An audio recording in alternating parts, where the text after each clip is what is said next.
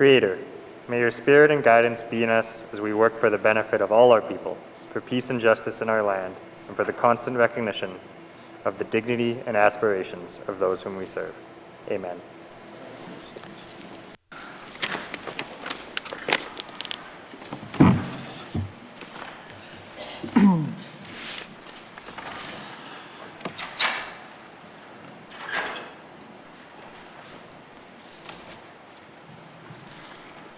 Good afternoon, colleagues. I am pleased to announce that we are now able to reopen the Legislative Building to the public.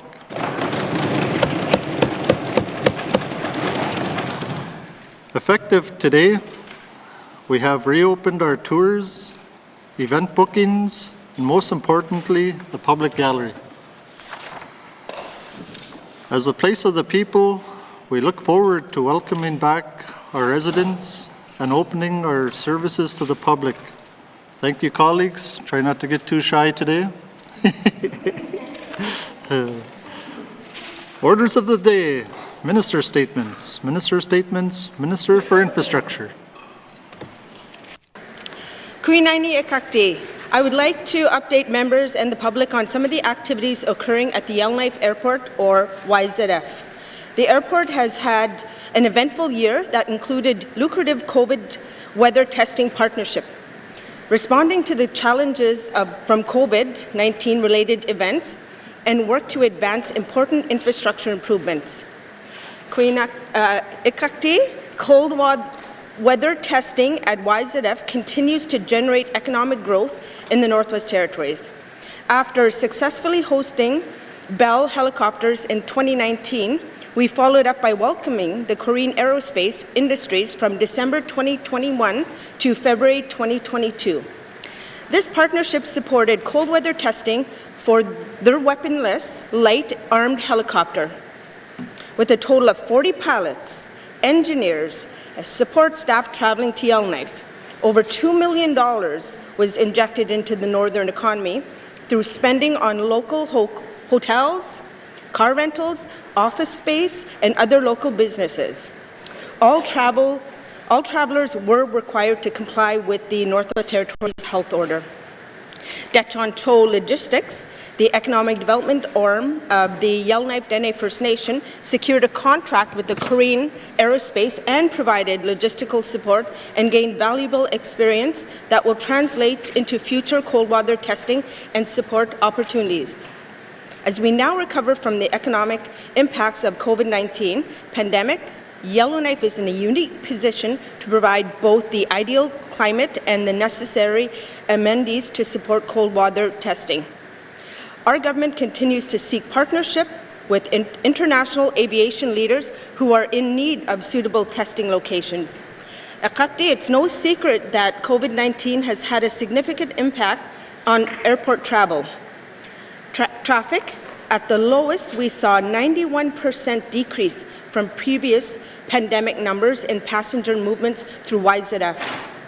There are signs of recovery in the travel sector, which, when compared to 2020, saw 9 straight months of increase in passenger traffic from the past April to December.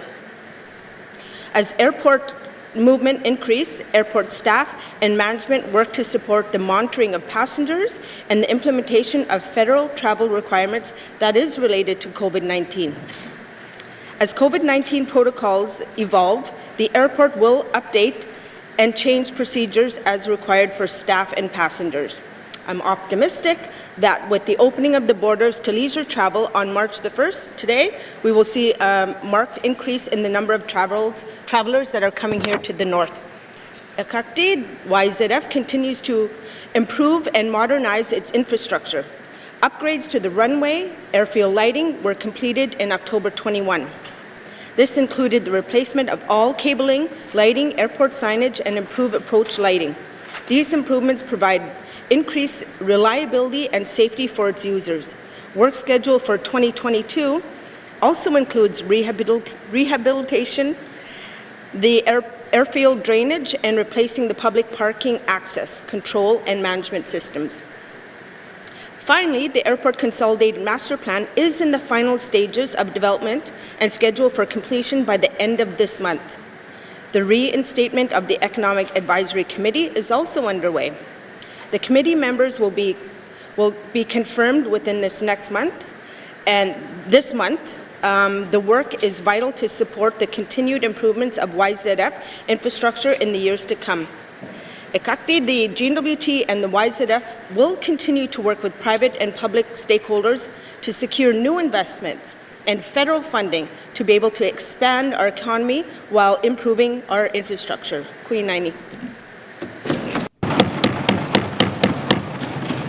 Thank you, Minister. Minister statements. Minister statements. Minister responsible for Health and Social Services.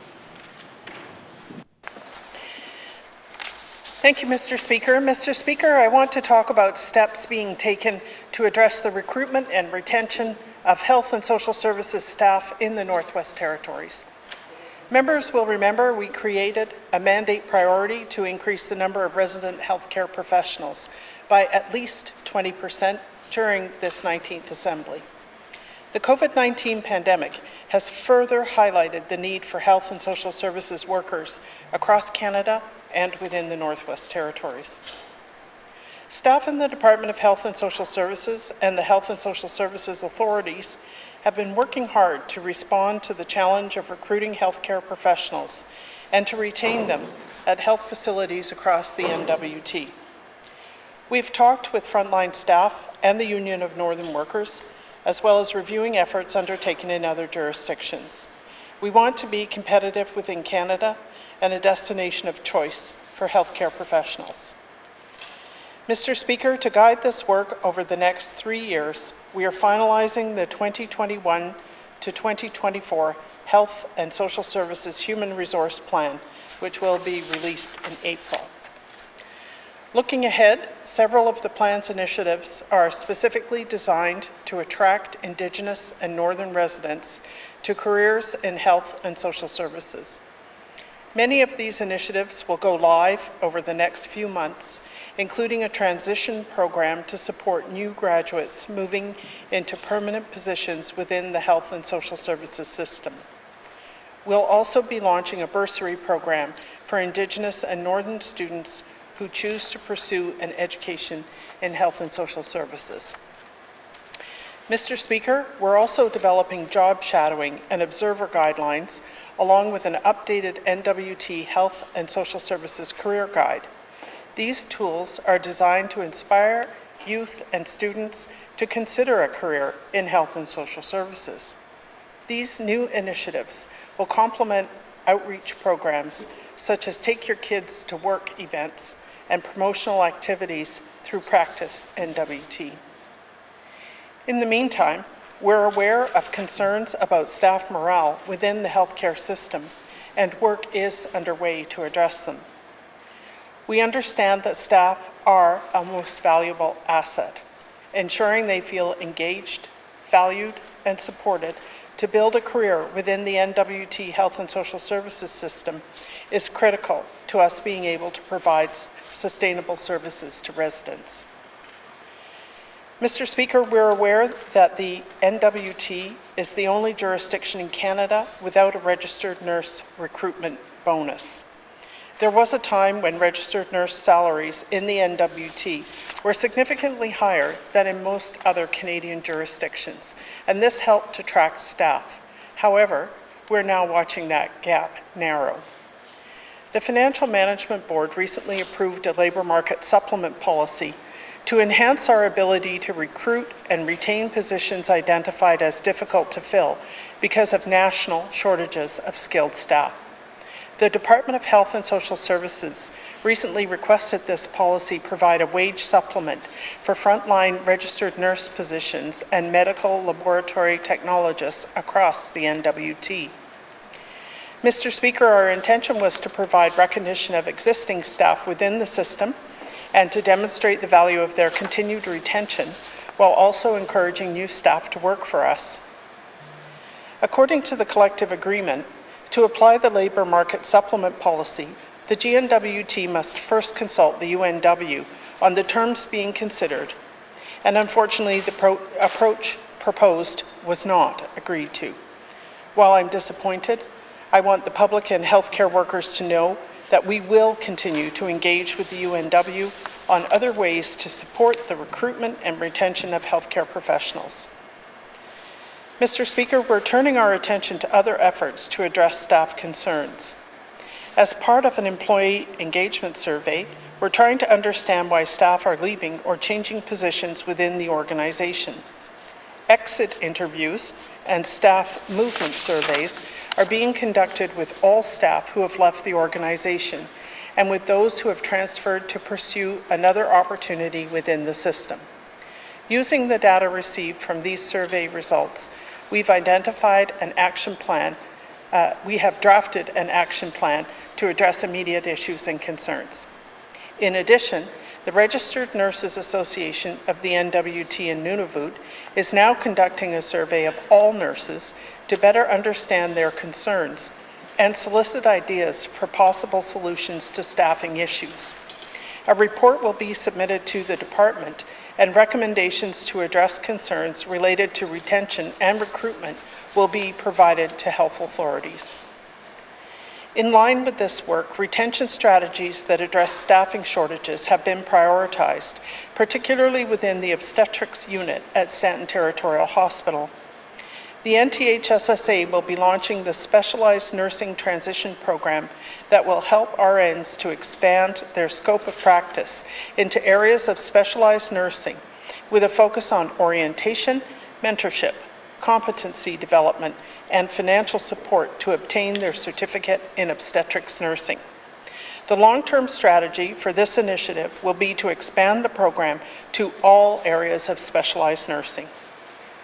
Mr. Speaker, supporting and developing the health and social services workforce will help us to ensure that residents of the Northwest Territories have access to top quality services and receive the best possible care.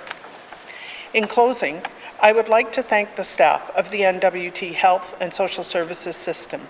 I, along with the entire Health and Social Services leadership team, remain committed to making improvements that will lead to a better future for staff, clients, and residents throughout the Territory. Thank you, Mr. Speaker. Minister statements. Minister statements. Minister responsible for industry, tourism, and investment. Mr. Speaker, today is the day that the Northwest Territories tourism sector has been anticipating for nearly 2 years. I am happy to finally say that as of today, the Northwest Territories is welcoming back friends and visitors from near and far. We all know that the Northwest Territories is a growing destination of choice for travelers from across Canada and around the world. In fact, in the year prior to the COVID-19 pandemic, the Territory had a record 120,000 visitors, contributing more than $210 million to the economy. Mr. Speaker, the circumstances surrounding COVID-19 have been unprecedented, but so has the support provided by this government to ensure that this pandemic will not overpower our tourism industry. $3 million was invested in tourism initiatives across the Territory under the Growth and Recovery by Investing in Tourism Fund. Additionally, 2 key support programs were introduced to help the Northwest Territories businesses recover their costs, maintain staff, and keep infrastructure and investments intact: the Pandemic Relief Extension Program for tourism operators and the Supplement for Tourism Accommodation Relief Program for accommodation providers. We have waived tourism insurance requirements and licensing fees. Further, we partnered with organizations including the Northwest Territories Tourism Association and the Chambers of Commerce to encourage Northwest Territories residents to shop local and enjoy staycations within the Territory. We also worked with N.W.T Tourism and the Office of the Chief Public Health Officer on the requests of qualified lodge owners to operate during the summer of 2021 under special conditions. As well, we invested heavily in making our parks COVID-19 friendly for the extraordinary local use that we experienced from Northwest Territories residents and their families. In total, we've injected more than $17 million into the tourism and park sector since March of 2020, and we continue to support local suppliers, contractors, and employees as we improve our tourism product for the future. As we prepare to celebrate the much-anticipated return of leisure travelers to our Territory, our government will maintain its long-standing commitment to tourism. We recently closed applications for the second intake of our Tourism Restart Investment Program, with funding of $2 million. which will aid tourism operators in ramping up their workforce skill development and marketing to Canadian travelers. In addition to supporting tourism operators and tourism-related businesses, the N.W.T is also supporting Northwest Territories residents with the development of a resident readiness strategy. This strategy includes actions to help the Northwest Territories residents welcome visitors and act as ambassadors in sharing their cultures and their way of life with people from around the world.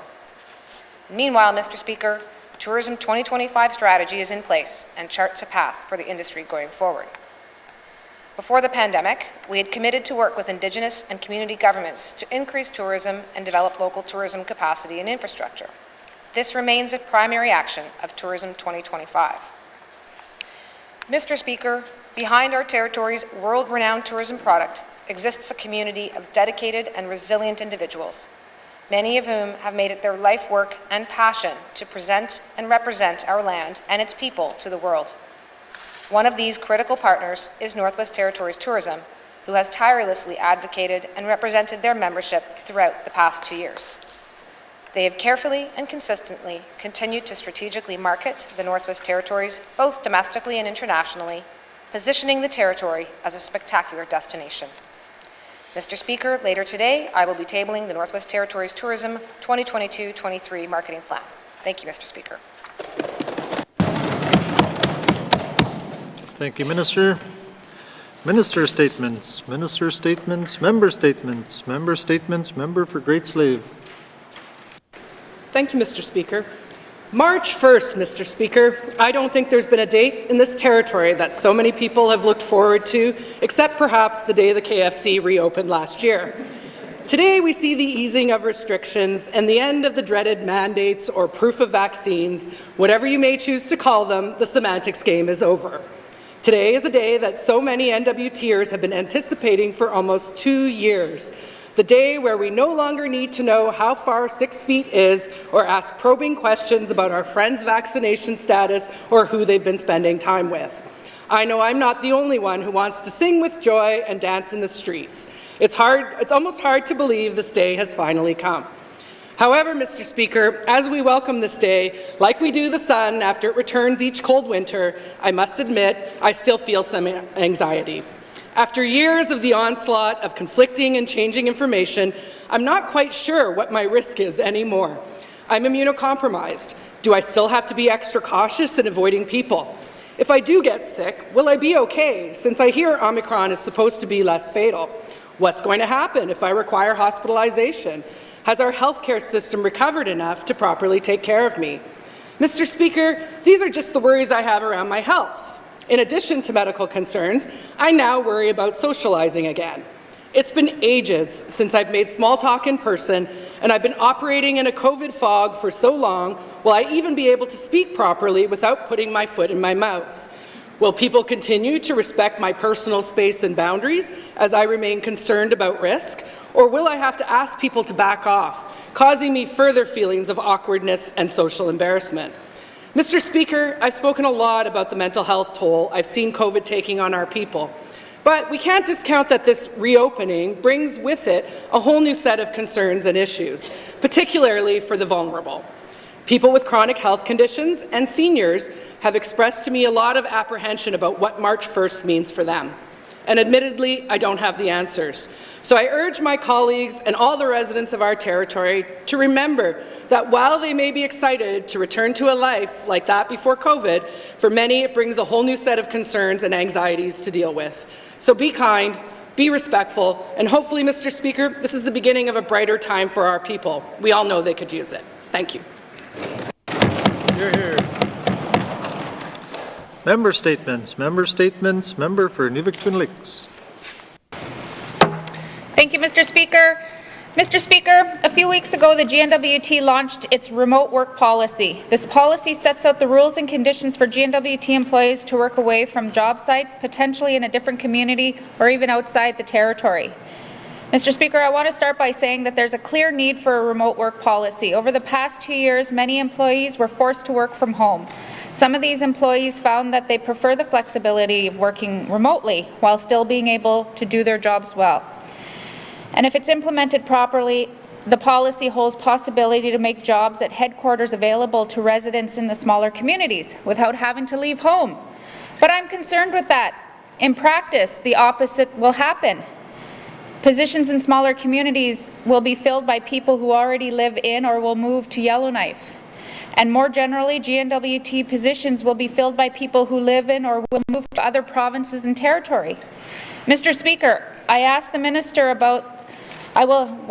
minister about this later, she'll probably say that the various rules, principles, guidelines, toolkits should stop this from happening, or at least minimize it. But I'm not sure that the policy will have such a small effect. According to a News North report, as of February 1st, there were 29 employees working outside the territory. While some of these 29 were approved for reasons besides the remote work policy, it's still a big number, especially considering that these numbers were only 2 business days after the remote work policy was announced. I'm concerned that this is just the beginning, and that over the next months and years, more GNWT jobs will be done by people living in the South, and community jobs done by people living in Yellowknife. Of course, I hope that my fears are proven wrong. But then I remember that GNWT already has problems with hiring local and with Indigenous recruitment and retention. I'm worried that with all these policies and guidelines and checklists and community positions will be filled outside of Yellowknife, and there aren't the right mechanisms to verify that employees actually live where they say they do. I will have more questions for later for the Minister of Finance. Thank you, Mr. Speaker.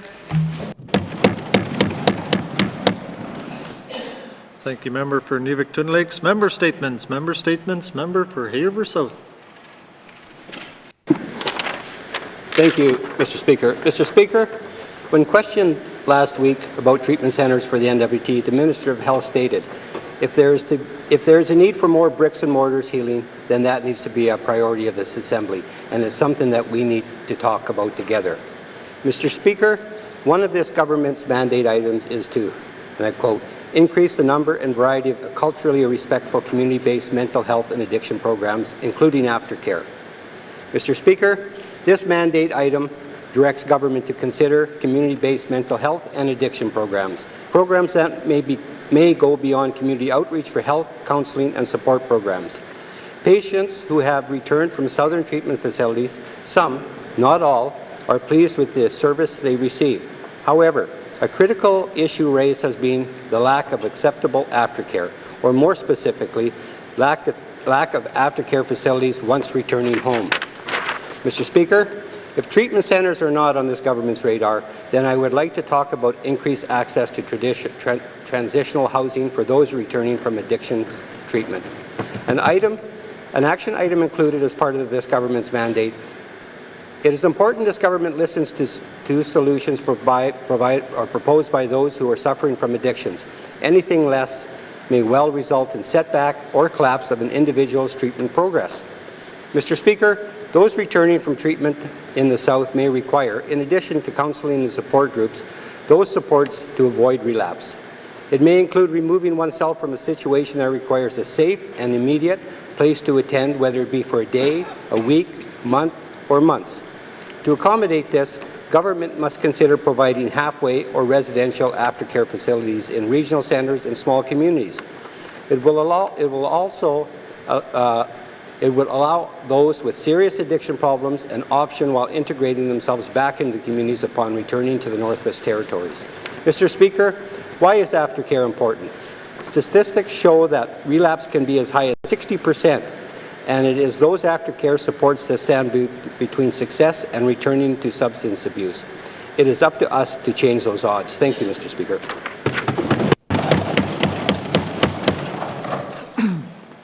Thank you, member for Haver South. Member statements. Member for Yellowknife North. Thank you, Mr. Speaker. As noted by the member from Great Slave, today, March 1st, is an important date for a number of reasons. Today, restrictions end. We are welcoming tourists back to our territory. But, Mr. Speaker, all of these actions today pale in comparison to one event that occurred today, which is the opening of the Snow Castle, Mr. Speaker. I'd like to report that a special envoy of MLAs went down at lunchtime to the grand opening of the Snow Castle, and it is better than ever this year. The slide is in great working order, Mr. Speaker, and I encourage all of the residents of the Northwest Territories and all of the members to get down there. And thanks to the contributions of members of this House, it is free admission today at the Snow Castle.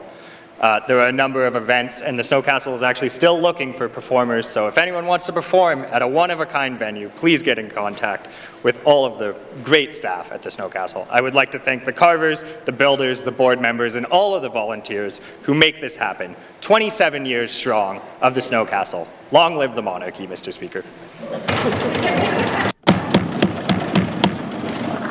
Thank you, member for Yellowknife North.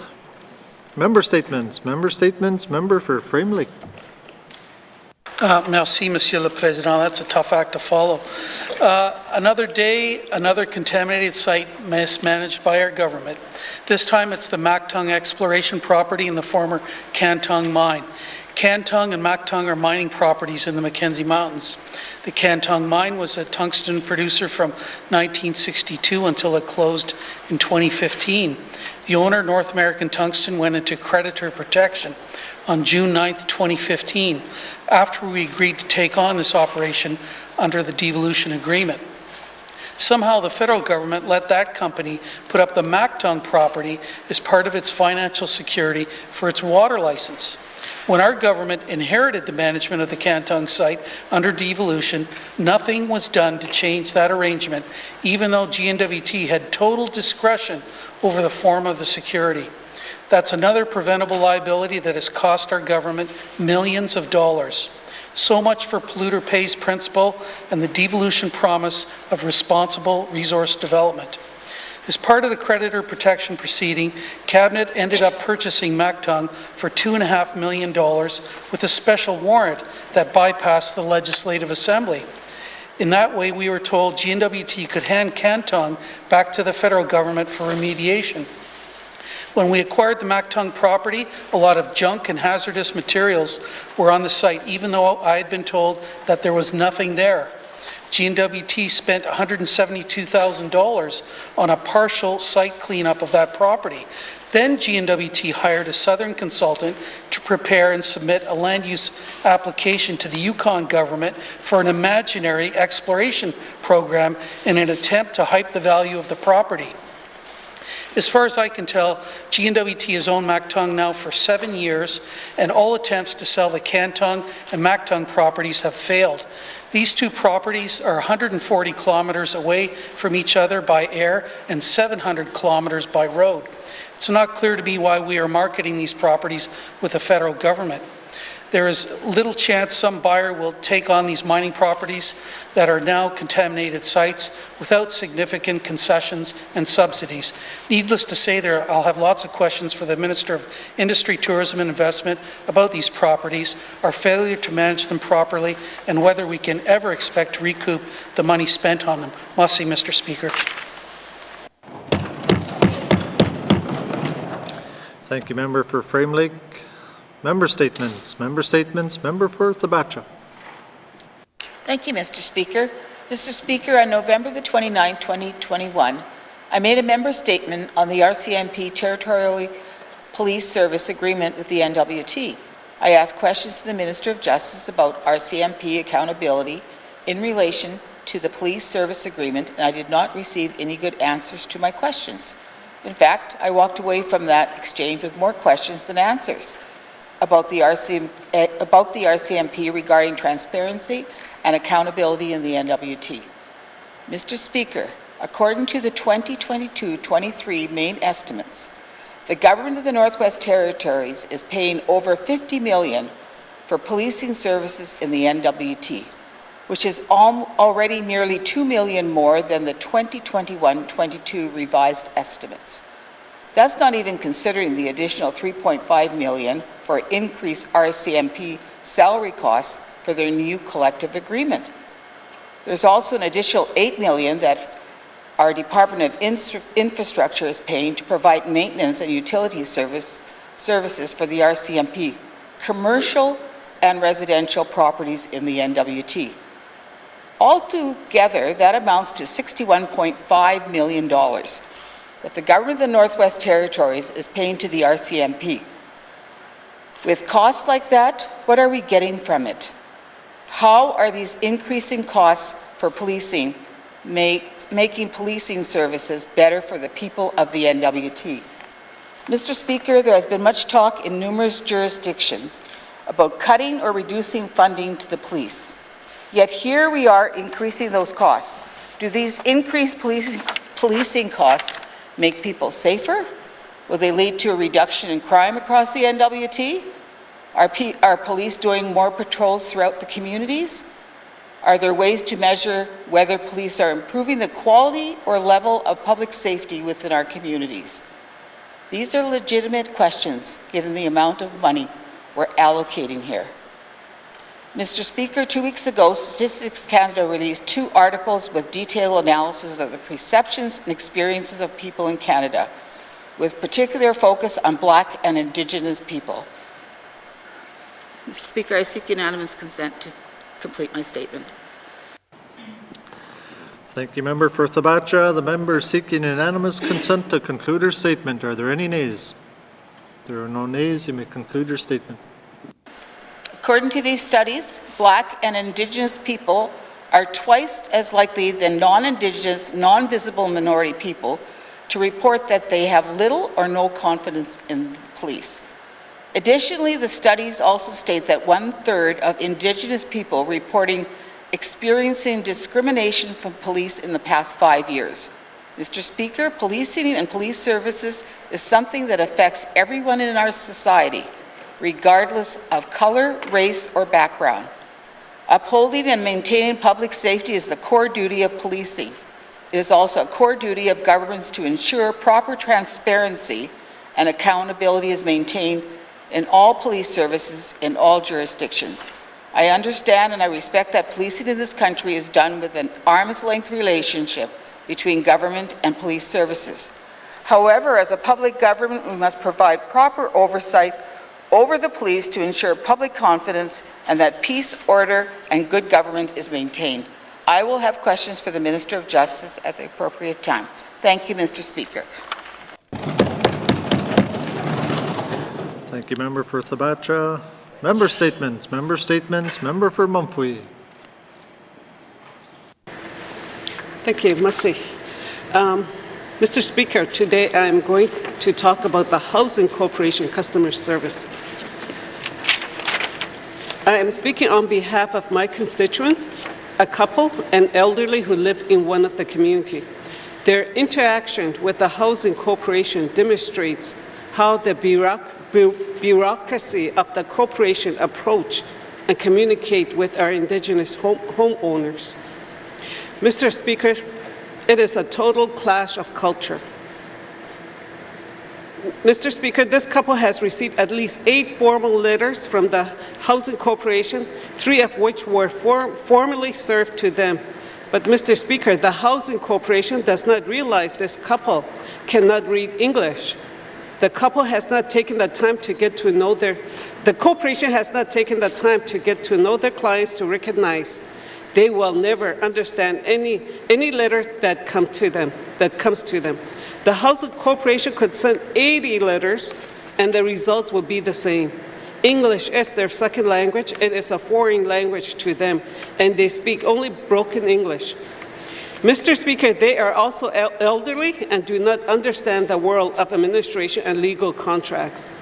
How the Housing Corporation administers their housing unit is totally alien to some people in the communities.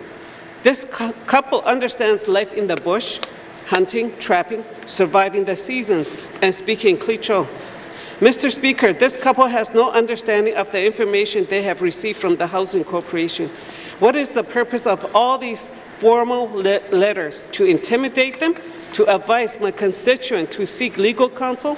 Mr. Speaker, they have no concept of the Western legal system. It is clear, Mr. Speaker, that customer service standards for the N.W.T. Housing Corporation need a dramatic overhaul. There needs to be an understanding between employees and clients. There needs to be communication and dialogue. If the Housing Corporation staff had made an effort to communicate or have a conversations with this couple, they would have quickly understood that translation is required. Mr. Speaker, if this is happening to elders and others in my communities, what about all of the other elderly people in other communities? Mr. Speaker, can I have a unanimous consent to conclude? Thank you, Member for Mumfree. The member seeking unanimous consent to conclude her statement. Are there any nays? There are no nays. You may conclude your statement. Mr. Speaker, there needs to be a better communication between the Housing Corporation and its clients and a triage support system for clients of both income support and the Housing Corporation. Regular communications between income assistance and the Housing Corporation is required with clients to ensure they feel secure in their homes with adequate financial support for all their needs. I will have a question for the Minister of Housing. Thank you. Thank you, Member for Mumfree. Member statements. Member statements. Member for Kamloops. Thank you, Mr. Speaker. Mr. Speaker, FASD is similar to trauma in that it changes the way a person responds to the world around them and how they fit within it. People with FASD require some of the same supports as a person who has experienced traumas. Mr. Speaker, there is limited research available about FASD prevalence and even less research available on parenting with FASD. In studies I did find, less than 50% of children to parents with FASD were in the care of their parent. Parents with FASD are more likely to experience homelessness, domestic violence, and substance abuse.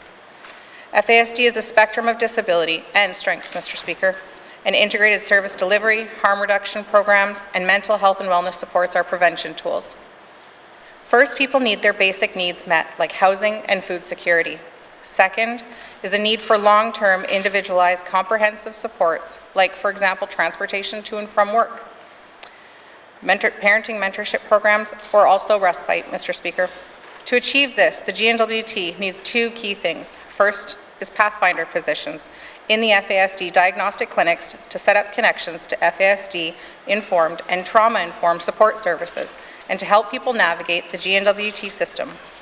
Second, a safe space to secure support without the fear of triggering a Child and Family Services investigation.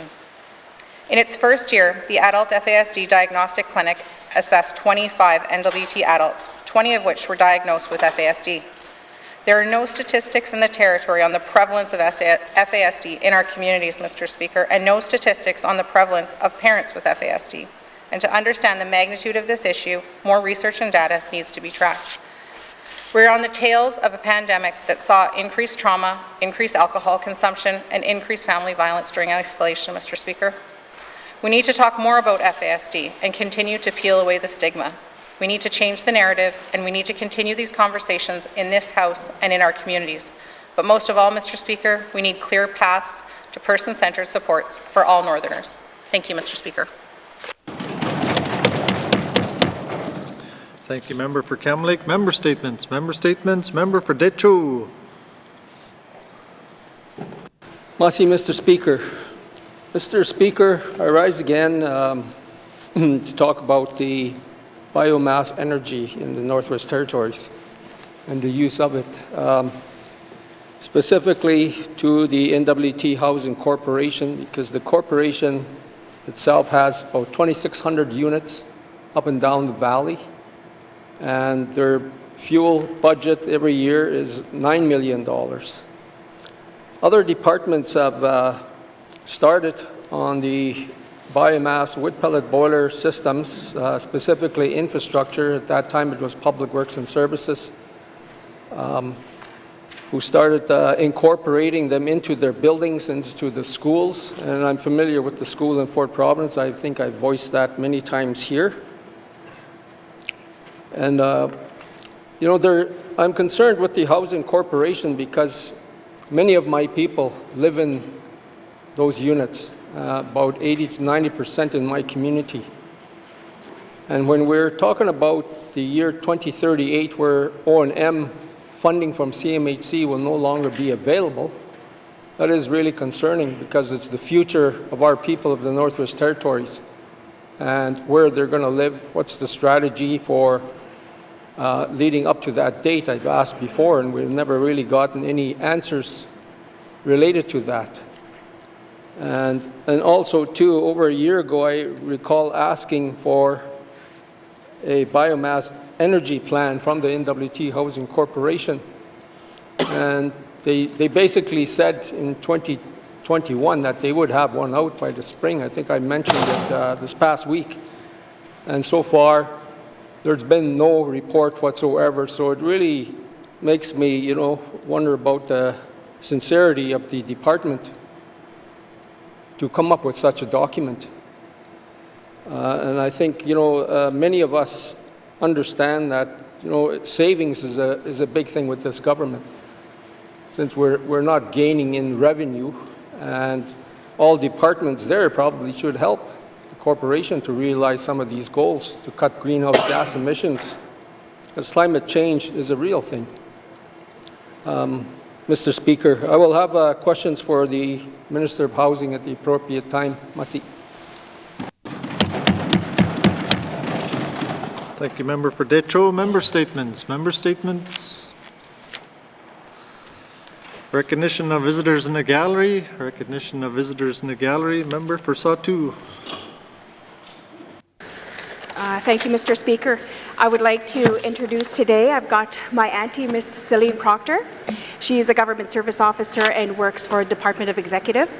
I also have my cousin, Miss Tammy Proctor, and from Fort Good Hope, and also my brother, Mr. Randy Capui as well. Merci. Thank you, Member for Statute. Recognition of visitors in the gallery. Member for Haver South. Thank you, Mr. Speaker. Today I'd like to acknowledge my wife, Betty, who's here. I think she's very excited to be here today because she told me this morning that it's very exciting that she gets to come and watch her son, RJ, today. And she asked us to be nice to him. Thank you. Recognition of visitors in the gallery. Member for Trinidad-Welde. Yeah, thank you, Mr. Speaker. I just want to recognize respected elder from our Community of Forward resolution. I want to recognize Terry Villeneuve. I can't see her, but she's a former president of the Native Women's Association at N.W.T. She also served on the Denomination Elder Council. She served as a chairperson on the AFN Women Council at the national level. Ms. Villeneuve is retired and lives in Fort Resolution with her daughter, Cindy Villeneuve.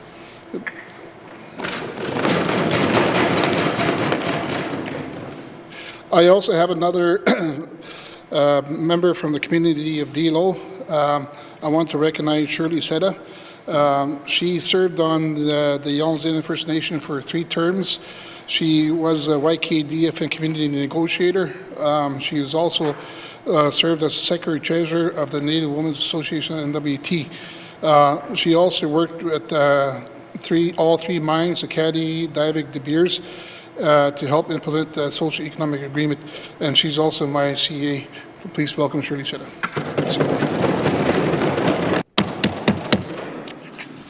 Thank you. Recognition of visitors in the gallery. Recognition of visitors in the gallery. Member for Trinidad-Welde. Well, this is, March 1st, COVID-free, and this is great. I just want to also recognize a translator from our community as well. She's not up there, but I just want to recognize Mary Rose Sundberg from our community of Deda. She's also a translator here. Merci. Tom Monka, also from Fort Resolution, and he's also a translator here as well. Merci. Thank you, Member for Trinidad-Welde. Recognition of visitors in the gallery. Welcome. If we have missed anyone in the gallery today, welcome to the chamber, and I hope you enjoy the proceedings. It is always nice to have an audience in the chamber, especially after 2 years. Merci.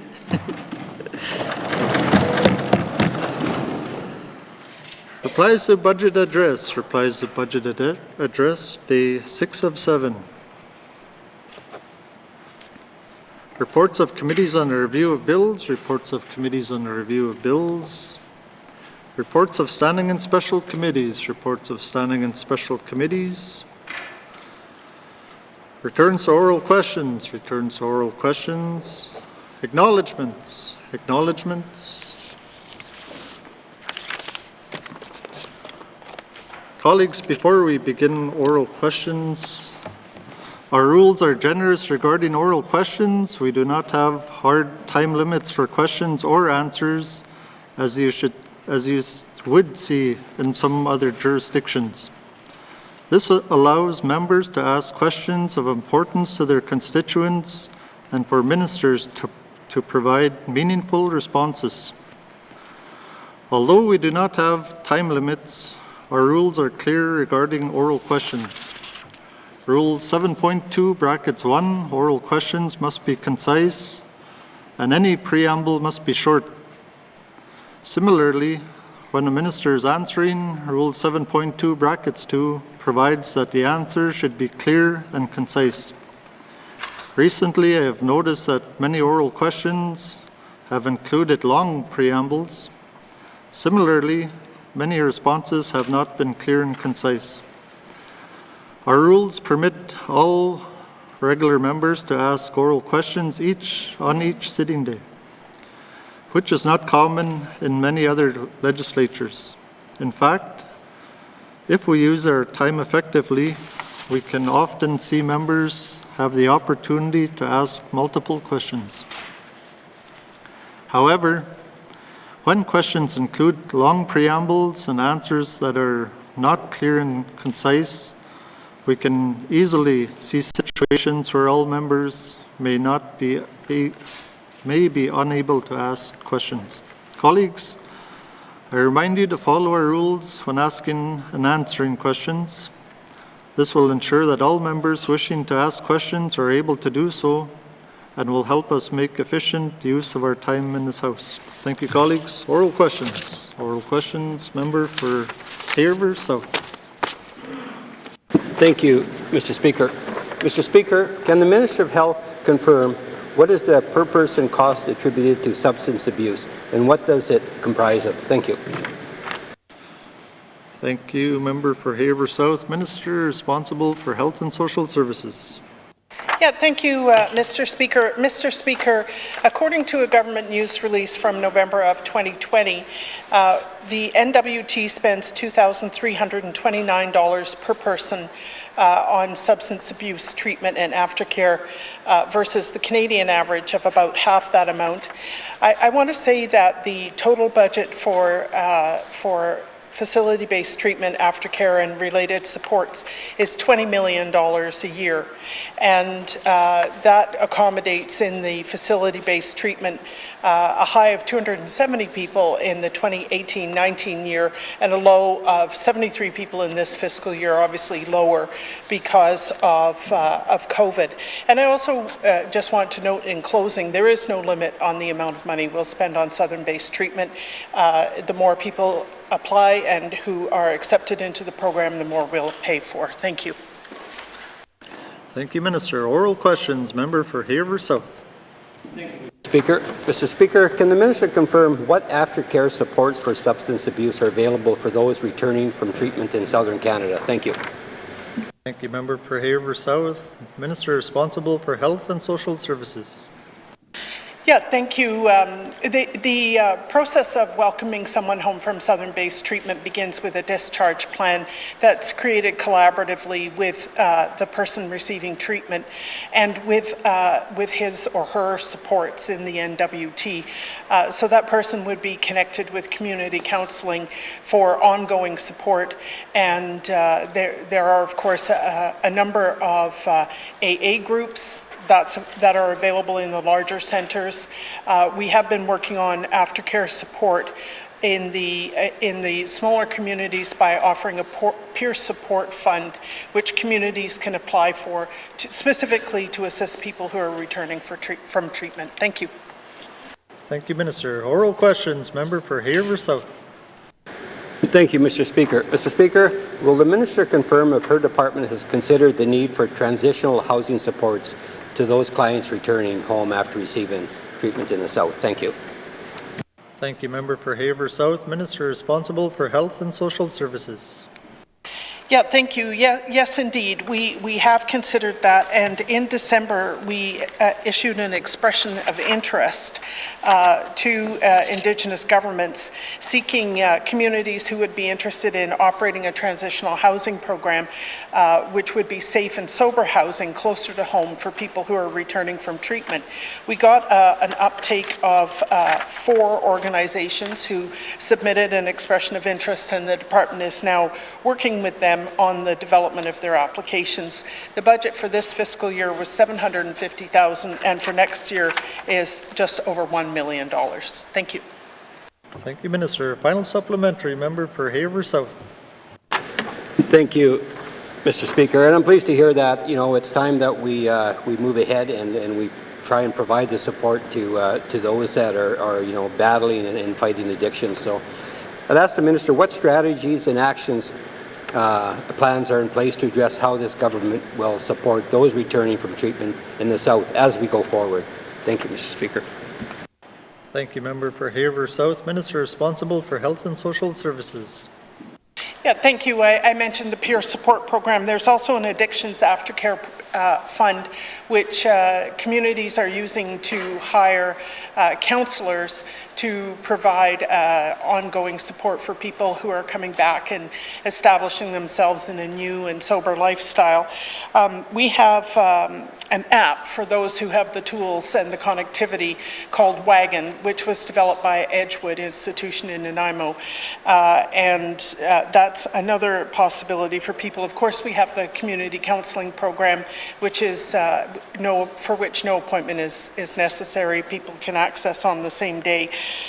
So we have a variety of ways of reaching out to people to help them with their journey to stay sober. Clearly, Mr. Speaker, I'm aware from my own life that staying sober, having invested the 30 days or 60 days in the program, is the biggest challenge, and we're here for people who are trying to do that. Thank you. Thank you, Minister. Oral questions. Member for Thabacha.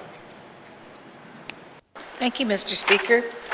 Mr. Speaker, is the Minister of Justice at all concerned with the increasing costs of policing services in the N.W.T? Thank you, Mr. Speaker. Thank you, Member for Thabacha. Minister responsible for Justice. Thank you, Mr. Speaker. Yes, it's my job to be concerned about the budget of the Department of Justice, and so of course I am concerned about these increasing costs. The increasing costs are due to increasing demands, service demands on the RCMP, and I hear requests all the time from communities, from Indigenous governments that they want more RCMP. I've never once heard in the territory that someone wants less RCMP. There is an acknowledgement that perhaps RCMP aren't best suited to do everything, and they would agree with that.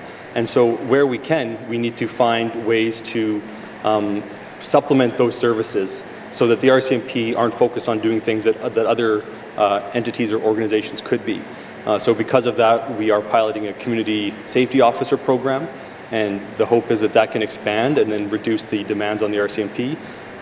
Here in Yellowknife, there's been a number of services that have started up over the past number of years, primarily through nonprofits, which have reduced the demand on the RCMP. So we are taking steps to address the rising costs. Each year, the Minister of Justice provides policing priorities to the RCMP. There's 4 of them, and innovation, operational and fiscal innovation is one of those priorities that I put forward to the RCMP this year. Thank you. Thank you, Minister. Oral questions. Member for Thabacha. Mr. Speaker, can the Minister tell us if he believes policing in the N.W.T is conducted with the highest levels of transparency and accountability? Thank you, Mr. Speaker. Thank you, Member for Thabacha. Minister responsible for Justice. Thank you, Mr. Speaker. There's varying levels of accountability. I know in jurisdictions in the United States, they elect their sheriffs. And you could say that's the ultimate accountability. So we don't have a system like that, but we are focusing on ensuring that the RCMP are taking steps to become more transparent and accountable to the public. And I mentioned my policing priorities. One of the other 4 is accountability and transparency. So I am focusing on this in response to concerns I've been hearing from people like the member. Thank you. Thank you, Minister. Oral questions. Member for Thabacha. Mr. Speaker, can the minister tell us if he believes policing transparency and accountability should be improved in the N.W.T? And if so, are there any specific tools at the minister's disposal that he can utilize to do so? Thank you, Mr. Speaker.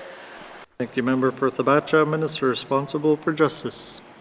Thank you, Mr. Speaker, and you can always get better at being more accountable and more transparent. I think that's true for every entity. One of the tools that I have is those policing priorities, which I mentioned. In addition, there are new initiatives that are likely rolling out in the coming years, such as body-worn cameras. And of course, and I mentioned this before, the Territorial Policing Service Agreement has a number of checks and balances and a number of ways to ensure that the RCMP are accountable to the department.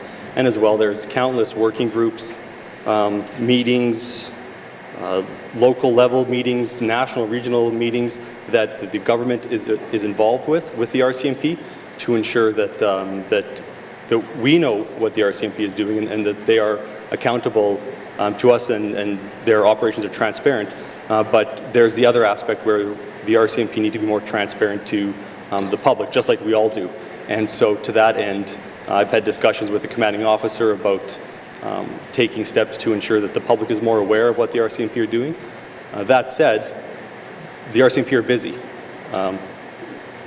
And I think that that's reflected in the concerns I hear from around the territory, that the communities want more RCMP. So while I would like for RCMP to go out and do a lot more community engagement and meet with people and hold meetings, the fact is they're busy doing what we pay them to do. So yes, we are working on it, and yes, there are tools, and yes, we are utilizing that. Thank you, Mr. Speaker. Thank you, Minister. Oral questions. Member for Thabacha. Mr. Speaker, can the minister tell us if he has had any significant discussions with the Federal Minister of Public Safety about potential solutions to improve transparency and accountability of the RCMP and policing services in general? Thank you, Mr. Speaker. Thank you, Member for Thabacha. Minister responsible for Justice. Thank you, Mr. Speaker. I don't have significant concerns about the transparency and accountability of the RCMP, so I haven't had those types of conversations. That said, I do have regular conversations with the commanding officer of G Division. The department has regular conversations as well. So those conversations are ongoing. And noting your comments earlier, I will keep this last remark brief. Thank you, Mr. Speaker.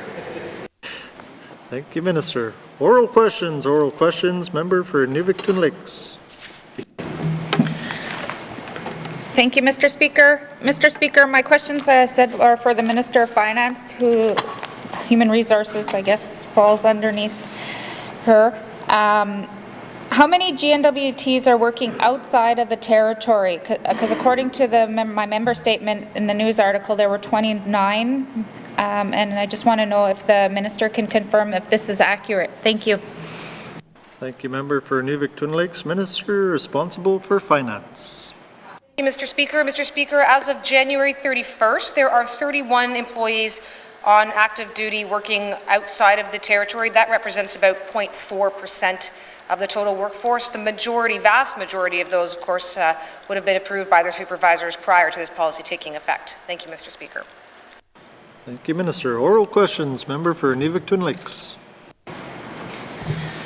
Thank you, Mr. Speaker. One of the concerns that I brought forward in my member statement is that if these positions are, outside the territory, they could be taking away from residents that are in the Northwest Territory. So of these now 31 positions, can the minister confirm have they moved away, or are they just temporarily away, or is this a precedent that we're setting that could potentially lead to more people fleeing the Northwest Territories to work remotely and become residents in other territories and provinces? Thank you. Thank you, Member for N.W.T. Lakes. Minister responsible for Finance. Thank you, Mr. Speaker. Mr. Speaker, the ability to work outside of the territory is meant to be for exceptional purposes only. And exceptional is really just that. It's, for example, if you have a child who has to get medical care, specialized medical care for a period of time that is not available here, and you need to go care for your child, well, that's pretty exceptional. It is not for people who simply prefer to live somewhere else, who might have family that they'd like to see. It's not a matter of convenience. It is for exceptional purposes only. I don't want to preempt where my member might be going, Mr. Speaker, but I would also note that with respect to being outside of a community other than Yellowknife, the policy is actually quite express that this is not, that people are not being authorized to have a remote work arrangement if they want to live in Yellowknife and their position is located outside of Yellowknife. That is not authorized under this policy. Thank you, Mr. Speaker. Thank you, Minister. Oral questions. Member for Inuvik-Twin Lakes.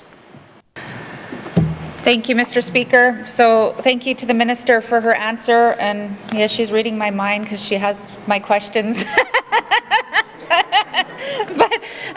So I know the intent of this is not to fill N.W.T positions with non-N.W.T residents. It was predominantly, a recommendation made by the Government Ops Committee too, to establish this remote work policy for instances of a pandemic where everybody gets sent home, because we didn't have it. But what steps are being taken to put in place that, that people aren't moving out of the territory, and that employees that are in positions and getting approval that they haven't taken up residence and they actually live in their primary residences in Northwest Territories? Thank you. Thank you, Member for Inuvik-Twin Lakes. Minister responsible for Finance. Thank you, Mr. Speaker. And Mr. Speaker, the member is quite right. This certainly speaks to the experience we've all had during COVID-19. But this was something that was considered even before that. It's a direction that a lot of that human resources experts are starting to look at across Canada. We want to be a workplace that is keeping up with the direction of human resources approaches. We want to be a workplace that is considered attractive to bring people here and not so that people will leave. And want to have that flexibility for folks who may be outside of a headquarters region or a regional position and who can now work in their home positions. It's the policy and the guidelines that go with it are structured to do just that. People have to be providing their addresses of where they're going to be living, providing photographs of their work site for as much to ensure that they're in a safe position to work in that position, and that is going to be monitored. This, if anything, by putting a policy in place like this now there actually is some guidelines. It's not a matter of one person or another who prefers to work down south, who might get a one-off approval. That's not going to fly anymore, because now you have to actually be applying whether or not you fit within this policy as being directed from Human Resources. Thank you, Mr. Speaker. Thank you, Minister. Final supplementary. Member for Inuvik-Twin Lakes. Thank you, Mr. Speaker. Given the potential impacts of this policy, I believe there needs to be more transparency and oversight. Will the Minister commit to publishing statistics on remote work policy in the public service annual reports? I'd like to see the reporting on the number of jobs done in a different community and the reasons for it. Thank you, Mr. Speaker. Thank you, Member for Inuvik-Twin Lakes. Minister responsible for Finance. Thank you, Mr. Speaker. Mr. Speaker, the Public Service Annual Report certainly is one place that we might be able to report on this. I have no concern in saying we will definitely be able to report back, just as we are today, about the total number of residents who might be working either outside of the territory or who are working in some sort of remote arrangement. And whether that is in the Public Service Report or whether somewhere on our website, I will see that does get published somewhere and inform the members when we've made that decision as to what's the best place to do that. Thank you, Mr. Speaker. Thank you, Minister. Oral questions. Member for Kamloops. Thank you very much, Mr. Speaker. There we go. Thank you very much, Mr. Speaker. My questions today are for the Minister of Health and Social Services. Sorry, I'm not operating off of paper today. My first question for the Minister, Mr. Speaker, is what type of data about the prevalence of FASD in the N.W.T. and people parenting with FASD does Health and Social Services collect? Thank you. Thank you, Member for Kamloops. Minister responsible for Health and Social Services. Thank you, Mr. Speaker. Mr. Speaker, I appreciate the member's question. FASD is a common concern in the N.W.T, unfortunately. We have the statistics that she quoted about people who've been to the diagnostic clinics, but for the population as a whole, we don't have data that tells us what the incidence of FASD is per 1,000 population. It's been estimated by the Centre for Addiction and Mental Health that it's 8 per 1,000 population, but it is more prevalent in some populations than others. So we don't really have a firm grip of the number of people who have FASD at any age. Much of the difficulty here has to do with diagnosis.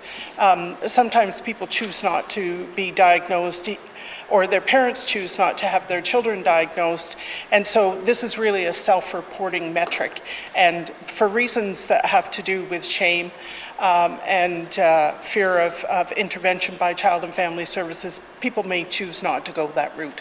Thank you. Thank you, Minister. Oral questions. Member for Kamloops. Yeah, thank you very much, Mr. Speaker. The N.W.T is definitely not alone in that. When looking for data and research worldwide, it's definitely, the stigma around FASD is definitely shared. And by having these conversations, I think we can do our part to try and strip away that stigma. I'm wondering if part of the adult FASD clinic identifies whether or not the person taking part in the clinic is a parent. Thank you. Thank you, Member for Kamloops. Minister responsible for Health and Social Services. Yeah, thank you. That's a very interesting question, whether that is something that's acknowledged, and I don't have that information off the top of my head. I know that they're concerned with the person himself or herself, but I'm not sure if they take their family circumstances into consideration. But of course, it would be useful to know that. So I appreciate the question. Thank you. Thank you, Minister. Oral questions. Member for Kamloops. Thank you very much, Mr. Speaker. One of the things that the minister said is absolutely true, is that it's a self-reporting mechanism, but part of being able to have the opportunity to self-report is having access to that clinic. And so I'm wondering, how many communities will the adult diagnostic clinic travel to in 2022, and how many N.W.T residents do they plan to assess? Thank you. Thank you, Member for Kamloops. Minister responsible for Health and Social Services. Thank you, Mr. Speaker. Mr. Speaker, the difficulty here is that the FASD, the adult FASD clinic was launched in 2020, which was not a year in which there was a lot of traveling around. That said, last year the program was able to visit Betchco and Fort Providence, and I think that generally they committed to traveling to 4 different locations a year. So based on what's happened to date, 25 people have been to the adult FASD diagnostic clinic, and 133 children and youth went to the FASD diagnostic and support program. So we would want to see those numbers as good or better in the year to come if the COVID restrictions remain the way they are. That is to say, it's much easier to travel. Thank you.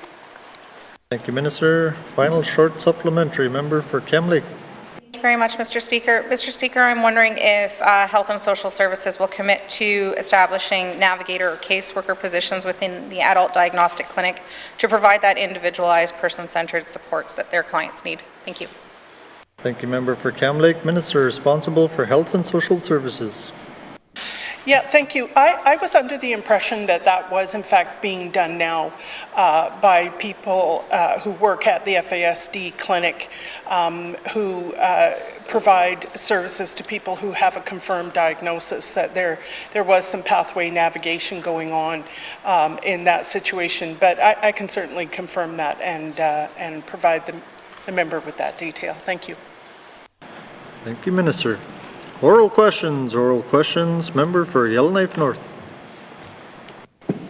Thank you, Mr. Speaker. During the Minister of Health and Social Services minister's statement today, she mentioned that the gap between what we pay our nurses and what other jurisdictions are paying is closing, and we are one of the only jurisdictions in Canada that during COVID-19 did not give recruitment and retention bonuses. But one line jumped out at me is that she went to FMB and got approval to give those bonuses, and then in consultation with the union, there was not agreement to provide that money. my question is for the Minister of Finance, who is responsible for that relationship. Can I just get an explanation of what is going on here? Why we can't pay our nurses more money? Thank you, Mr. Speaker. Thank you, member for Yellowknife North. Minister responsible for Finance. Thank you, Mr. Speaker. So, Mr. Speaker, the labour market supplement was something that we didn't have before.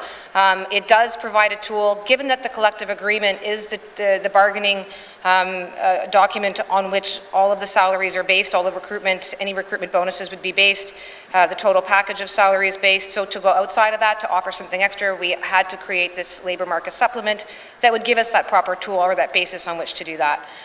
In that policy, it does state that, of course, still the UNW remains the representative for all of our employees. And so before going ahead and doing something such as a labour market supplement, we would consult with them. The policy itself speaks quite clearly to the conditions under which one group of employees would be offered an enhancement to their salary. There's some fairly specific parameters that it's for certain conditions, particularly when there are shortages, particularly when there's great need. For instance, also that it would be the kind of a position that goes to health and safety of the people of the Northwest Territories. So when we apply that policy and we get to a certain point, we then go to the UNW. Unfortunately, we weren't able to come to an agreement. They took a different view as to what might be appropriate or needed in the circumstances. Again, you know, Mr. Speaker, they're there to represent their people, and we are doing our best to maintain that relationship. We'll continue to do so. And as the Minister of Health detailed today, there are many other avenues by which we are going to continue to pursue an improvement for the morale of the staff over in the Department of Health. Thank you, Mr. Speaker. Thank you, Minister. Oral questions. Member for Yellowknife North. Thank you, Mr. Speaker. I recognize that the Minister, you know, probably there was some negotiations maybe going on or still ongoing in this matter, but I am still looking for a bit of an explanation of how this did not happen. I hear that we got a labour market supplement. Somehow we got money out of Cabinet, never an easy task, and we wanted to pay nurses more money, and the union said we will not let our members have more money, is what I am hearing. Can I just get a clarification from the Minister as to why they said that? Thank you.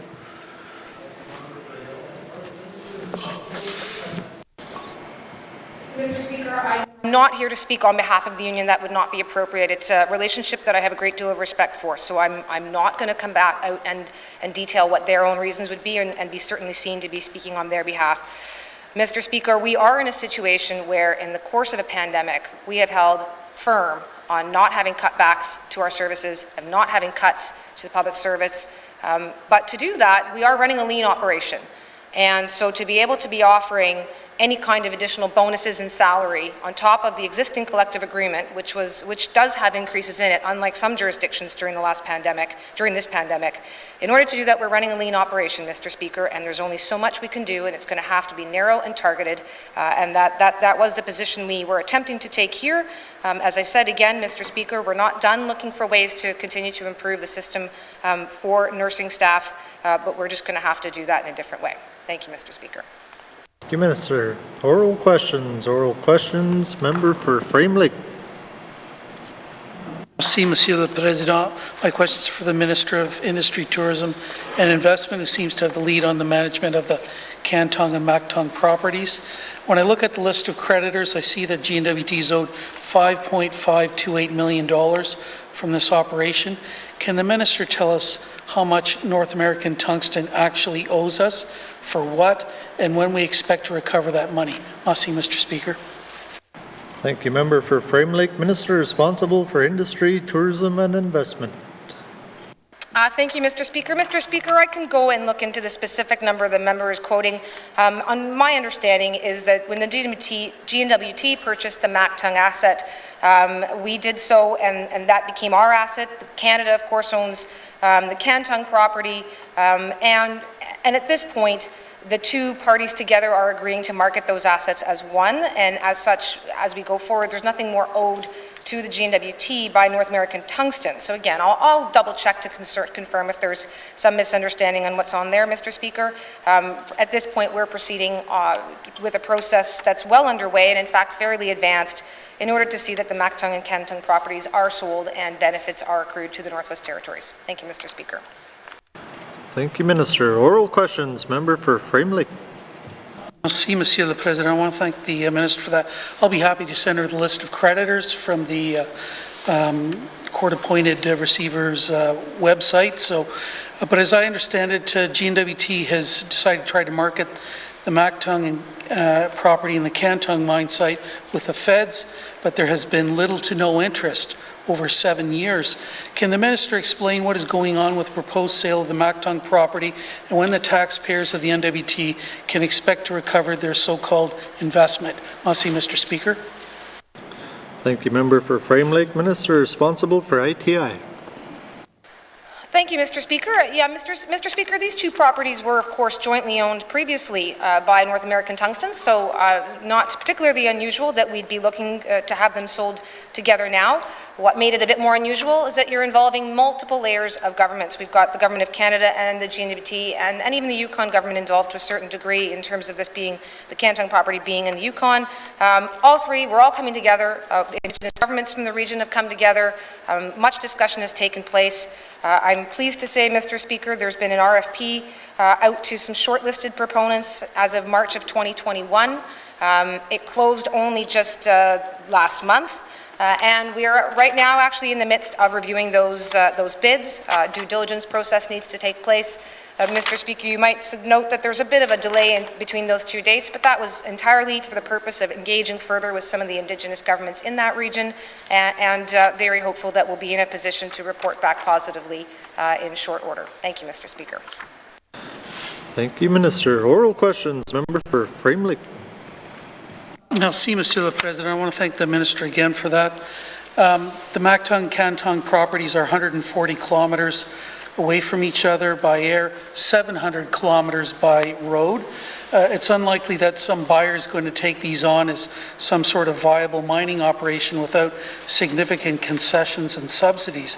Can the Minister explain why N.W.T is attempting to sell these properties together and whether we will offer further concessions and subsidies? Merci, Mr. Speaker. Thank you, Member for Frame Lake. Minister responsible for ITI.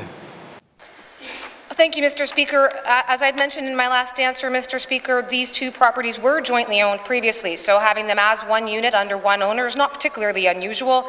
They are both high-grade tungsten properties. Tungsten, of course, is one of the 31 critical minerals and metals on Canada's critical metals list, and under current geopolitical circumstances, that may well help make these properties particularly in greater value and incentivize a private owner. Mr. Speaker, again, we are working with Canada on this, Canada having the ownership of Cantung and us having Mactung. So we're working together to see that the two properties are sold together. And to do so, Mr. Speaker, there's no intention to start offering subsidies. That's not generally been the way that things happen in the Northwest Territories. We do have incentive programs, such as the Mining Incentive Program, and that might help leverage some investment on the Mactung property in particular, which is an exploration property. Thank you, Mr. Speaker. Thank you, Minister. Final supplementary, Member for Frame Lake. Merci, Monsieur le Président. I want to thank the Minister again for her response. Cantung and Mactung saga is another example of post-devolution mismanagement of our resources. Can the Minister explain what lessons have been learned from our mismanagement of the Cantung and Mactung properties? Merci, Mr. Speaker. Thank you, Member for Frame Lake. Minister responsible for ITI. Thank you, Mr. Speaker. Mr. Speaker, I'm not sure I would accept or agree with the characterization of mismanagement on this. I think the story is yet to be finished and is yet to be written. Indeed, as I've said, staff from the Department of ITI are quite active right now in terms of doing their due diligence and hoping for a positive outcome on the sale. In fact, if anything, Mr. Speaker, this has been an example where, although at the time of the sale there were some disagreements perhaps between Canada and the N.W.T about how to proceed, We were able to set aside what differences there were, signed an MOU, and are working together to market the properties and share in the costs of doing so, and now work together with the Indigenous governments of the region as we proceed to a point where there is hopefully a final and solid proponent who can take over and move this forward. So again, there's no doubt going to be some lessons to learn, but it may well be that they're all positive outcomes in the end, and I'm sure we will be able to, once I've been able to share that, have more dialogue in the House about that process. Thank you, Mr. Speaker. Thank you, Minister. Oral questions. Member for Mumphy. Thank you, Mr. Speaker. How many housing corporation staff have completed the Living Well Together training that supports cultural awareness and sensitivity among N.W.T employees? Thank you. Thank you, Member for Mumphy. Minister responsible for housing. Thank you, Mr. Speaker. With our staff and our client service staff at the local housing authority and within the corporation itself, it is important that we improve our services as well. And looking at the Living Well Together and providing those numbers, I don't have that on hand with me right now. But government employees, and specifically for the housing of the Department of the Housing Corporation, they are supposed to be completing this program and really emphasizing on working in Indigenous communities. Thank you, Mr. Speaker. Thank you, Minister. Oral questions. Member for Mumphy. I am concerned, Mr. Speaker. The Housing Corporation staff in this particular case, as I stated in my member statement, continue to communicate with my constituents in a way that is not recognized, understood, or acknowledged, when it is the responsibility put back on staff to confirm clients understand the message. Does the Housing Corporation have guidelines or standards to provide customer service expectation to staff? Thank you. Thank you, Member for Mumphy. Minister responsible for housing. Thank you, Mr. Speaker, and thank you to the member for raising such an important question. And it's something that the Housing Corporation has included with our review of our policies and programming as well too. And coming from a small community as well, this is quite important for me because I do understand the language barriers that are real situations at the ground level, and also the interpretation of our contracts and our documents as well too. That they need to be simplified and they need to be properly communicated. This is something I will take back to the Housing Corporation to improve our client service. Thank you, Mr. Speaker.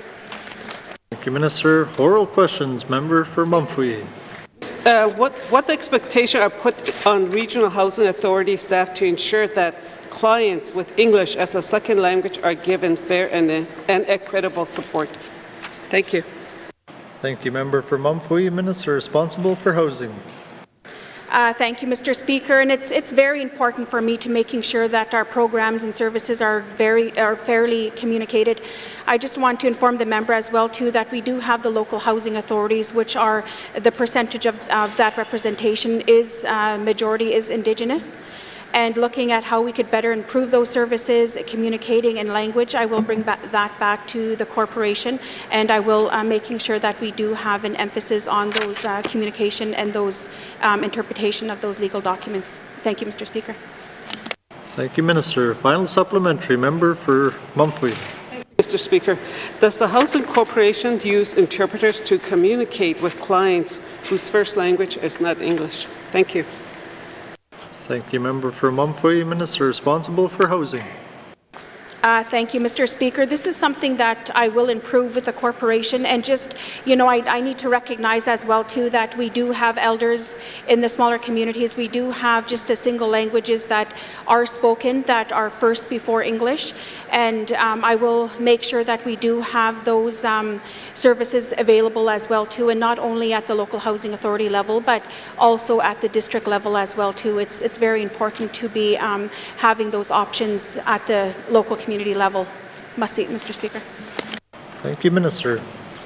Oral questions. Member for Decho. Mr. Speaker.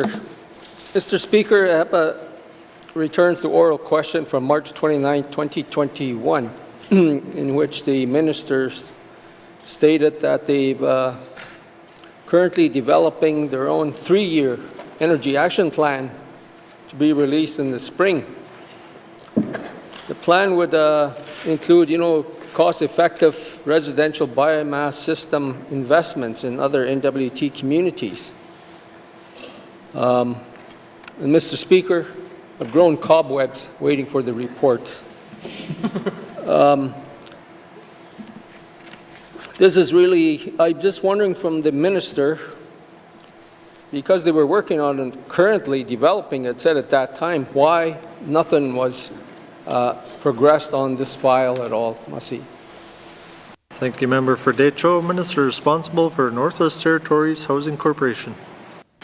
Thank you, Mr. Speaker, and I appreciate the member's comments as well too. That the Housing Corporation building in energy efficiency is quite important, and we look at those new builds going forward and making sure that the areas where we could see improvement. The energy plan is to be. Just a second, I have a. Our energy plan is to be presented to the Standing Committee in the spring of this year, 2022. Thank you, Mr. Speaker.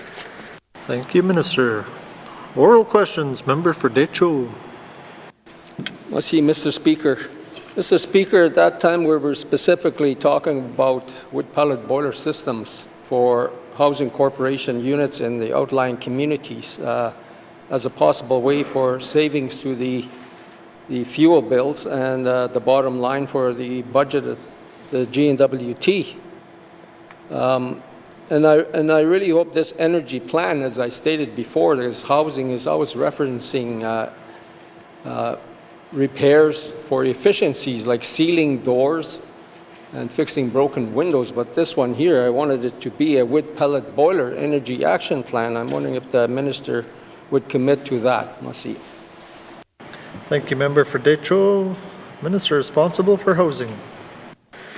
Thank you, Mr. Speaker, and I appreciate the member as well too, because he's putting a lot of emphasis on the wood pellet boiler system as well. But like I had said before, is that I'm not too sure for the supply that I need to bring this back to the department. The question was asked earlier this week, and looking at where we would be able to provide this service, and also looking at education and training, maintenance of that system as well too. One of the things that the corporation has looked at was the biomass project as well too, and to date we have 53 units that we had advanced here in Yellowknife, and looking forward to be working in partnership with the Department of Infrastructure on completing those projects. Correction, they were actually completed this year. It's 8 units at Sissons Court here in Yellowknife, and that was a project that was completed with the Department of Infrastructure. Thank you, Mr. Speaker. Thank you, Minister. Oral questions, Member for Decho. Merci, Mr. Speaker.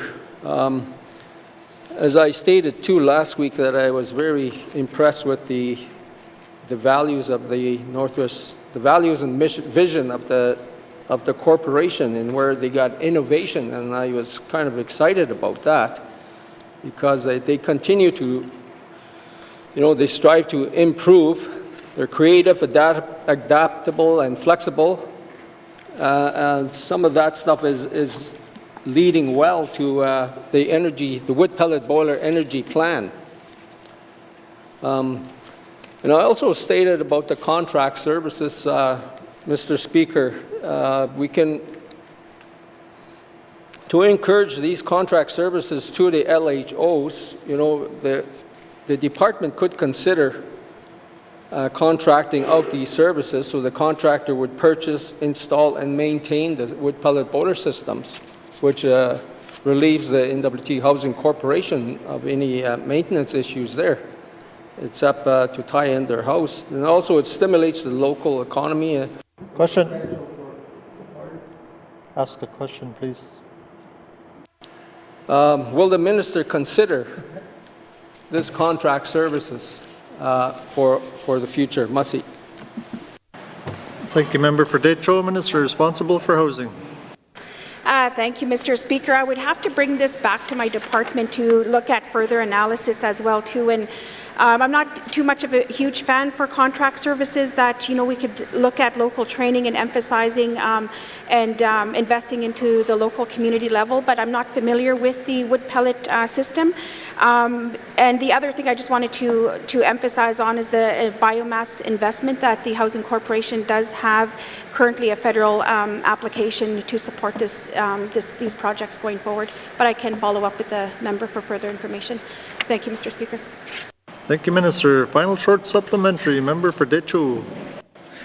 Mr. Speaker, I note the time was 18 minutes and we only got, we're done with all the other speakers. But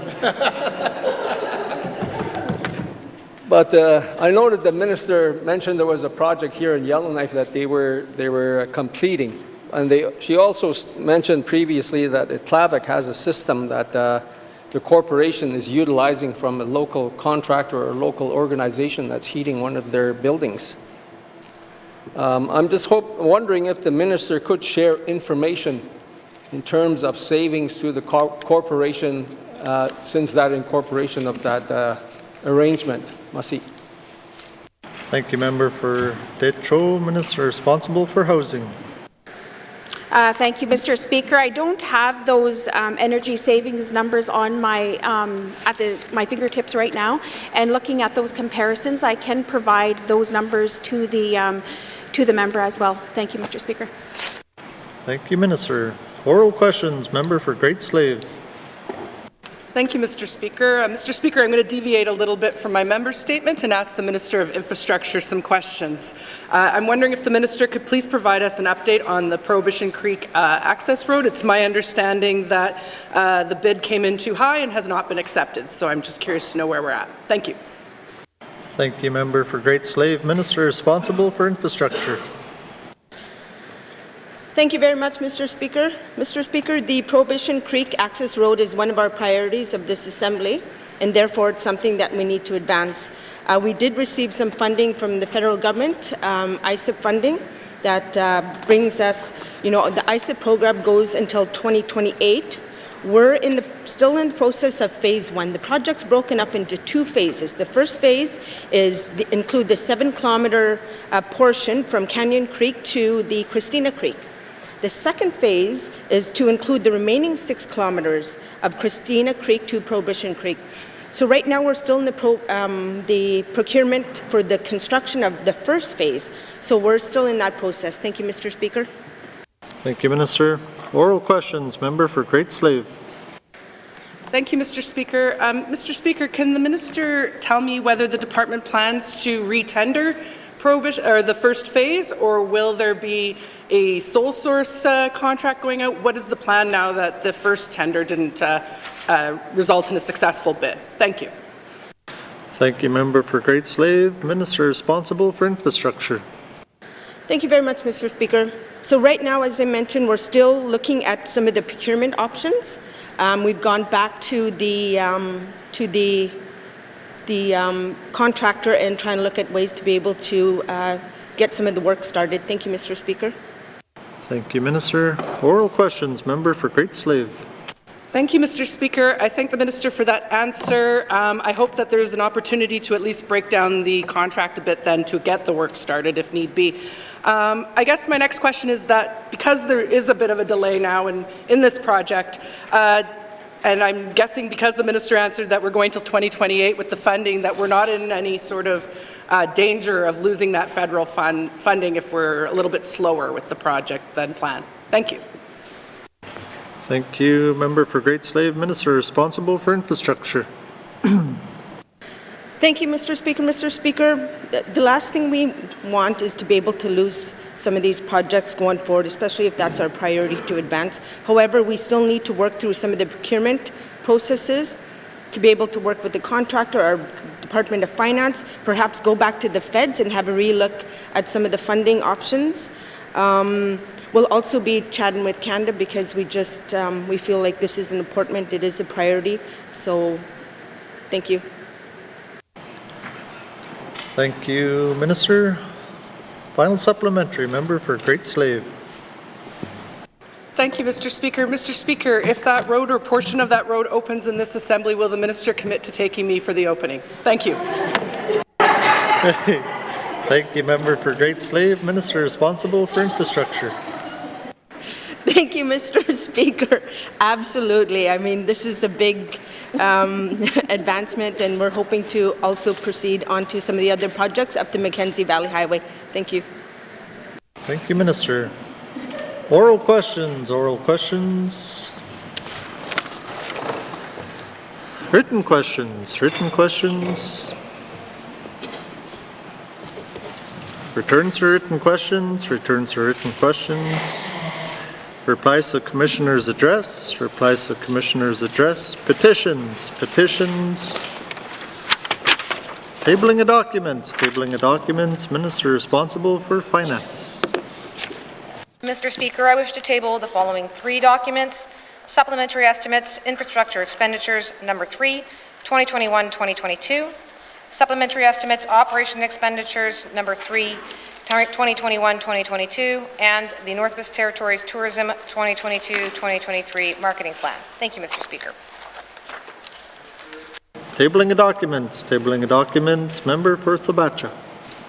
Thank you, Mr. Speaker. Mr. Speaker, I wish to table an article from the Daily dated February the 16th, 2022, entitled Black and Indigenous People's Confidence in the Police and Experiences of Discrimination in Their Daily Lives. Thank you, Mr. Speaker. Thank you, Member for Thabacha. Tabling of documents, tabling of documents. Notices of motion, notices of motion. Motions, motions. Notices of motion for the first reading of bills. Notices of motion for the first reading of bills. First reading of bills. First reading of bills. Second reading of bills. Second reading of bills. Consideration in Committee of the Whole of Bills and Other Matters. Bill 23, Bill 29, Bill 38, Member Statement 202-19 brackets 2. Table document 561-19 brackets 2. Table document 567-19 brackets 2. Colleagues, by the authority given to me as Speaker by motion 1-19 brackets 2, I hereby authorize to sit beyond the daily hours of adjournment to consider the business before the House. With Member for Nevictoon Lake signature.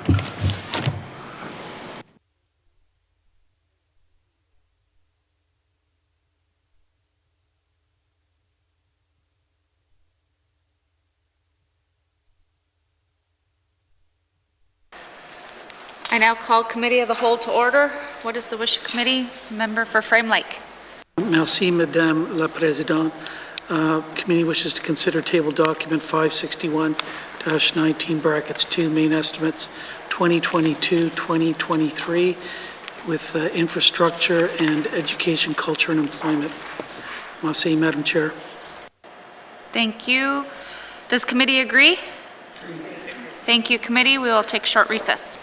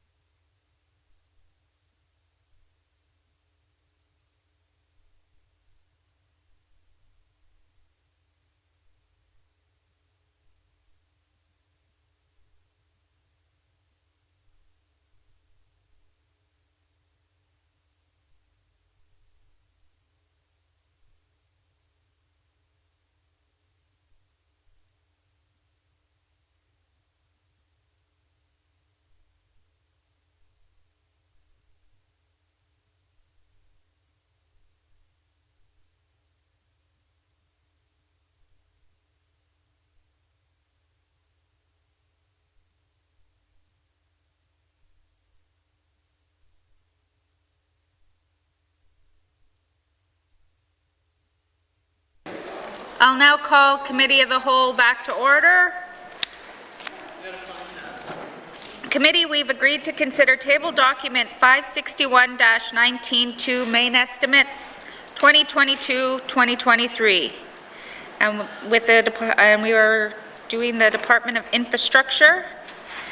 Does the Minister of Infrastructure have any opening remarks?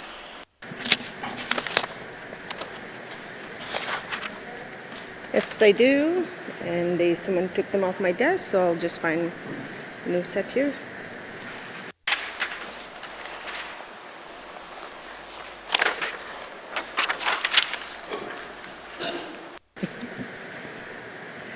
Thank you, Madam Chair. I'm here to present the that's not off to a good start, I apologize. We're here till 8. I'm here today to present the 2022-2023 main estimates for Department of Infrastructure. Overall, the department's estimate propose a consistent budget of the 2021-22 main estimates of $278.8 million. These estimates support the mandate objectives for the Department of Infrastructure while continuing to meet the N.W.T's fiscal objectives to prioritize responsible and strategic spending. Highlights of these proposed estimates include a forced growth increase of $2.3 million. This includes a $1.1 million in leases, $370,000 in community airport contracts, $478 in winter salt, and 2 new positions, $163 for occupational health and safety in the South Slave region, and $135 for the new highway transportation officer for the North Slave, including the new Clecho Highway. Also included in our sunsets of $7.9 million, this amount consists of $7.6 million cash flow adjustments for the Low Carbon Economy Leadership Fund, $175,000 of lease associated with the Stanton Physiotherapy Space, and $165 for the Department of Climate Change Specialist position that is related to the 2030 N.W.T. Climate Change Strategic Framework. Other adjustments include a net increase of $6.5 million, which includes a $4.7 million adjustment to the Low Carbon Economy Leadership Fund when netted against the related sunset, which is $2.9 million decrease, and the 2022-23 to adjust funds into later years. It also includes 1.8 for collective agreement increases and a reduction of funding for travel of $304,000. These estimates continue to support the priorities of the 19th Assembly and support the vision of the Budget 2020 by investing in modernizing strategic and N.W.T. airport infrastructure, which connects our communities, promote energy efficiency and sustainability, all while continuing to prioritize and responsible spending. The department will work towards our goals outlined in the 2030 energy strategy and will provide $2.74 million in core funding to the Arctic Energy Alliance. The N.W.T. wide programs include those that are delivered by Arctic Energy, continue to be supplemented through the Low Carbon Economy Leadership Fund, which was extended for additional 2 years to March 2024. The Yellowknife Airport Revolving Fund has withstood recent challenges and continued to support the development of a 20-year master plan to guide short, medium, long-term planning in support of economic growth and sustainability. The department will also maintain its annual investment of $1.5 million of financial contributions to communities through Community Access Program. This helps support improvements to local transportation infrastructure such as access to winter roads, marine facilities, trails, while providing communities with direct employment, skill development opportunities, and economic and capacity building benefits. That concludes my opening remarks. Madam Speaker. Thank you, Minister. And we will be going in the order as it is in the main estimates. So do you wish to bring witnesses into the House? Yes, Madam Speaker. Thank you. Sergeant at Arms, please escort the witnesses into the chamber.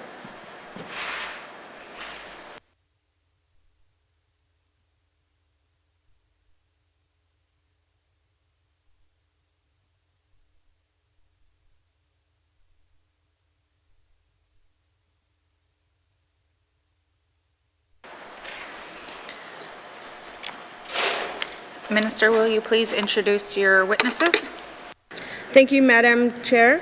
With me today, I have Mr. Steve N.W.T, Deputy Minister of Infrastructure closest to me, and Mr. Gary Brennan, the ADM of Regional Operations. When we get to the Energy and Strategic Initiatives activity, Madam Chair, if we can switch out Mr. N.W.T. Just remind me when we get there if I forget. Okay. Thank you. Committee has agreed to forego general comments. Does the committee agree to proceed to the detail contained in the table document? Committee will defer the departmental summary and review the estimates by activity summary, beginning with the asset management, starting on page 239 with information items on page 242. Questions? Member for Cam Lake. Thank you very much, Madam Chair. Madam Chair, I'm looking on page 240 under transportation, and during the 2020-2021 actuals, there was quite a significant increase to the cost associated with transportation. And then that number has now come down again for the main estimates for 2022-2023. I'm wondering if the minister can speak to what caused that large jump in the actuals for last year. Thank you. Thank you, Member. Minister of Infrastructure. Thank you. Thank you, Madam Chair. The travel had a variance. The surplus is due to less traveling that occurred as per our COVID-19 restrictions. And the decrease is the reduction in the supplementary appropriation. Thank you. Member for Cam Lake. Thank you very much, Madam Chair. My next question is in regards to utilities found on the same page. I noticed that utilities is not seeing an increase in the 2022-2023 main estimates, and given the increase that we have seen in all costs, especially utility costs, I'm wondering why there is no increase to that line item for the 2022-23 main estimates. Thank you. Thank you, Member. Minister of Infrastructure. Thank you, Madam Chair. Madam Chair, I'll get Mr. Brennan to speak to the details. Thank you. ADM Brennan. Madam Chair, yeah, so there's no increase here. This utilities is for our mobile equipment. The utilities budget is actually sits in regional operations on their main estimates. Thank you, Madam Chair.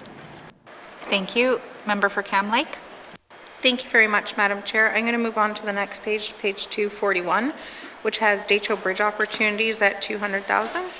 And it's described as a grant for the purpose of creating community benefits and economic opportunities related to the Decho Bridge. And so I'm wondering if the minister can speak to what that $200,000 affords the people of the Northwest Territories. Thank you.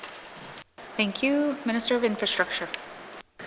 Thank you, Madam Chair. Madam Chair, the Decho Bridge Opportunities Grant was a 35-year annual grant that started in April 1st of 2013 under what was called the Community Operations and Involvement Agreement. So the agreement was signed in 2010, and Infrastructure has an agreement with the Fort Providence Dega Bridge Limited for a payment of $200,000 annually.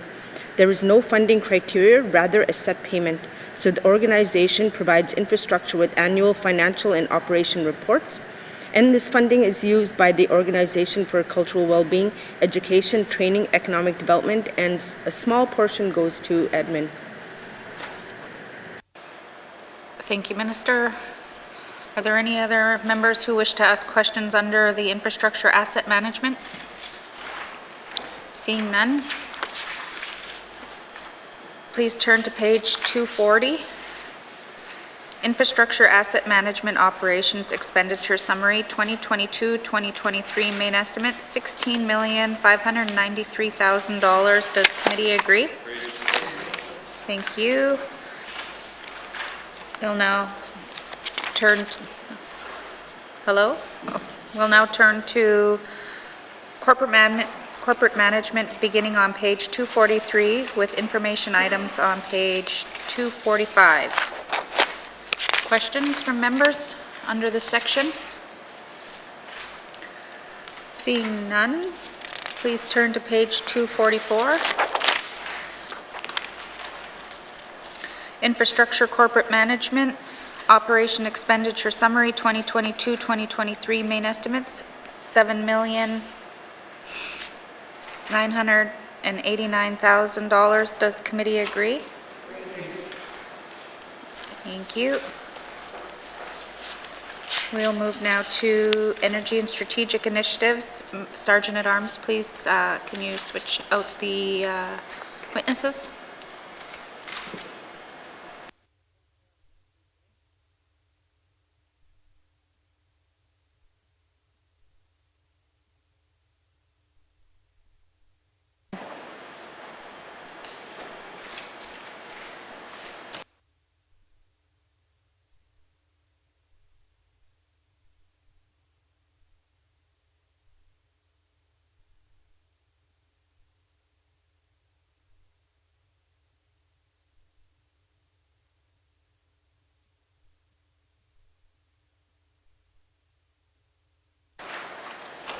All right, so energy and strategic initiatives beginning on page 246 with information items on page 250. Oh, Minister, did you want to introduce your witness?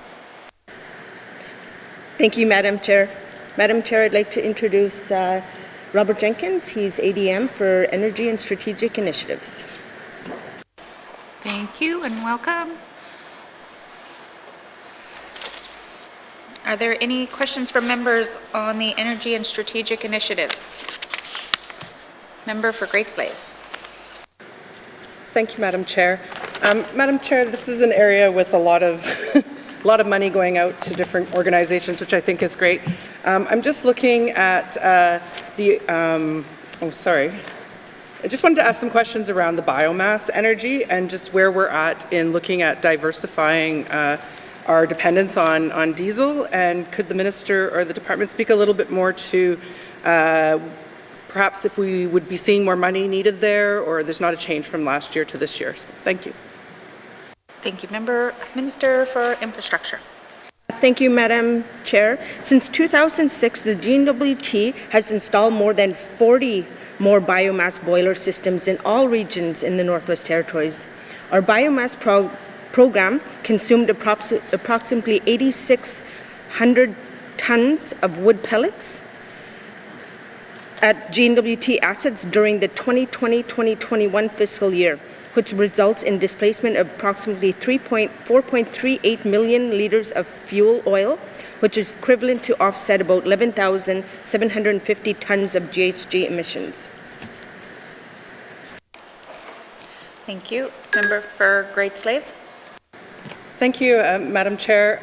My next question is around the Arctic Energy Alliance. We're not seeing any changes there for the amount of funding that's being provided. Is the Alliance on track to spend all their money this year? Will they be oversubscribed or undersubscribed? I think this is a great program, so if there's opportunities to put more money there to help our residents, that'd be great. Thank you. Thank you. Minister for Infrastructure. Thank you, Madam Chair. The Arctic Energy Alliance receives about $2.74 million in core ongoing funding from the N.W.T.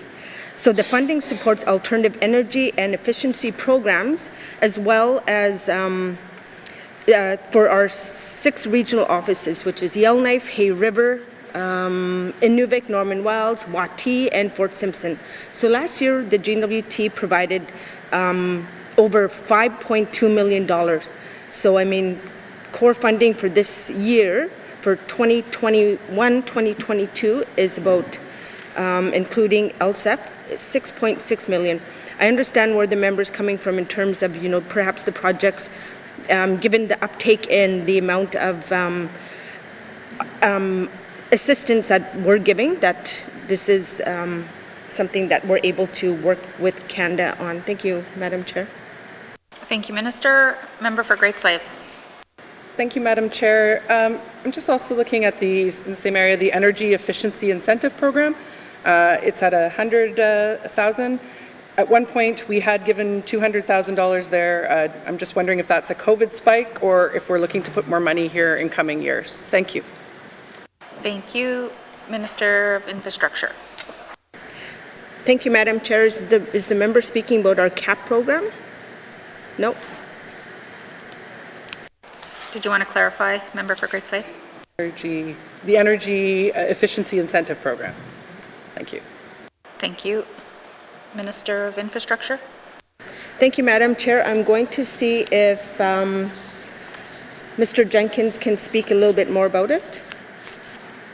Thank you. Mr. Jenkins.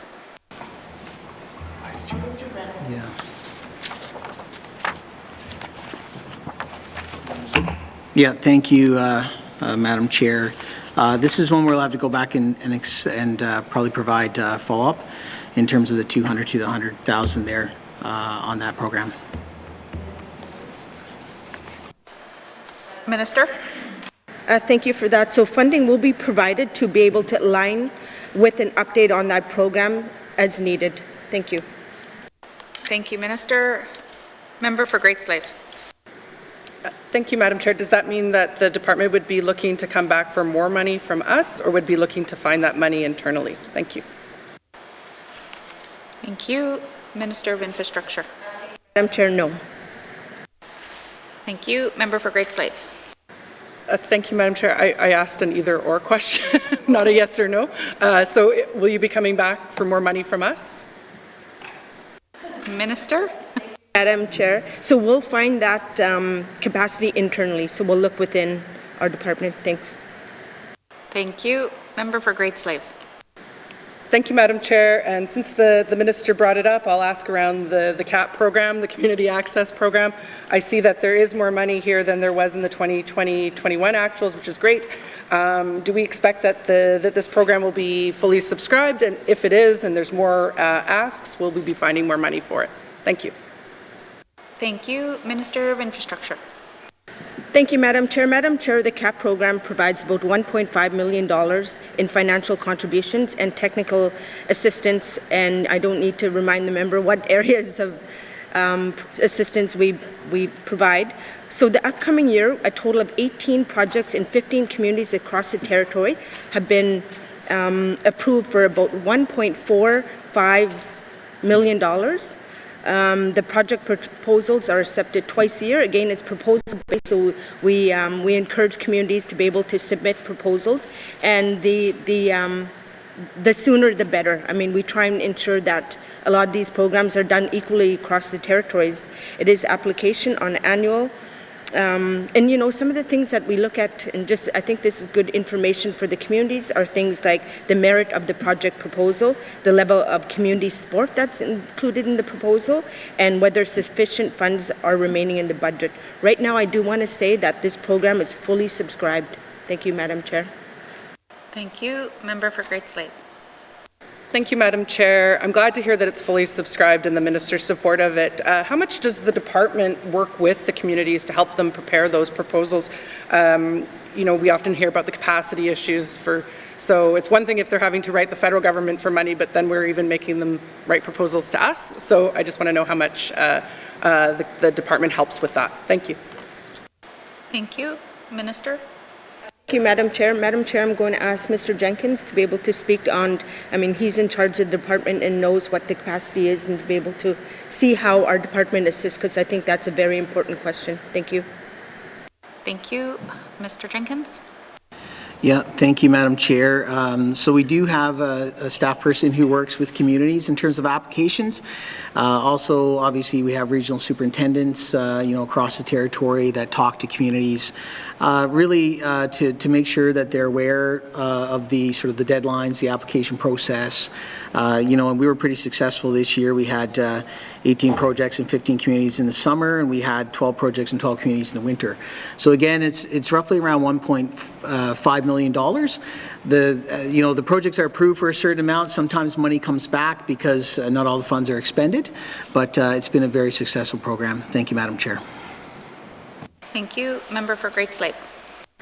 Thank you, Madam Chair. And yeah, I think I've said it often that I support getting as much money into the communities to do their projects as possible and at their direction. I guess my last question is just around the Toledo Solar Project. I understand why there's no money there now. The project is complete. I'm just curious to know if the department is looking at another community in order to expand or create this type of program somewhere else. And I do believe there was also community training that was involved with this program with technicians. So it's another great way to increase community employment while reducing emissions and hydrocarbon impacts. Thank you. Thank you. Minister of Infrastructure. Thank you, Madam Chair. Madam Chair, I'm going to, my understanding is that we're not, but I just want to get clarification from the department to ensure that what I'm saying is indeed correct. So, Mr. Brennan. Thank you. ADM Brennan. Thank you, Madam Chair. Yeah, so the Toledo project is obviously finished, and at this time the department is not really looking at the program, although we do have some federal funding under the ICIP program, which we've went out to communities for some calls on. There was some discussions with, I do believe it's a community of Fort Good Hope, and then they went and sought some funding on their own, and I think right now they're working on by themselves. So at this time, while we don't have any projects or programs in place, there is some ICIP funding that could be utilized if a community was interested there. So, yeah, thank you, Madam Chair. Thank you. Member for Great Slave. Thank you, Madam Chair. I did say that that was my last question, but I did spur something that I thought of. I'm just wondering, I've heard about the thermal anomaly around the Decho area, and I'm just wondering if the department is looking at that potentially for any sort of heating or power source in that region. Thank you, Madam Chair. Thank you. Minister of Infrastructure. Thank you, Madam Chair. Madam Chair, I've not heard about that. You know, I know in the Decho we're looking at the transmission line, but I mean, that's another subject.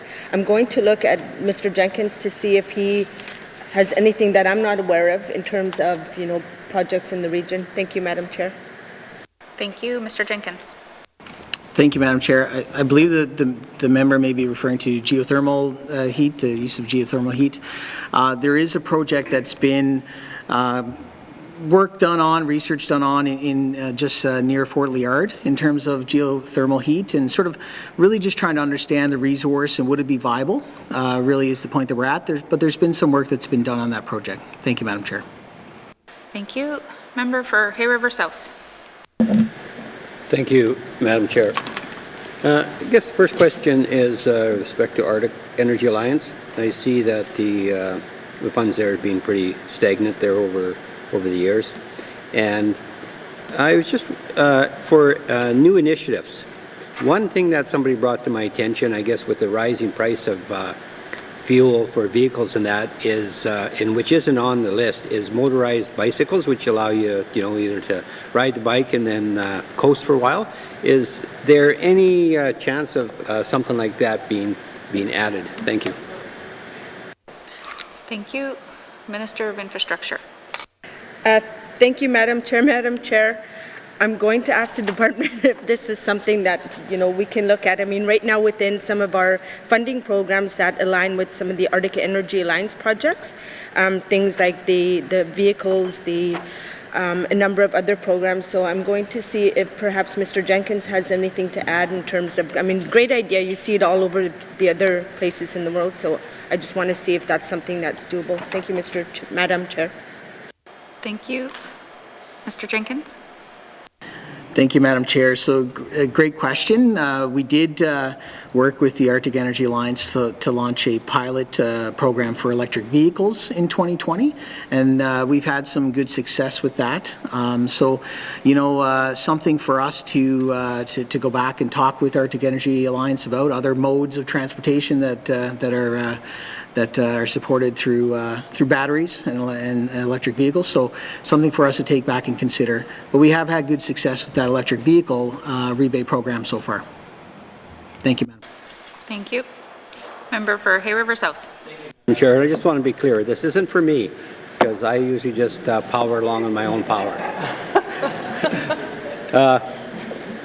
The next one here is business support program. Can the Minister just elaborate on what that actually is and give me some examples? Thank you.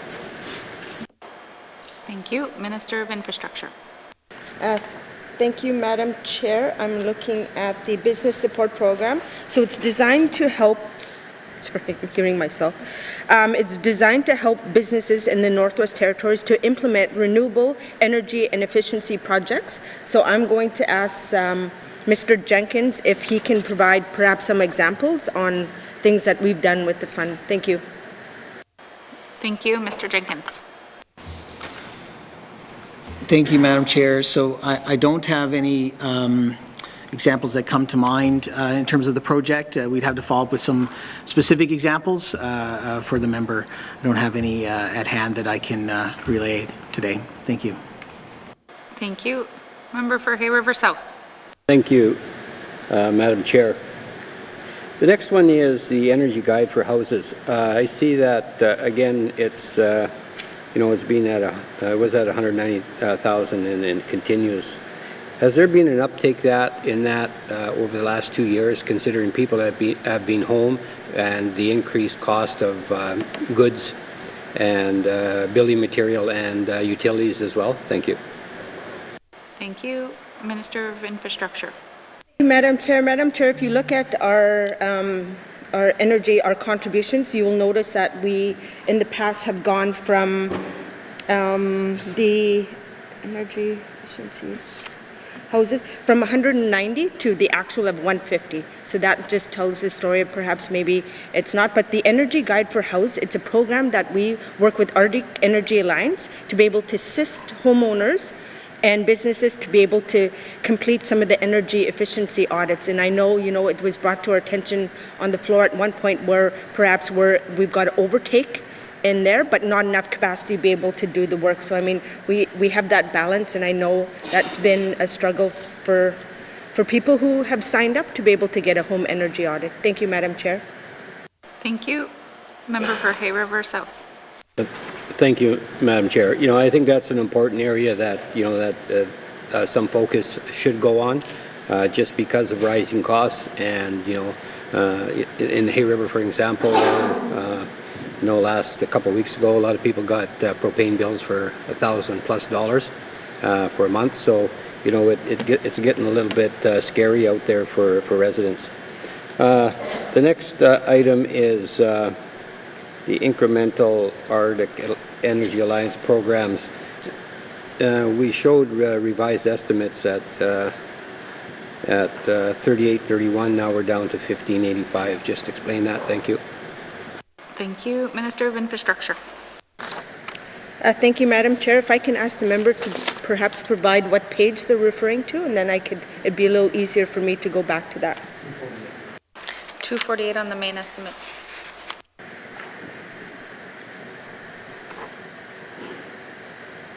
Thank you, Madam Chair. I'm going to ask Mr. Brennan to provide that information. Thank you. ADM Brennan. Thank you, Madam Chair. Yeah, so what the member is referring to is actually is a result of our recash flow due to our Low Carbon Economy Leadership Fund.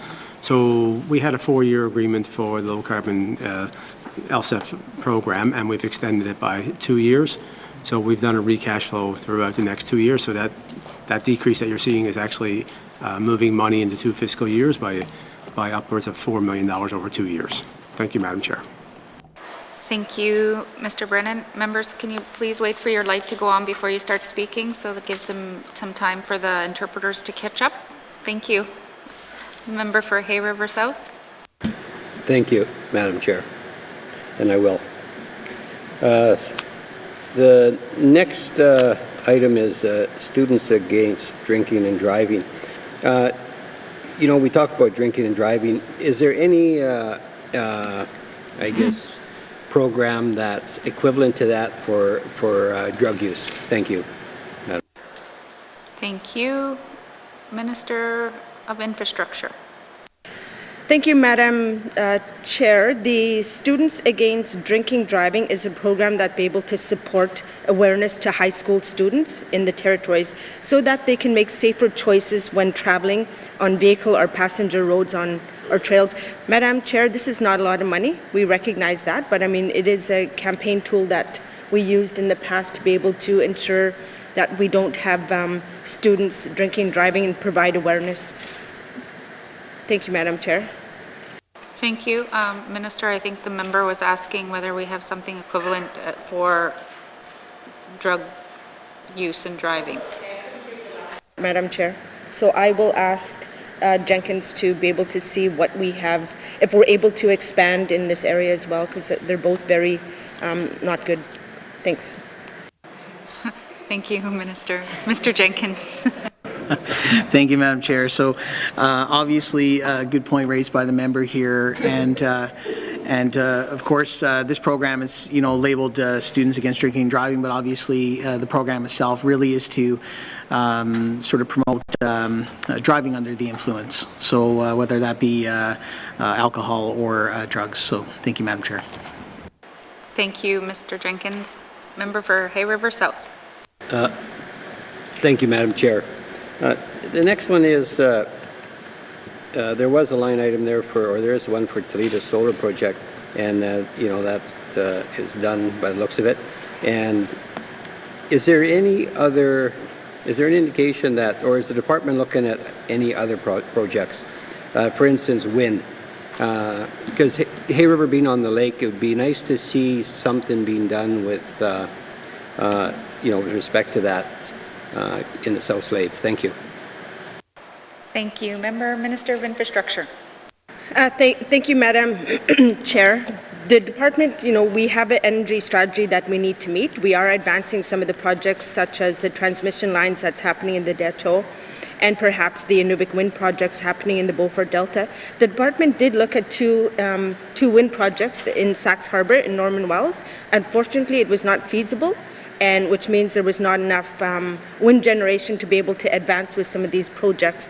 In terms of where the members coming from and looking at next steps, if there are any other projects that are happening, if I can, Mr. Jenkins. Thank you. ADM Jenkins. Yeah, thank you, Madam Chair. So we did provide some support to ARI for wind monitoring equipment, and there has been wind monitoring that's been done in 15 communities across the N.W.T. We did advance monitoring in Sax Harbor and Norman Wells, and we're looking at installations there. Unfortunately, the data didn't support putting an installation to produce power in those communities in the end. So it's something that we're going to have to go back under a new energy action plan to look at. Are there other areas where we could advance these type of renewable projects? Thank you, Madam Chair. Thank you, ADM Jenkins. Member for Decho.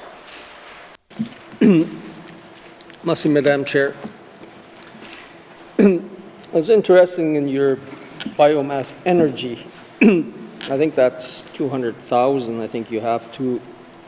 It's supporting new initiative to assess increased use of wood burning technologies. I'm just wondering if there's other departments that access this funding, or your department helps other departments, and I'm speaking about like Housing Corporation in utilizing some of this.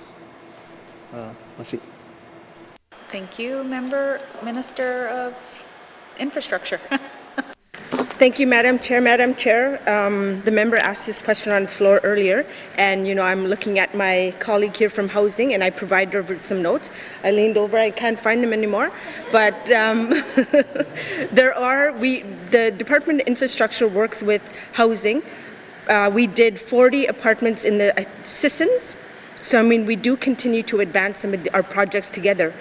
All the departments need to be able to work together and advance some of these projects, not in silos, but all together, and look at what's the best source of energy savings for residents, communities, and the departments as well. Thank you.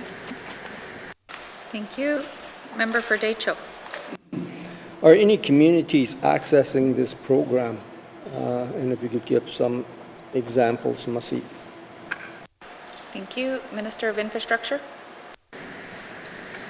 Thank you, Madam Chair. Madam Chair, you know, we have done a lot of projects in the Northwest Territories. You look at some of the schools that are built, all new infrastructure buildings. We try and incorporate biomass heating as it is, it's cleaner and it's better for the environment.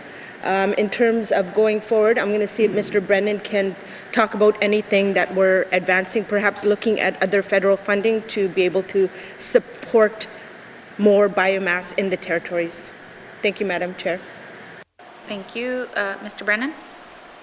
Yeah, thank you, Madam Chair. So in terms of biomass, I think there's a couple of conversations going on there. Is that we did support the Housing Corporation, as was mentioned earlier on the floor today, to install a biomass facility at Assistance Court with 45 units, I do believe. But we also are working with a lot of our client departments, education, health, and other areas to install biomass boilers into various buildings. And I don't know the exact number of biomass boilers that we have, but I think we have like 7 district heating plants that are biomass. We have buildings in Yellowknife that are run by biomass, and in most communities now we have some biomass. We just recently installed one in the N.W.T hospital, for example, 2 years ago. So we are doing biomass across the board. I think right now we have 9 buildings that are either in planning or in construction that we're adding biomass to as well. So thank you, Madam Chair. Thank you. Member for Deschaux? I think I wasn't clear on that one, but it's nice to know that you're working with other departments. I was wondering if anyone else besides government departments access funding like this, or you have funding for them, like community governments, community local businesses. Merci. Thank you. Minister of Infrastructure? Thank you, Madam Chair. I'm going to ask Mr. Jenkins to see if he can speak about some of the partnerships in the building with other departments or other NGOs. Thank you, Madam Chair. Thank you. Mr. Jenkins? Yeah, thank you, Madam Chair. So we do have a GHG grant program for government. We do have one for buildings and industry. That includes Indigenous governments, and these are application-based programs, and we do have a number of examples. Not all of them are biomass, of course. They could be solar or other type things, but we have had projects funded under this for pellet boilers for schools. We've had them for wood heating systems for the Gwich'in Multipurpose Camp. So there's a number of examples there where we have funded broader than government buildings. Thank you, Madam Chair. Thank you. Member for Deschaux? Merci for that. Merci, Madam Chair. There's a lot of little programs within here that are almost kind of similar. They must be tied together somehow, but I'm just wondering about the N.W.T energy efficiency projects, which has about $300,000. It's working with, specifically this one is stating it works with NTPC to integrate residual heat, various speed generators, and other energy technologies to reduce fossil fuel consumption. I don't think I'm aware of anything like this. Can you provide clarification as to what that is actually doing? Merci. Thank you. Minister of Infrastructure. Thank you, Madam Chair. Madam Chair, one of the projects we did work with to reduce the fossil fuels and the diesel and revert to solar was in Acknowledgements.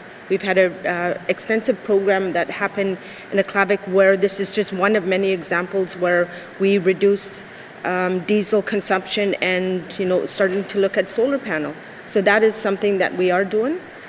Thank you. Thank you. Member for Deschaux.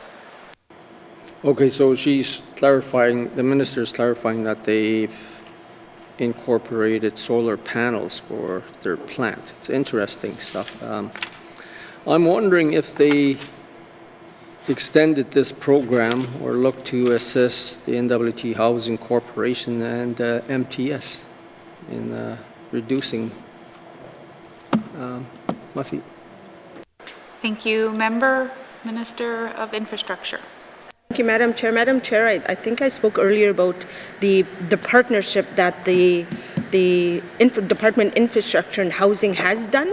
We are doing that. In terms of MTS, I'm not sure what exactly the member's asking in terms of how we work with MTS in terms of, because MTS does not fit within what the grant and program is. Thank you. Thank you. Member? I'll just retract that one. Maybe it's maybe steamships maybe on that one, but the community government retrofits. Was that the one that I was after? Or the Energy Efficiency Incentive Program. It provides financial assistance to reduce electrical, heat, energy, and water. It's only $100,000. Is that available for community NGOs and local businesses? Masi. Thank you. Minister of Infrastructure. Thank you, Madam Chair. Madam Chair, I'm going to, my understanding is that it's not, but I just want clarification, so I'm going to ask Mr. Jenkins to be able to speak if that's where the department is going with that funding, given it's only $100,000. Thank you. Thank you. ADM Jenkins. Thank you, Madam Chair. So my understanding is this program, this is money that that flows out on an application basis. So supports that could to go through AEA. So a lot of these things, these types of energy efficiency, there's a number of rebate programs across the territory. So thank you, Madam Chair. Thank you. Member for Decho. Community government retrofits $200,000 to perform energy audits and retrofits to community government buildings. I'm just wondering if these are just government buildings or are they available for NGOs and local businesses? I see. Thank you. Minister of Infrastructure. Thank you, Madam Chair. Madam Chair, this is, I believe, just governments. Yeah, do you? Okay. Thank you. ADM Jenkins. Thank you, Madam Chair. So the community government retrofits is a contribution to Arctic Energy Alliance, and that helps administer a program for energy audits and retrofits to community government buildings. Thank you, Madam Chair. Thank you. Member for Decho. Let's see, the Tulita Solar Project. I know there's been questions about it. We're asking about other communities. I'm just wondering where this was set up and for which organization? Masi. Thank you. Minister of Infrastructure. Thank you, Madam Chair. I'm going to look at the project. Maybe Mr. Jenkins can answer. Thank you. Thank you. ADM Jenkins. Thank you, Madam Chair. So I believe the Toledo Solar Project was a community-led project. Thank you, Madam Chair. Thank you. Member for Cam Lake. Thank you very much, Madam Chair. Further to that line of questioning, I see here there's nothing budgeted for 2022-23. Are there no ongoing costs for the Toledo Solar Project? Thank you. Thank you. Minister of Infrastructure. Thank you, Madam Chair. That project's done. Thank you. Thank you. Member for Cam Lake. Thank you very much, Madam Chair. My next question is in regards to continuing a conversation about electric vehicle pilot project successes that we heard about earlier today. I'm wondering if there is a plan from the N.W.T to build electric vehicle charging stations throughout the Northwest Territories. Our neighbor to the west, the Yukon, currently has 11 charging stations available to residents and an additional 5 planned for 2022. And so I'm wondering if we can hear about the plans for the Northwest Territories. Thank you. Thank you, member. Just remember to wait for your light to come on so the translators have time to catch up. Thank you. Minister of Infrastructure. Thank you, Madam Chair. So we did launch a pilot electric vehicle program in June of 2020 with the cooperation from the Arctic Energy Alliance, which provided $5,000 rebate for a new vehicle. And also, as part of that, we provided $500 to be able to provide for charging stations in hydro-powered communities. And that's a tricky thing because, I mean, some of these electrical vehicles won't work all across the territories. We recognize that. However, we applied for federal funding to be able to deploy electric vehicle fast charging station along the highways. So this is something that we as a department are working with Canada to be able to look at advancing that. Thank you. Thank you, Minister. Member for Cam Lake. Thank you very much, Madam. I can't see. I don't have a light anymore, so I can't. Oh, okay, there we go. Thank you. Not sure what light I was looking for. Thank you very much, and my apologies to the interpreters for jumping the gun there. And I appreciate that the government is going currently back to the feds to work out some agreements for those charging stations. I do note that the investment in the energy section of the main estimates has come down by about $4 million. Looking on the next page, I see that that's from the reductions to the Low Carbon Leadership Economy Fund. And the concern there is this is at a time where we really want to be investing in innovative energy solutions for the Northwest Territories. So can the minister speak to how they intend to replace that $4 million so that we can continue to grow our investment in energy and not reduce it? Thank you. Thank you, Member. Minister of Infrastructure. Thank you, Madam Chair. Madam Chair, we had a lower uptake in the LC-ELF. So the department, worked with our federal funding counterparts to be able to arrange some changes to how we can utilize this program a bit more. The agreement caps contributions to 25% for businesses and individuals and 75% for governments. So we know that from experience that 25% is not good enough to incent GHG reduction initiatives here in the North, as well as communities that are accessing federal funding. If I can maybe just get Mr. Jenkins to speak a little more about that, because I saw that on the line as well, and that was a big flag for me. So I mean, we as a government were able to work with our federal counterparts to be able to ensure that going forward we're able to make use of the project funding. Thank you, Madam Chair. Thank you, Minister. ADM Jenkins. Thank you, Madam Chair. So we were successful in negotiating an extension to that LCELF agreement to 2024, would have expired this year. So unspent funds from the program, we're proposing to move those forward over the next few years, and we're also proposed some reprofiling. A lot of the programs under here are application-based. We've got some experience now in those programs. Some are getting good uptake and some aren't. And so we've reprofiled some funds, in particular reprofiling a number of those funds to AEA programs.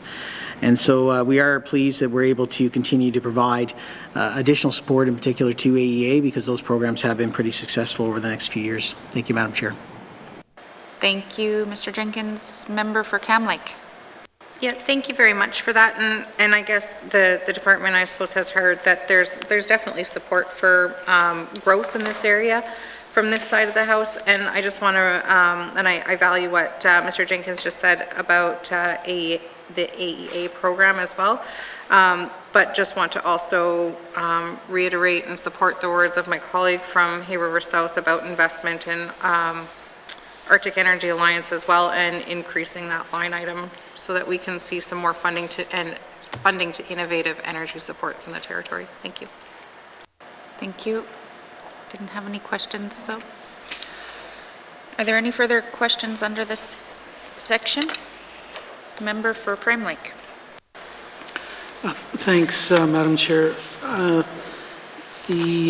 page 248, the large-scale commercial and industrial under the Low Carbon Leadership Economy Fund, I think that's supposed to be whatever. Why is that bouncing around like a yo-yo? Thanks, Madam Chair. Thank you, Member. Minister of Infrastructure. Thank you, Madam Chair. There's the three different variances. So you look at the variance of the Greenhouse Gas Grant Fund. The variance is due to lower than expected anticipated in uptake of the program application. So that's the big variance there of 2.237. And then there's a decrease because we had, as Mr. Jenkins pointed out, we had to reprofile the cash flow for this in 2021-22.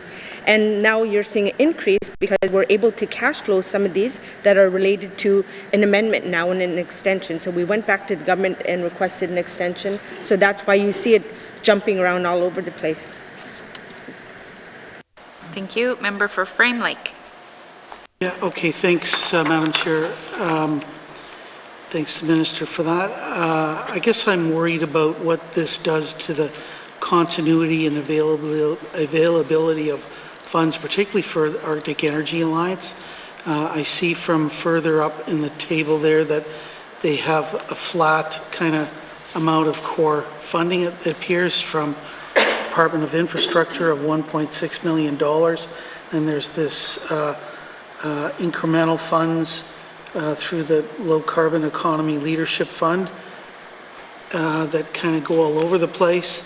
So how does that affect the ability of Arctic Energy Alliance to provide funding for its programs? And because I've gotten complaints from my constituents about the money running out quickly for certain programs, or and I've raised this in the House before. Thanks, Madam Chair.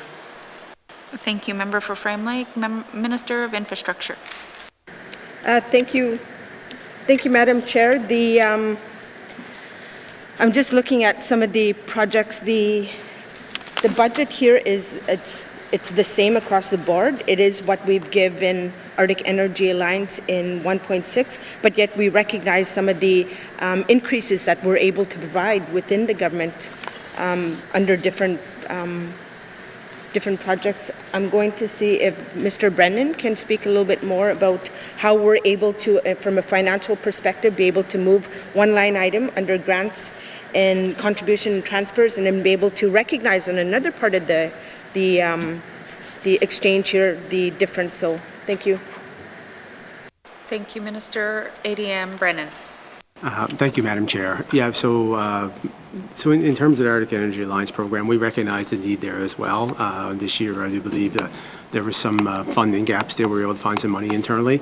But one of the things we did on their Low Carbon Economy Leadership Fund was take some of the money that wasn't being as much uptake, including the commercial industrial greenhouse gas grants, and move it into the Arctic Energy Alliance. So through that cash flow, we've secured funding of about $1 million incremental for the next 2 fiscal years.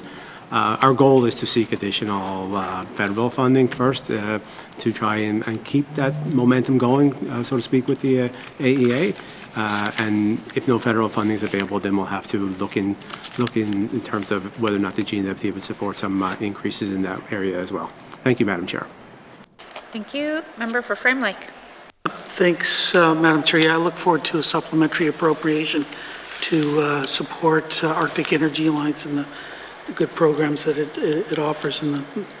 But I want to switch gears and move to probably some higher level questions around energy and strategic initiatives. I raised this with the Minister of Environment and Natural Resources and was told that this was something that he wasn't really responsible for. So when I look at the N.W.T Energy Initiatives Report for 2021, and the forecasts of greenhouse gas reductions, by the year 2025, we will have only reached 20% of the target that was set through the Pan-Canadian Framework. And so we have to reach another 80% reductions in the last 5 years. So I always complained about how the last cabinet's approach was back-end loaded, and it's coming true. So what is the department doing about making sure that N.W.T, or the Northwest Territories more properly, meets the Pan-Canadian Framework? Because the current energy strategy is failing, and failing quickly. Thanks, Madam Chair. Thank you. Minister of Infrastructure. Thank you. Thank you, Madam Chair. Madam Chair, there are a number of things that we are doing to ensure that we meet our 2030 strategy. And, we look at the action plan every 3 years, and we're able to see if we're meeting targets. If we're not, what are some of the things that we're able to do to further advance our projects? So, some of our key initiatives, big projects, we're advancing the Tulston project, the Inuvik Wind project, Fort Providence Kakiza line, feasibility for Tuck liquefied natural gas, replacement oil heating of 45 housing. And I'm not going to go on because I'm using up members' time, but we are advancing some of these projects within the strategy. Thank you. Thank you, Minister. Member for Frame Lake. Thanks, Madam Chair. Yeah, clearly the 2030 energy strategy is failing, and we're not going to reach the Pan-Canadian framework target. There's no way. So what I was hoping I was going to hear from the minister is that we're going to reset that, or throw it out, quite frankly, and bring in some energy projects that will actually allow us to meet that target. And those, it's going to need, we require things like the hydrogen workshop that I recently attended, that the department put on. We need to find ways to reduce the energy that's consumed in the transportation sector and in the mining sector, quite frankly. And I don't want to have to wait for diamond mines to close so that we can actually meet the target, but that's where we're going. So what is it that the department's going to do to reset this strategy and get us on a proper track so that we can actually meet the Pan-Canadian framework target? Thanks, Madam Chair. Thank you. Minister of Infrastructure. Thank you, Madam Chair. Madam Chair, and I believe the members asked me this on the floor, if we can just scrap the 2030 energy strategy. And at the time, my answer was no, because we're going to go back and look at the action plan and assess it every 3 years, and perhaps see where in which areas we're not meeting targets, and be able to assess that. And if I can, Madam Chair, to have Mr. Jenkins just to speak a little bit more in specific initiatives that we are trying to get to our bigger target by 2030. Thank you. Thank you. Mr. Jenkins.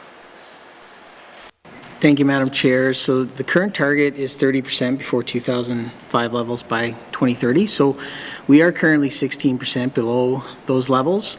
So we do feel that we're progressing towards our current GHG reduction targets. We are advancing a number of larger projects. As they come on stream, we'll see more GHG emissions reductions. And as the Minister mentioned, we're starting work on our new 3-year action plan. And we're going to look at, what actions we need going forward. We're going to look at different pathways, different targets. Are they feasible? Can they work? We're going to look at a number of things. We've recently launched our public engagement on that, and we look forward to hearing back from different stakeholders and our partners and building that plan moving forward. Thank you, Madam Chair. Thank you, Mr. Jenkins. Member for Frame Lake. Yeah, thanks, Madam Chair. We're just not going to make the target at this rate. There's no way. It's impossible for us to make the target, especially when we're stuck in this strategy. The federal government has to be watching this and should be watching this, the money that they're giving us, because part of the reason the last cabinet, it took a lot for them to actually sign on to the Pan-Canadian framework in the first place. And the only reason they did that was because they said that if we're going to reach that target, you got to give us some money. So the feds have given us money, and we're still failing because it's the mix of projects that are being presented here. There's no way we're going to meet the Pan-Canadian framework target. So that's a warning to the minister, I guess, that we're not going to make it. And I don't want to be sitting here a year from now or 2 years from now hearing from the Auditor General that again our government has failed to reach the targets that were set in our own internal greenhouse gas emission strategies, because that's the record that this government has. We don't meet the targets that we set, and that's what's happening with this strategy. Thanks, Madam Chair. Thank you, Member for Frame Lake. Are there any further questions under the energy strategic initiatives? Seeing none. Infrastructure Energy Strategic Initiatives Operation Expenditure Summary 2022-2023 main estimates $15,906,000. Does committee agree? Thank you, committee.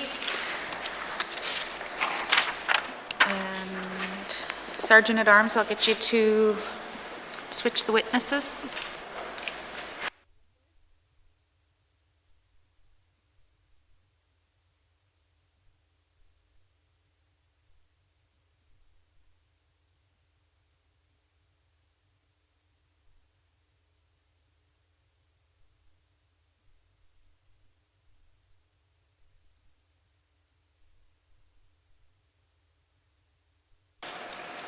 Thank you. Welcome back, Deputy Minister Luted. All right, so we are going to continue on with programs and services beginning on page 251 with information items on page 253. Member for Hay River South. Thank you, Madam Chair. I'd like to, I guess, talk a bit about MTS. And I'm hoping this is the right section, or maybe we passed it, but nevertheless, I got 10 minutes, so.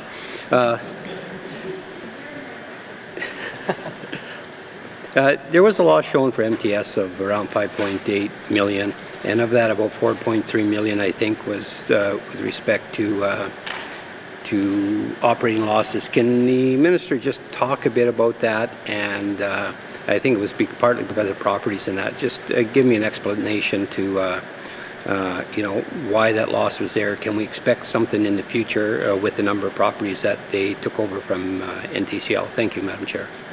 Thank you, Member. Minister of Infrastructure. Thank you, Madam Chair. The Marine Transportation System had a net accounting deficit of 3.3 million, even before departmental appropriations in 2020-2021, due to continued costs of maintenance and staffing, along with, again, the good old challenges of COVID-19.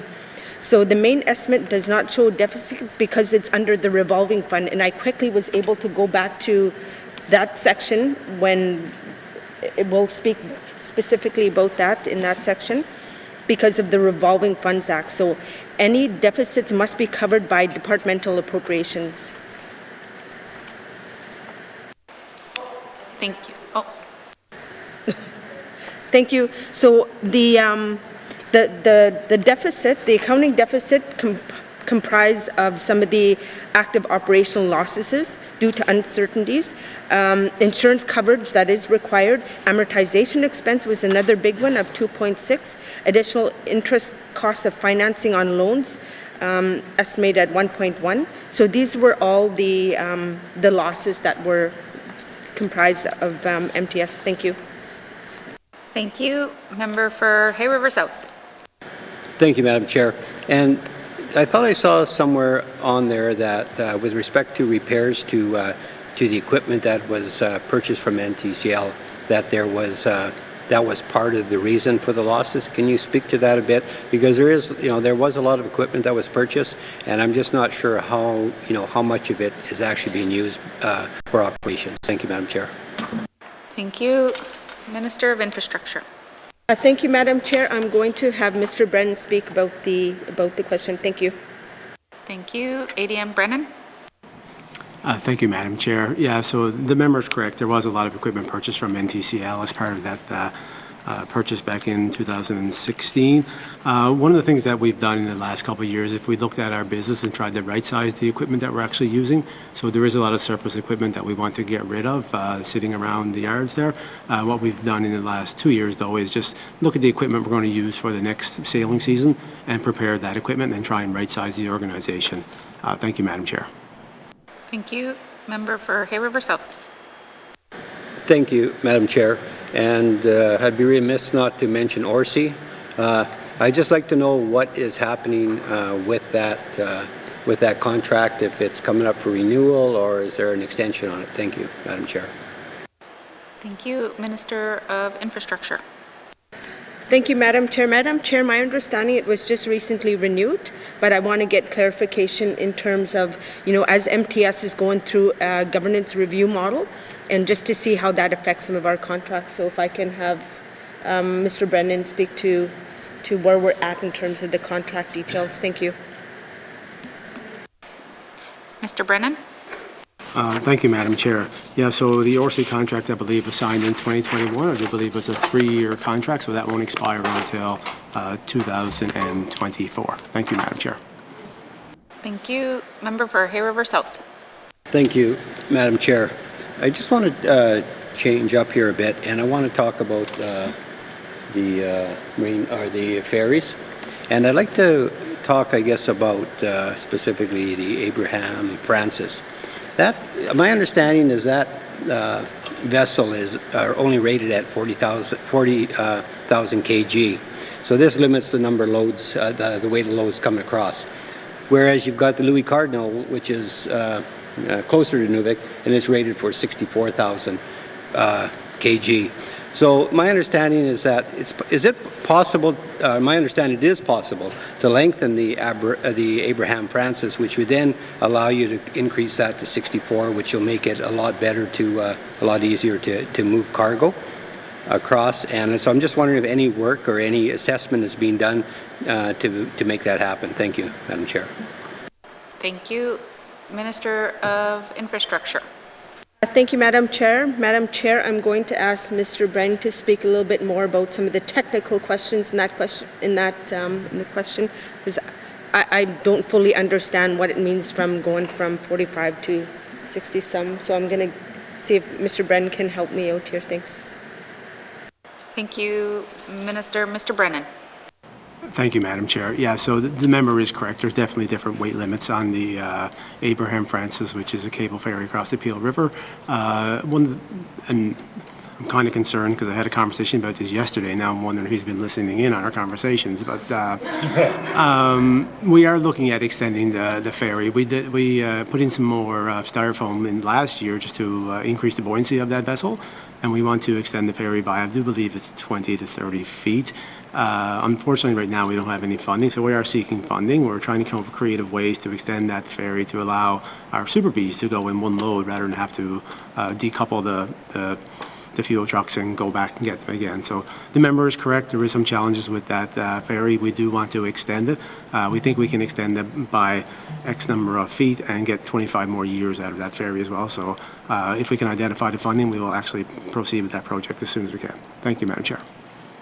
Thank you. Member for Hay River South. Thank you, Madam Chair. And no, I wasn't in the conversation, and I was just talking to some people up around Nuvik, and they were just raised that question to me.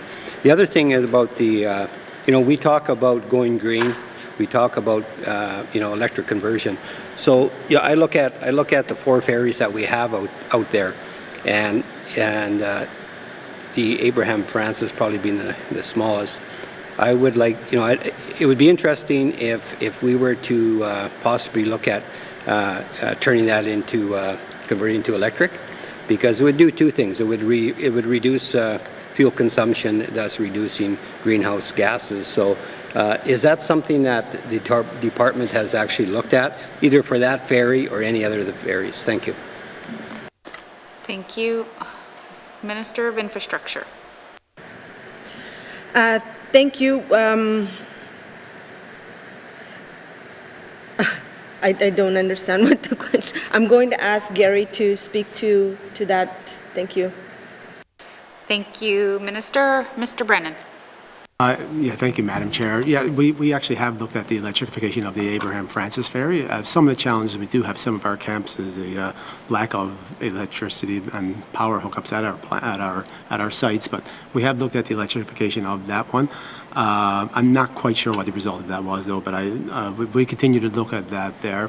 One of the things that we look at actually is a lot of the federal funding that is coming out is green funding, and in the replacement of a ferry, that might be the way we'll have to go to get monies through the green funding to reduce, to reduce GHGs, but that's where the funding seems to sit these days, so we continue to look at that. Thank you, Madam Chair. Thank you. Member for Hay River South. Yeah, thank you, Madam Chair. Yeah, the other thing about the ferries too is, like, they are all aged, and and to keep them up to, I suspect, Transport Canada regulations is probably fairly cumbersome and I suspect costly, especially if you're using southern southern firms to do the work. So, you know, is there any plans in the future, I guess, to either build a new ferry or do any really major retrofits? My understanding is that maybe, you know, we continue to do retrofits. When I go through the budget, I see that.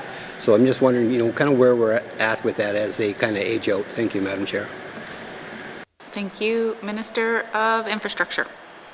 Thank you, Madam Chair. We continue to do retrofits. We do that with some of our ferries, and I do agree with the member that we do have aging infrastructure, and you know, we continue to work with the feds to be able to look at replacing these, perhaps from single hull to double hull, which may perhaps be a requirement going forward in the future. But at this point, that's not the intent, other than to just continue with the retrofits. It is quite costly, and you know, we all know that we're working within a deficit right now. Thank you, Madam Chair. Thank you. Member for Great Slave. Thank you, Madam Chair. Madam Chair, I just have a small sort of comment or question to ask around. I'm really glad to see that there's been the increase in position for the occupational health and safety section here. And I know that that's the result of one new position in a region, which I think is great. And I guess I'd just like to urge the minister, or see if there are plans for one of these positions in each of the 5 regions. Thank you. Thank you. Minister of Infrastructure. Thank you, Madam Chair. Madam Chair, it was hard enough to get just one, let alone 5 in each of the region. But I mean, we recognize that this is safety. They are responsible for the department's occupational health safety, which includes all the national standards for various occupations. That is throughout the department. So at this time, we're just, you know, recognizing that we need to expand, and I'm just happy that we're able to get one. Thank you, Madam Chair. Thank you. Member for Great Slave. Thank you, Madam Chair. I don't really have much more to say, but I just wanted to say that I know TSC is here, and I wanted to apologize to them for blaming them for my tablet problem during my statement last week. So they've been great and helped me a lot. So thank you, Madam Chair. Thank you. I need them to help me unlock my phone. Are there any further questions? Member for Yellowknife North. Thank you, Madam Chair. I see that the TSC is here, and I believe there are a couple of initiatives to increase the bandwidth and internet speed across the territory. I guess, can I get an update on that work? Thank you. Thank you. Minister of Infrastructure. Thank you, Madam Chair. The Digital Communication Networks, the DNC contract, with that, we have schools across the Northwest Territories will have internet provided through this. It will be especially beneficial in smaller terrestrial communities, where the schools will now have at least 1 to 3 times improved access rates with no overage costs. So our regional centers and satellite communities will see minimal improvements. Currently, however, it is expected that Northwest Tel rolls out new services so we can leverage those improvements as part of our contract. Thank you. Thank you. Member for Yellowknife North. Thank you, Madam Chair. Can the minister just explain to me where that money is found in the budget? Was that already in the capital budget, or is that coming forward in a SUP? I'm assuming that that expansion and that contract are not in the $2 million I see here for TSC. Thank you. Thank you, Member. Minister? Thank you, Madam Chair. And I don't believe I answered the member's question before, but after I said it, I was like, hey, I know the answer, but let's move on to the next one. I'll try and be as quicker as I can. TSC operates a chargeback. So I mean, we that has not been done in the past. The Department of Infrastructure in the past has always assumed these costs, and I think we just got approval to be able to ensure that departments cover their costs for chargebacks. If I can, Madam Chair, if Mr. Brennan wants to add anything further. Thanks. Thank you. ADM Brennan. Thank you, Madam Chair. Yeah, so while the TSC is on their programs and services, in terms of main estimates, is actually an information item near the end of the binder where the TSC budget is, and the minister's absolutely correct. It is a chargeback model whereby all the users, basically departments, pay a certain proportion based on their usages. And the DCN is covered under the chargeback model. Thank you, Madam Chair. Thank you. Member for Yellowknife North. Thank you, Madam Chair. I guess from my perspective, I don't really care whether a department pays the infrastructure for it back. Can I just get how much that DCN contract costs? Thank you. Thank you. Minister of Infrastructure. Thank you, Madam Chair. I'm going to get Mr. Brennan to speak a little bit more about the costs for that. Thank you. Thank you. ADM Brennan. Thank you, Madam Chair. I don't actually have the cost of the entire contract, but the increase this year for the new DCM work is $3.9 million. Thank you, Madam Chair. Thank you. Member for Yellowknife North. Thank you, Madam Chair. Can I just get a bit of an update on whether we expect this to improve internet in schools in Yellowknife? We met with a number of the school boards, and they said during the switch to online learning, at certain times it just became impossible, and they were well past any of the bandwidth that TSC was providing them. Do we expect that this improvement will allow online learning to be a bit more feasible in the N.W.T? Thank you. Thank you. Minister of Infrastructure. Thank you, Madam Chair. I do want to note, TSC manages all N.W.T cell phone. The department does not have any direct conversation with Northwest Tel, Bell Mobility regarding any of the wider coverage of cell phone or internet that is accessed here in the Northwest Territories. This project would need to be accessed by Department of Finance. Thank you, Madam Chair. Thank you. Member for Yellowknife North. Thank you, Madam Chair. Maybe I just have to step back because I don't understand fully. I see that TSC collects $32 million a year in chargebacks, so we spend the GNWT, therefore, because from all the other departments, spends $32 million a year providing itself internet through the TSC. I heard that we're spending $3 more million to improve that network. And I guess my question is, I don't care what Northwest Tel is doing. I'm caring what we are doing to our infrastructure. Do we believe with that additional money that the internet that the school system gets will be improved and capable of online learning following this? Thank you. Thank you. Minister of Infrastructure. Thank you, Madam Chair. Madam Chair, we continue to work with our partners at Education, Culture and Employment to be able to understand what are some of the issues within the boards and be able to look at options so that we could better manage capacity. So, that's where we're at now, and I'm going to see if Mr. Brennan can add anything further. Thank you, Madam Chair. Thank you. Mr. Brennan? Thank you, Madam Chair. Yeah, so adding to what the Minister said, we are trying to figure out the issue in Yellowknife because we actually doubled the bandwidth in September. However, there still seems to be some challenges. I'm not quite sure if it's a TSC issue or a school issue.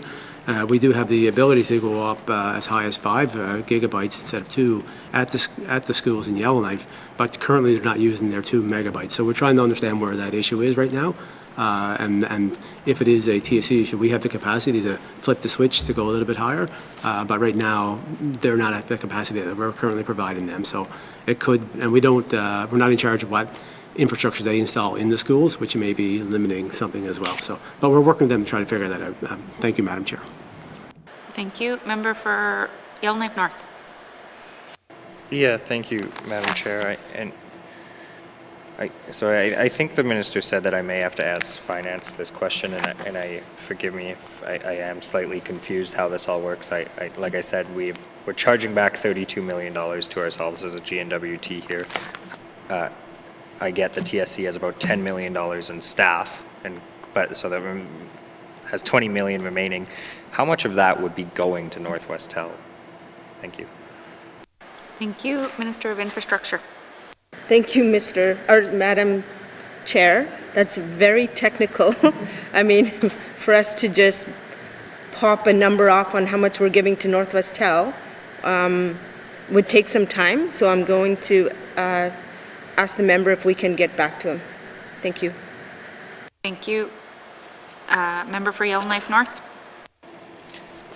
Yeah, and I guess perhaps I would also like the minister to clarify if I have a misunderstanding here. I know TSC kind of operates on this model of charging departments for the service they provide, and it may not, in fact, be a true cost to the GNWT. So perhaps in coming back, the minister could also clarify a bit about the TSC and what this $30 million mean. Does that mean we are actually spending $30 million? Thank you. Thank you. Minister of Infrastructure. Thank you, Madam Chair. Madam Chair, I'm going to see if Mr. Brennan can provide further clarification and perhaps a little more detail on the confusion the members having. Thank you. Thank you. Mr. Brennan. Thank you, Madam Chair. I think in answer to the member's question is yes, we are spending $32 million. We're spending $10 million on salary. We're spending $20 million on hardware and software, and somewhere in there is a bill to Northwest Tel. I'm not quite sure how much that is. We have various contracts in place, fees and payments that we have, licenses, those types of things that we're paying. But yes, in answer to the member's question, we are spending $32 million this year. Thank you, Madam Chair. Thank you. Member for Frame Lake.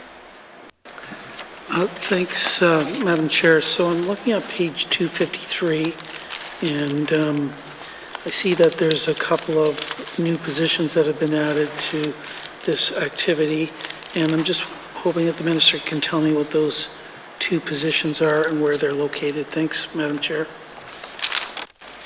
Thank you. Minister of Infrastructure. Thank you, Madam Chair. The departmental changes for the two for 2022-2023 is a highways transportation officer to ensure that we have highway compliance and safety, and as well as the occupational health and safety specialist to ensure that we have compliance with the regulatory as well as legislative and policy requirements. One is located in Yellowknife, the other one is in Hay River. Thank you, Madam Chair. Thank you. Member for Frame Lake.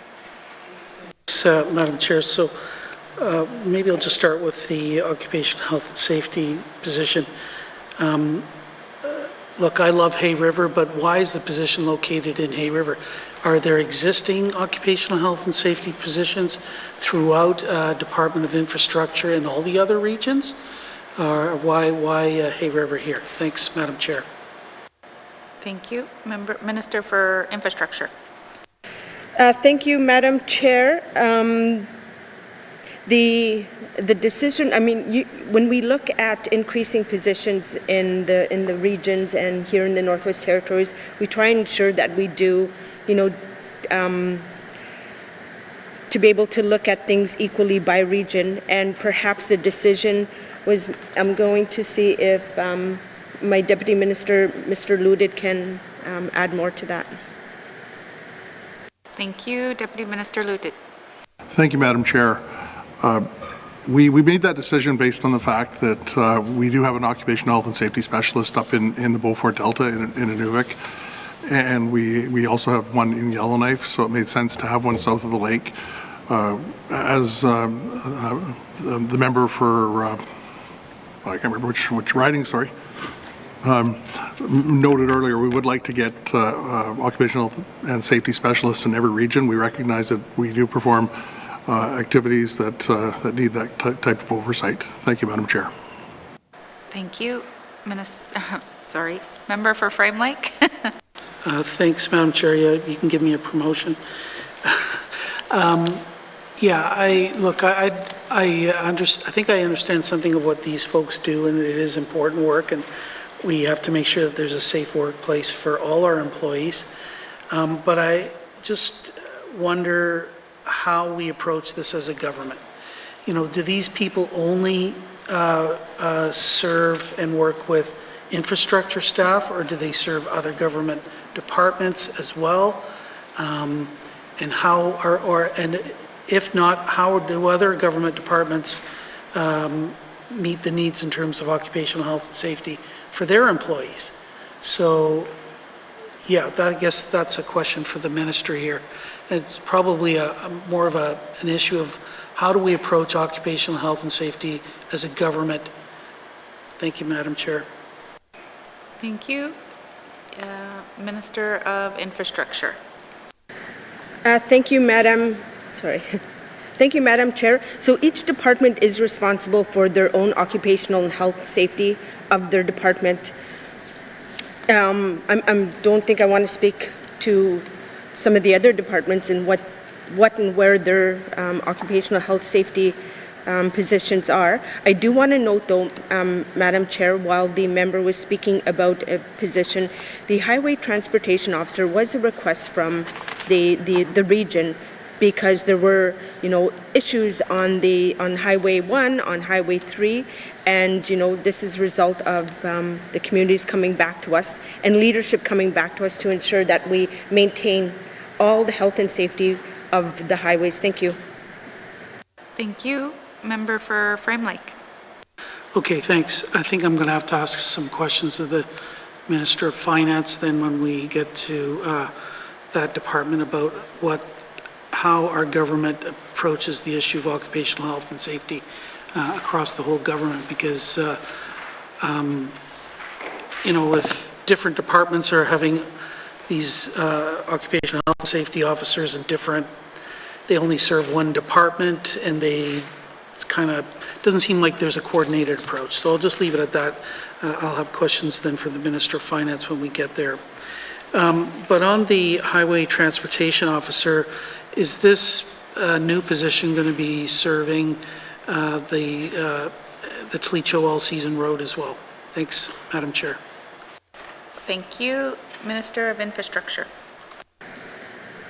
Thank you, Madam Chair. Madam Chair, yes, that's the plan, to be able to look at, but not only that, but to support the other position, and that's located due to some safety issues and regulatory issues. But if I can get Deputy Minister, Mr. Ludet to be able to explain, because I asked that question as well. Thank you, Madam Chair. Thank you. Deputy Minister Ludet. Thank you, Madam Chair. We made a decision, or we wanted to get this position in Yellowknife so that would support the other highway patrol. In Yellowknife is the only area that we have a single highway patrol officer, and we have 60% of the commercial vehicles in the Northwest Territories located. It does require two officers to inspect, and the Workers' Safety and Compensation Commission recommends 2 officers for patrols from a safety perspective, so it makes sense. We have 2 in Inuvik and we have 5 in Enterprise. Thank you, Madam Chair. Thank you. Member for Frame Lake. Okay, thanks, Madam Chair. Is there any possibility that this position could be located in Edzo? Thanks, Madam Chair. Thank you. Minister of Infrastructure. Thank you, Madam Chair. Madam Chair, we looked at that as an option, and that's not the decision that's going to be going forward. Thank you. Thank you. Member for Frame Lake. Okay. Yeah, thanks, Madam Chair. Well, I guess we'll have a discussion about that, but I think that's all the questions I have on this section. I'm just going to look at my notes. Yeah, thanks, Madam Chair. That's it. Thank you. Are there any further questions from members on programs and services? Member for Tabasco. Thank you, Madam Chair.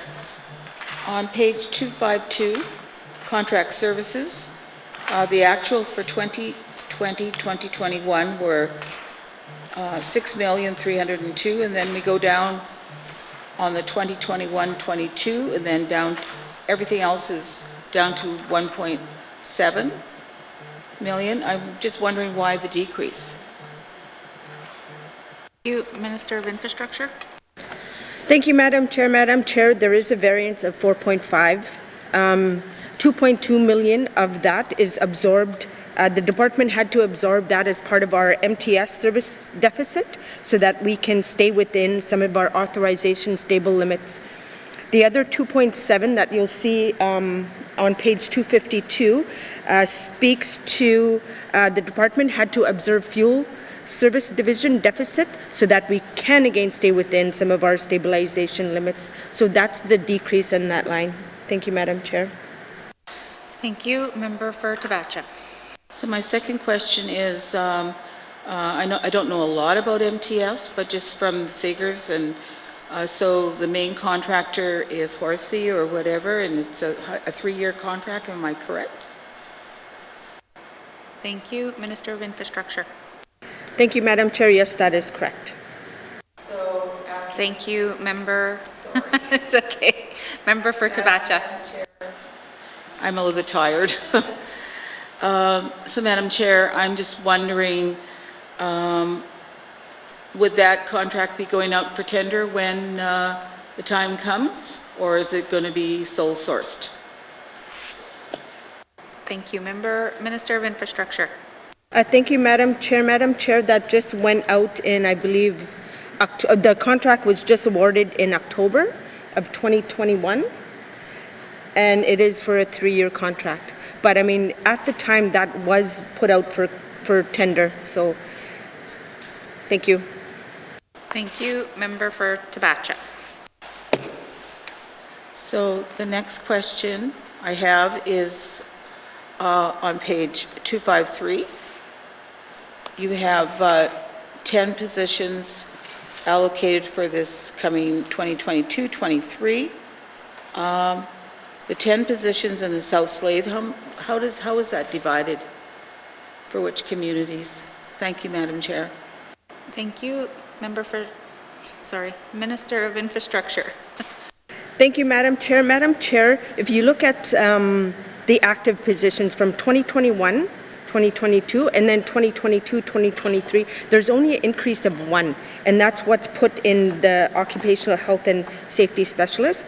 So the breakdown is, so we're only increasing it by 2. So the South Slave will be 10, the Decho 7, the Satu 1, and the Beaufort Delta 7, and the North Slave 6. That's the breakdown of the positions. There's only 2 new positions that have been included. Thank you, Minister. Member for Tabacha. Madam Chair, I said with the South Slave positions, there are several South Slave communities. I want to know how that, well, if we even go to the 9 positions, because we know one is going to Hay River now, so I want to know how that's broken down with the South Slave. The 9 positions. Are they, how many in Fort Smith, how many in Fort Res, how many in Hay River? Thank you, Madam Chair. Thank you, Minister of Infrastructure. Thank you, Madam Chair. I just want to note that all the MTS positions are in Hay River, so that's why you see the number there. It relates to just MTS. I think in the next section, when we get into some of our regional ops, you'll be able to see much more of some of the positions there. But under this section that talks specifically about MTS, that's where the majority of those positions are, because it fits through our fiscal projects in that area. So that's why it's high in that area. But if we get into some of the next section, you'll be able to see some of the other positions equally. Thanks. Thank you, Minister. Member for Tabacha. I don't have any other questions, Madam Chair. Are there any further questions from members on programs and services? If there are none, please turn to page 252. Infrastructure Programs and Services Operation Expenditure Summary. Main estimates, or 2022-2023 main estimates, $16,716,000. Does committee agree? Thank you, committee. We will now move on to, we're just going to move on to regional operations. And that begins on page 254 with information items on 255 to 257. Questions? Member for Yellowknife North. Thank you, Madam Chair. Can I just get the total amount we are spending on road salt right now? Thank you. Minister of Infrastructure. Thank you, Madam Chair, and I think I said this number yesterday, but it's about almost 400,000. Member for Yellowknife North. Thank you, Madam Chair. No, I believe the minister is asking for 478,000 more money in road salt, but I'm looking for the total that would bring us up to. I believe we're spending quite a bit more than that already. Thank you. Thank you. Minister of Infrastructure. Sorry, Madam Chair, I thought the member was asked off the cuff of my head to be able to say how much more we're asking. Our total budget for salt is 1.1 million. Thank you. Thank you, Minister. Member for Yellowknife North. Yeah, I guess when bringing forward this ask for $500,000 in salt, it seems like a lot. Can I get, what is the temperature we don't put salt on the roads, and for how many months of the year essentially are we not salting the roads? Thank you. Thank you, Minister. Thank you, Madam Chair. Madam Chair, that's very technical in nature. I don't know what exactly months. I'm going to assume in the winter months because it wouldn't make sense in the summer. But I'm going to see if Mr. Brennan can speak to the exact months of the year that we provide salt. Thank you. Thank you. ADM Brennan. Thank you, Madam Chair. Yeah, so we generally use salt between -15 and +5. So depending on where you are in the Northwest Territories, but generally speaking from October to late November, December-ish, and then again in the spring is when we use the majority of our salt. This year has been a cold winter, so I'm willing to bet we never used none since the middle of November because it's been very, very cold, at least in Yellowknife anyway. Thank you, Madam Chair. Thank you. Member for Yellowknife North. Yeah, thank you, Madam Chair. I guess I'll note that my understanding is that most, if not all of our municipalities don't salt the roads. It's one of the nice things about vehicles up here is they don't rust. And I'm just curious whether we have done any studies of whether this $1 million in salt actually makes the road safer. And I guess, considering the coldest winter months, we're not using any because it's useless. I'm just curious, whether we are just too far north to actually be spending this much on salt. Have we done any safety standards, or are we just doing this simply because everywhere down south does it? Thank you. Thank you. Minister of Infrastructure. Thank you, Madam Chair. Madam Chair, product data on any of the alternative products are reviewed on a regular basis. And it's based on environmental impact, it's based on cost of purchase, storage, handling, and application. Challenges identified through high costs of purchase for storage of these alternatives and require dedicated uses, while the salt can be applied by trucks and equipment that are used for other tasks. Thank you. Thank you. Member for Yellowknife North. Thank you, Madam Chair. I guess I'll hold off on any more questions about salt. It just seems like a lot of money to spend on salt, considering we don't use it for the coldest and darkest months. I have some questions about the highway operations budget here. I'll know previous fiscal, it was at 71 million. This year's fiscal, it's jumped about 14 million, and then we're asking for another 3 million.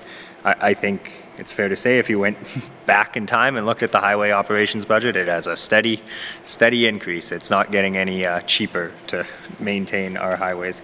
Can I just get, have we done, I don't even know how to phrase this. How about, I'll start with, what is the $3 million increase getting us here this year? Thank you. Thank you, Minister of Infrastructure. Thank you, Madam Chair. Madam Chair, that is an increase. 2.5 is for increase in some of the amortization adjustments. The 478,000 is for the salt, which the member and I just spoke about.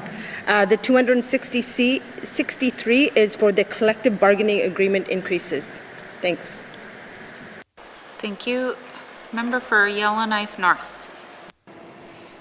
Thank you, Madam Chair. Yeah, I guess perhaps that $88 million is not as bad as I thought it was, because I imagine it includes some amortization of things like bridges. I'm getting a nod over there. I guess I want to move on to contract services here, another line item that I strongly suspect has a pretty steady increase upwards. We're spending $69 million in regional operations on contract services. Can I just get a sense of what the the biggest contracts are that make up that $69 million. Thank you. Thank you, Member. Minister of Infrastructure. Thank you, Madam Chair. The variance, so I mean, you look at the different line items on the contract services, line 30, 31, and 33, where you talk about the different increases. So the biggest variance is the 2.5 million in contract services that offset increase in expenditures that are being coded to materials and supplies in our regional operations division, which means less contracts were entered into in 2020, 2021 because of the COVID pandemic. The increase of $500,000 is new lease space for the Hay River Health Social Service Authority in Hay River. That's the increase. Another increase of 1.3 is the lease budgets for renewals, as well as the O&M cost escalations. So you look at TSC where we have chargeback, utilities we don't. The government buildings that we lease, we pay the utilities. So I mean, we could charge that back too. Thank you. Thank you. Member for Yellowknife North. Thank you, Madam Chair. I guess I'm gonna just ask again there, because I actually didn't know that leases that the department had would fall under contract services. Can I just, what in this $69 million, is that the primary driver then, that the leasing money falls under here? Or yeah, what are the biggest contracts under this $70 million? Thank you. Thank you. Minister of Infrastructure. Thank you, Madam Chair. Madam Chair, I'm going to get, no, I'm going to take a stab at this, actually. So, no, it's okay. We have infrastructure leases, which is about 44%. We have highway operation, 19%. We have some of our winter road. So, I mean, the list goes on, Madam Chair. If maybe perhaps Mr. Brennan wants to take a little more clarification on that. Thank you. Thank you. Mr. Brennan. Thank you, Madam Chair. Yeah, and the Minister is correct that the biggest driver in here is INF, is our leases that we pay. So we're paying $34 million in leases. Some of our other bigger ones, though, other remaining funds are our highway operations, airport operations, winter road construction, all of those basic marine operations that are not owned forces. That's where the majority of that money is going, though. Thank you, Madam Chair. Thank you. Member for Frame Lake, or sorry, member for Yellowknife North. No further questions. I'm sure I'll have questions on the 44% of that money that is leases when we get to the information item. Thank you. Thank you. Are there any other questions under regional operations? Member for Tabacha. Thank you, Madam Chair. I would just like a rundown of the airport operations of $17,363,000 by community. Thank you, Madam Chair. Thank you. Minister of Infrastructure. Thank you, Madam Chair. I don't have that breakdown by community, but airport operations, you look at our main estimates budget and you look at the surplus, the variance, the 1 million is due to amortization expense that was is being miscoded to program services. So in one section we're taking it out and then we're moving it to the other section. The decrease is the travel budget reduction, and the other decrease is for the amortization for adjustments for our airport division assets. And we had an increased cost for airport maintenance costs, as well as factoring collective bargaining agreement increase as well. Those are the higher operational costs. In terms of detail, I don't have that with me right now. Thank you, Madam Chair. Thank you. Member for Tabacha. Thank you, Madam Chair. Is the airport operations, is that line where they're going to be resurfacing of the runways? Thank you, Madam Chair. Thank you. Minister of Infrastructure. Thank you, Madam Chair. I'm going to get clarification. I don't think this is a line item that falls under here. I think it comes, part of it does, but it is still a federal funding, and I will ask Mr. Brennan to speak about where it falls within the budget, because it was quite complicated, because it is a new initiative under a new federal pot. Thank you, Madam Chair. Thank you. Mr. Brennan? Thank you, Madam Chair. Yeah, so the runway overlay for the Fort Smith runway is actually in capital, and it's funded by Airport Capital Assistance Program, $15 million. Thank you, Madam Chair. Thank you. Member for Tabacha? I don't have any other questions, thank you. Thank you. Member for Malfoy, did you have questions? Did you have questions? Yes, thank you. For the regional operations, for the highway, active position here, it says for Clecho. This is it says here we're not part of the North Lake, this one.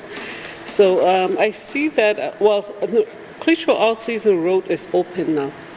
And the last fiscal year, or this coming, 21-22, it's 9, and it's still 9 within the new fiscal year. Is that number going to change now with the all-season road open? For that active position that's in page 257. Thank you. Member Minister? Sorry. Thank you, Madam Chair. No, that's not going to change. That's the contractor maintenance part of it. Thank you. Thank you. Member for Malfoy? Okay, contract services. Okay. And so out of these positions, how many of these are full-time or part-time positions? Thank you.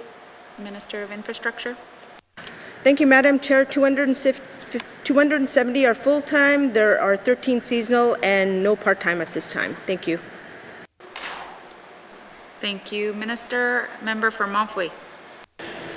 No, it's, the highway from Highway 3, that's the most busy highway. And I'm kind of a little bit surprised we have only 9 active positions, which I thought it would be more than some of the regions when Clecho make up 6% of the population. So I'm just a little bit, why is that there's only 9 positions when that road is busy? That's the most, it's busy all season long. So I'm just asking why there's only 9 and other regions have more than us. Thank you. Thank you. Minister of Infrastructure? Thank you, Madam Chair. Madam Chair, I'm going to see if Mr. Brennan can add further clarification and to be able to justify why, how the regions are separated based on positions. Thank you. Thank you. Mr. Brennan? Yeah, thank you, Madam Chair. So I guess the factor we're looking at for determining how many people work in what we call a highway beat is the length of the beat. And so there's a Yellowknife camp which goes from the end of Highway 4 out near Tibbet Lake out to approximately Stag River. And then the Clecho camp takes from Stag River out to Chan Lake. And then the Fort Providence camp goes from Chan Lake basically out to Highway 1 near Red Knife. So 9 is basically standard. It's the most we have in any camp in the Northwest Territories. Some of the camps in South Slave actually only have 7 people, depending on how close they are to other camps. So we don't look at the population of a community when we're determining. We look at the length of the highway and how many people you need to maintain that safely. Thank you, Madam Chair. Thank you. Member for Malfoy? Okay. Thank you. Well, thank you. That's at least now I understand. So, yeah, thank you. That's it for now. Thank you. Are there any other? Okay, member for Hay River South. Thank you, Madam Chair. I just want to talk about highway operations. This year, we all know that there's been fairly heavy snowfall in the territories, which may cause some drainage problems come spring.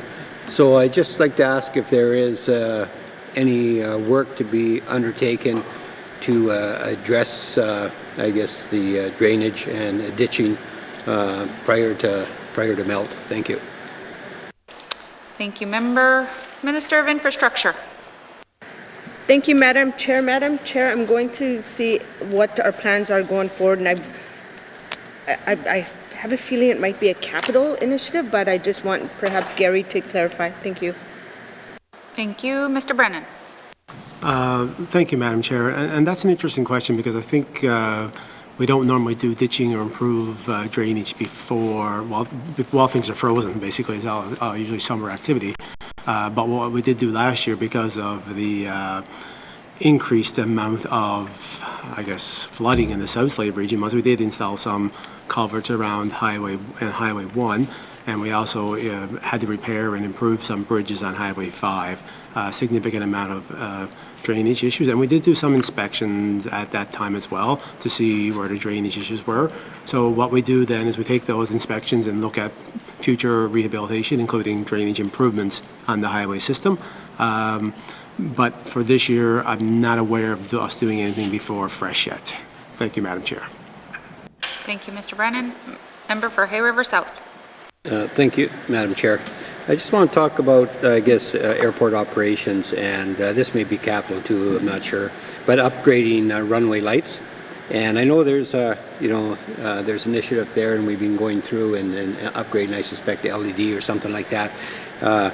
And I'd just like to know how that's going, and if we're looking at doing all the runways, even the small communities. Thank you. Thank you, member. Minister of Infrastructure. Thank you, Madam Chair. Madam Chair, we have a list of different projects that are happening. This year we're doing a bit of work at the airports in Fort Simpson. We're doing some work in Fort Smith. We're doing a little bit of work here. I'm not sure, unless the member wants to speak specifically where we're at in Hay River. Thank you, Madam Chair. Thank you. Mr. Brennan. Thank you, Madam Chair. Yeah, I don't think there's any planned upgrades for or for Hay River Airport, which I'm assuming is what the member's referring to here. We did just do a lighting upgrade in Fort Smith 2 years ago, I do believe. But we are looking at all of our airports and trying to convert all of our airports to LED. We generally do that through ACAP funding, so it would be capital applications that we're looking at. And I'm just not sure if there is one in for Hay River or not right now. So thank you, Madam Chair. Thank you, Mr. Brennan. Member for Hay River South. Thank you, Madam Chair. And this will be, I guess, more of a comment and a suggestion. I just want to put a plug in for Hay River. When I was at the airport the other day, I looked out the runway and I noticed that 2 of the runway lights were kind of off, and it looks like they probably should be straightened out. So whether it's the base that has to be fixed, so I would just maybe check with the guys there. Thank you. Thank you, member for Hay River South. You got that, Minister?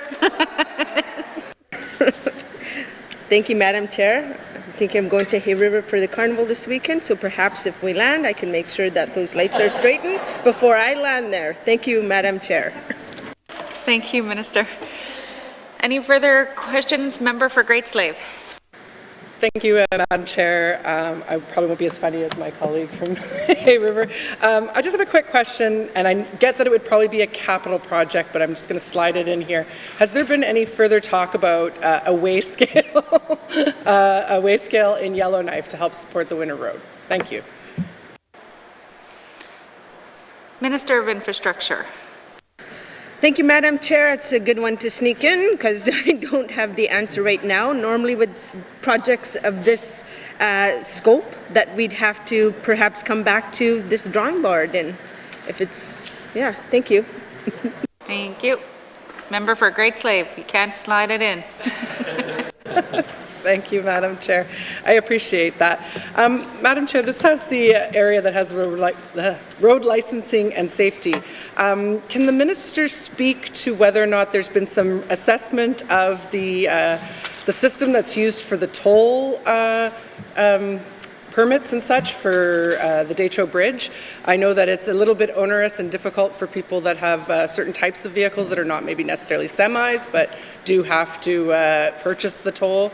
And I know there's been some upgrades around transponders, so I'm just wondering if there's any further work being done there or changes. Thank you.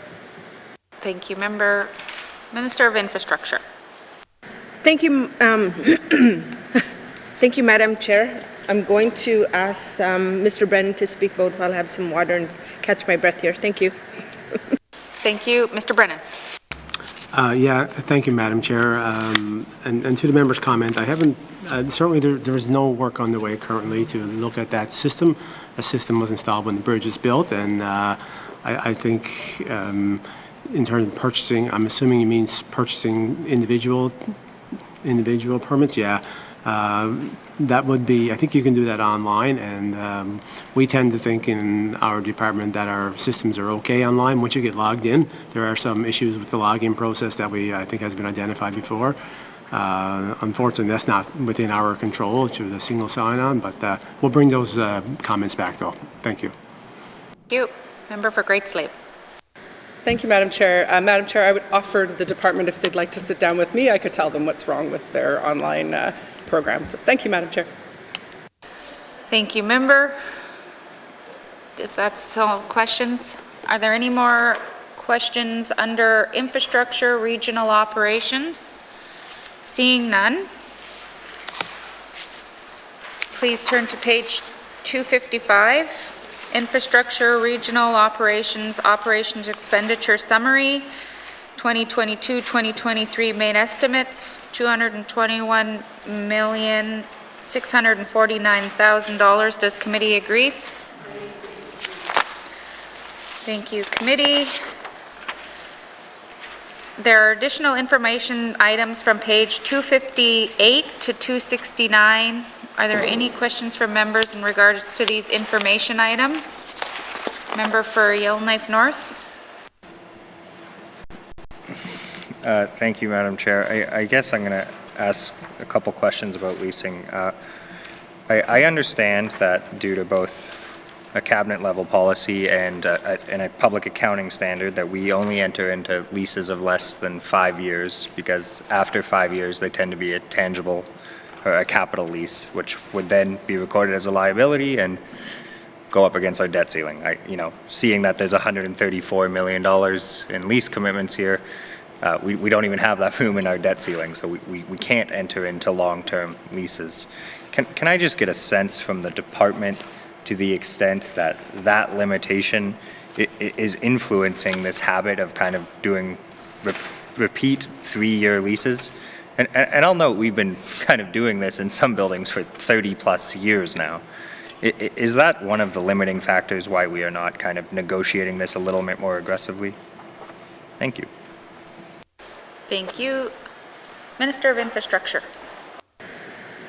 Thank you, Madam Chair. I'm going to see if Mr. Brennan can speak a little more to the leasing. I see he's got his papers there to be able to explain why the department does not go into further leases. Thank you. Thank you. ADM Brennan. Thank you, Madam Chair. Yeah, just to clarify one of the members' comments that the $125 million leases, I think $100 million of that is related to Stanton Legacy, which is a capital lease, which is causing some grief on our borrowing limit.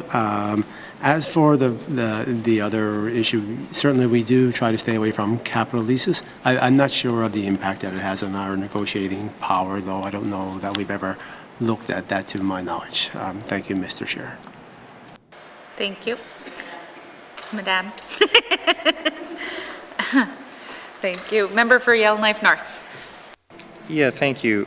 I guess, my understanding is what historically has happened is that leasing has been rather decentralized and departments just kind of tell infrastructure what they need. And I guess I'd like the department to speak to any work they might be doing in this area to, centralize it, maybe push back sometimes and say, hey, you don't need this office space. Actually, we're going to move you into this building because it'll save us a bunch of money.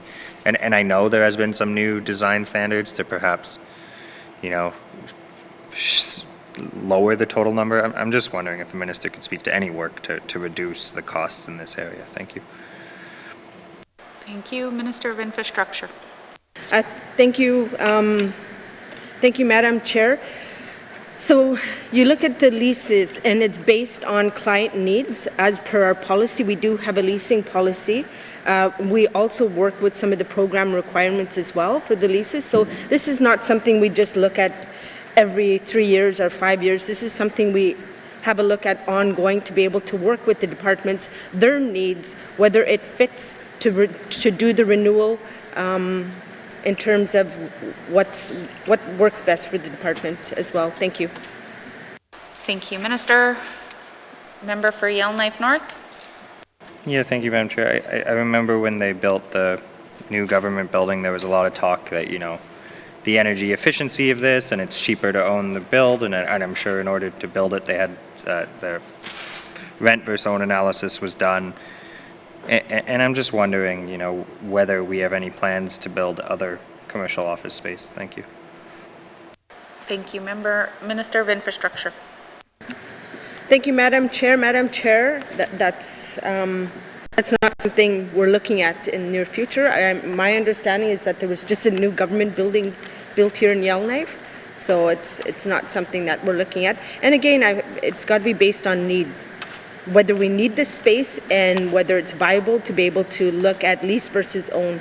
Thank you, Madam Chair. Thank you. Are there any more questions from members on any of the information items at the end of this section? Seeing none. Oh, member for Frame Lake. Thanks, Madam Chair. The Yellowknife Airport revolving fund. I know I've been after the department for some time to start to spend money at the airport, and I understand they're supposed to be completing their third version or third different contractor to produce a master plan by the end of this month, apparently. So what can we actually expect to see any of this money expended in the 22-23 for the airport, and for what? Thanks, Madam Chair. Thank you. Minister of Infrastructure. Thank you, Madam Chair. The airport the airport revolving has a fund. I'm sorry, I'm just trying to look at, we will be investing $2 million in the coming years for the rehabilitation as well as the airfield drainage in relation to some of the ACAP projects. I'm looking to see if Mr. Brennan can add anything further on, where we're at with the airport revolving fund and the surplus. Thank you, Madam Chair. Thank you. Mr. Brennan. Thank you, Madam Chair. I think I have a list right here now. Since 2018, we've spent about $15 million at the Yellowknife Airport on capital programs. Some of that was federally funded through CATSA or through ACAP.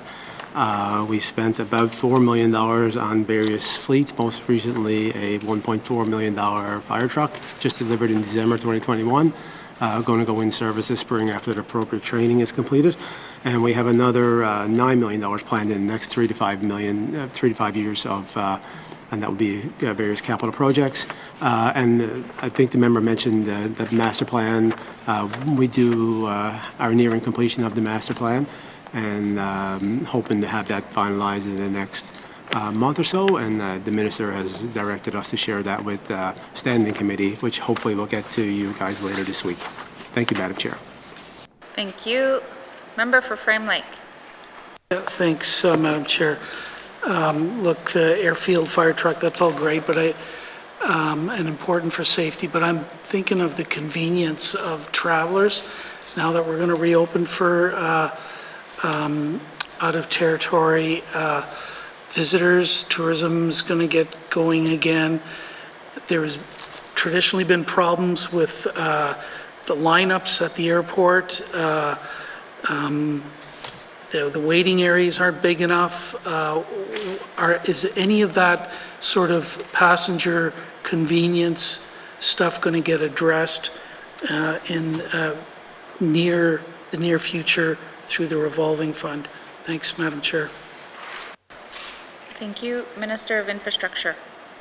Thank you, Madam Chair. Madam Chair, I'm going to ask if we can get back to the member in terms of where we're at with some of the projects going forward as we look to some of the stuff that's happening at the YELLOWKNIFE Airport. Thank you. Thank you. Member for Frame Lake.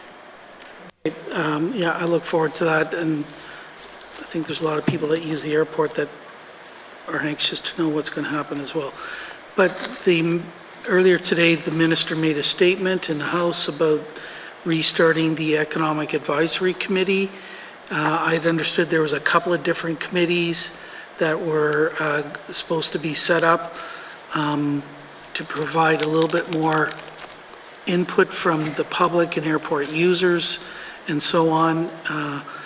And I don't think they ever were, if they were established, they never really got going and they never really did anything. And there was no reporting back to the public about what was happening. Is there new terms of reference for these, for the advisory committee? And was there a public call, expression of interest for people to put their names forward? Who's going to be sitting on this economic advisory committee?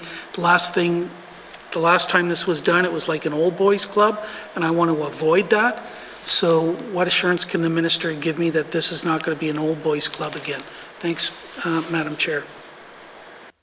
Thank you, Minister. Or Member, Minister.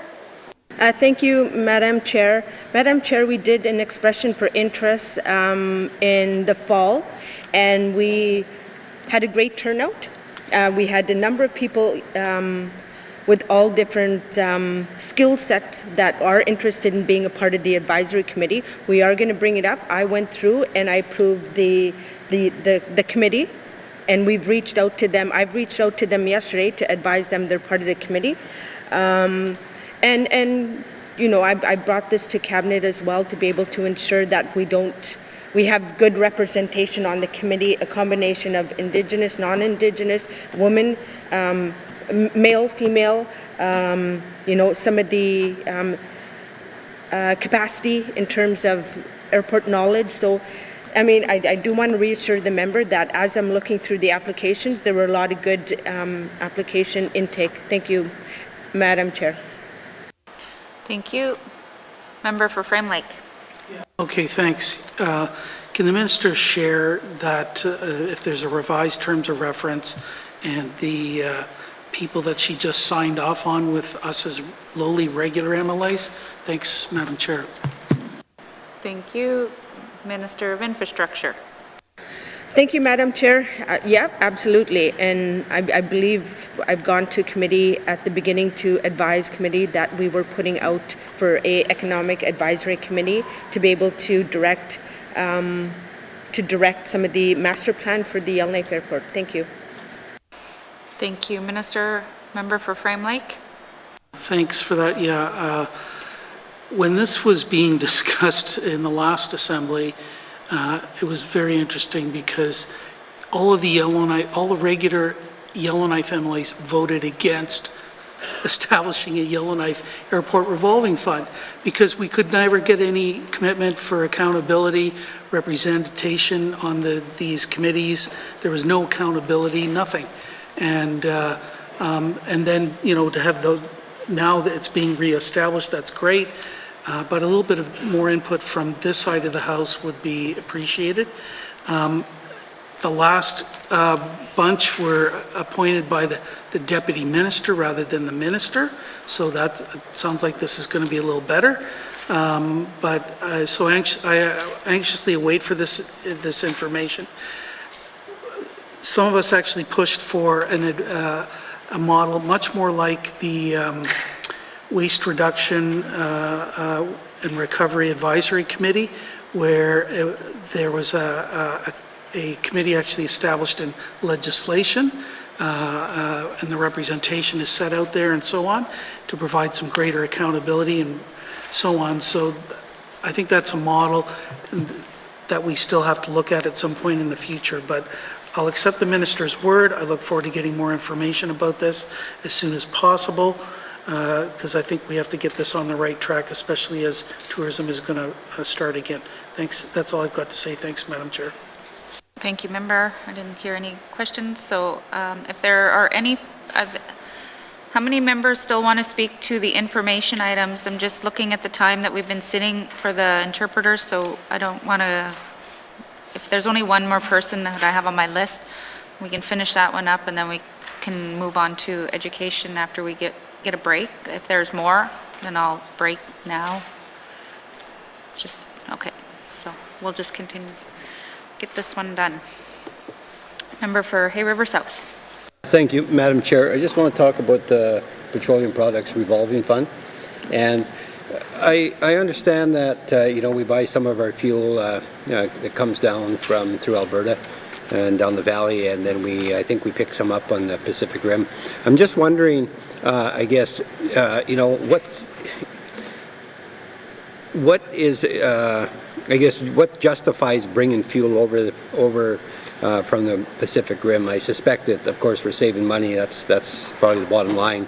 But is there anything else that pertains to it? Thank you, Madam Chair. Thank you. Minister of Infrastructure. Thank you, Madam Chair. It's funny, one of the other members asked this on the floor as well, and I remember looking at the answer, and I don't have it in front of me right now, but if I can ask Mr. Brennan to speak a little more about it while I find further information. Thank you, Madam Chair. Thank you. Mr. Brennan? Thank you, Madam Chair. So I think there's a couple factors go into the decision to purchase fuel from, not from Alberta and bring it over the top, as it's called. I think right now we purchase our fuel through a Glencore in Washington that comes up across the Alaska North Slope. One of the issues that we have with bringing fuel up is obviously we're 100% reliable on rail or road transportation. It's a long way to bring fuel in tankers. So what we've done to try and reduce some of the risk is to bring fuel from a tanker right to the port of Tuck, where it's lighted off into our barges and then barged into the various communities in the Inuvik settlement region.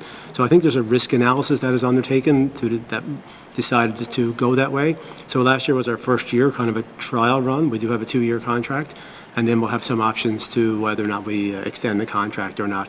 So it's not just about prices, although we're constantly trying to reduce the cost of living, especially in the coastal communities. It is also a risk analysis that's done there as well. Thank you, Madam Chair. Thank you, Mr. Brennan. Member for Hay River South. Thank you, Madam Chair. So if we put risk aside, is the cost pretty well similar, I guess, bringing it both ways, or is there a difference there? Thank you, Madam Chair.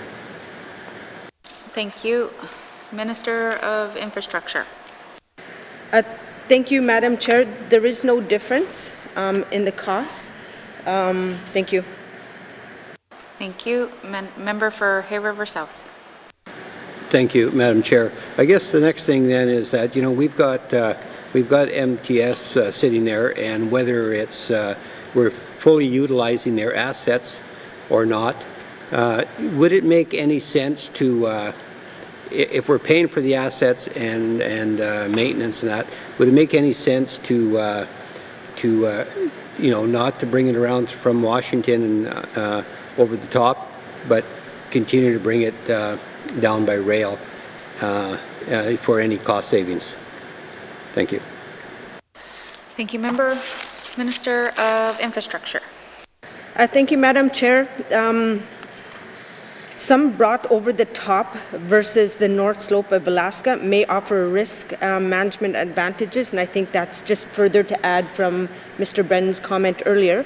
But the reliability of quality and delivery are the greatest importance to be able to deliver fuel in a fashion that is safe for our communities as well.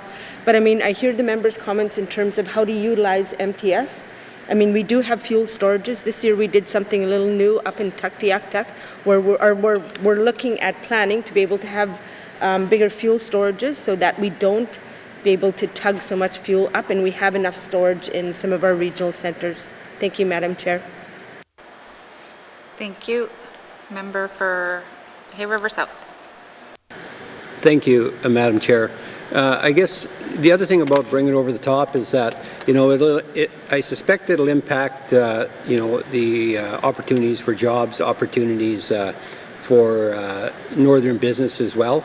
You know, we've got a number of fuel suppliers or middlemen here in the territories, and I wonder if that's taken into account as well as, you know, the impact on employment, the impact on business opportunities. Thank you, Madam Chair. Thank you. Minister of Infrastructure. Thank you, Madam Chair. I'm not sure. I mean, we could predict so, or we could predict not.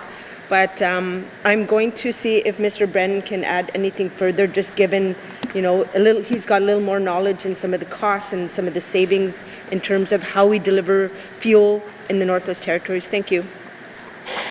Thank you. Mr. Brennan. Thank you, Madam Chair. Yeah, and that's a good point, and it's actually something, the discussion that we had this week in talking about this was what are the impacts on MTS? And right now, I think that'll be part of the evaluation process after this coming season, is what are the impacts. My understanding is that they're negligible because of the way they operate in terms of basically transferring the fuel from the tank, from the trains directly into the barges for shipment, but there might be some impacts that should be evaluated. So we'll consider that when we do the evaluation next year. Thank you, Madam Chair. Thank you. Member for Hay River South. Thank you, Madam Chair. Yeah, I think it's important that, you know, that we try to ensure that we're using northern businesses, we're using northern labor, we're maximizing that. The other thing, I guess the question is, when we do bring it over the top, and we transfer to other barges there in Tuck, are we using MTS barges or are we using somebody else's? Thank you, Madam Chair. Thank you. Minister of Infrastructure. Thank you, Madam Chair. Yes, we are using MTS barges, and actually it was later in the fall where we, through MTS, assisted some of the local barges to be able to ensure that we have fuel supply for communities such as N.W.T, Tuck, and Acknowledgements. So we had MTS provide that support for that as well. Thank you. Thank you. Member for Hay River South. Thank you, Madam Chair. You know, again, I just want to reiterate that, you know, that we do have northern businesses that do invest a lot here in the territories. You know, we have a lot of people up and down the valley that are looking for work. And so I think it's very important when you do your assessment, you know, that we use that as a consideration as well. And I can understand the risk assessment. You know, I've got, you know, I don't really have a problem with that because we don't want any major spills, especially in, you know, in our rivers or in any waters. So, but, you know, just look at all the, I just ask that you look at, you know, that all the areas when considering how we're going to move fuel. Thank you. Thank you. Minister of Infrastructure, you're good? No further questions? Okay. Member for Montfouet. Yeah, I just wanted to ask, I know it's getting late and we're all tired, and I know when I said that we make up 6% of the population, and you said, you know, we don't use the population, but I wanted to ask, 9 positions in Klitschko region. My constituents, they use that road a lot. That's why I said that, because we use the road, and now YT is, you know, that also is the road is open. So it would be nice if we can have some of these positions, 47, you know, in North Slave. And this is the first one that I saw, you know, Klitschko region in this part of your regional operations. Is there any plan that some of those positions can come to Klitschko region in the future, like, because that road is busy and we do need, you know, more position to be transferred to the out to the regions.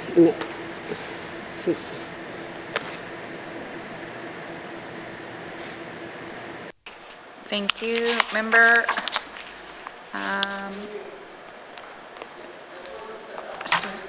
And ask about that, if there's any plan to transfer any of the positions from headquarter to the regions?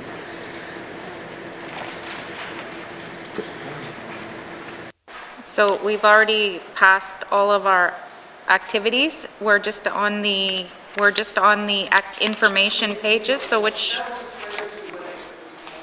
About the position, so I just wanted to ask, I know I'm on page 257, but, so that's what I'm referencing.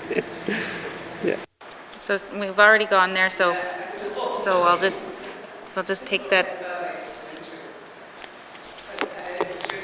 Talk to Diane after. Yeah. We'll leave it at that. Thank you, member from Montfouet.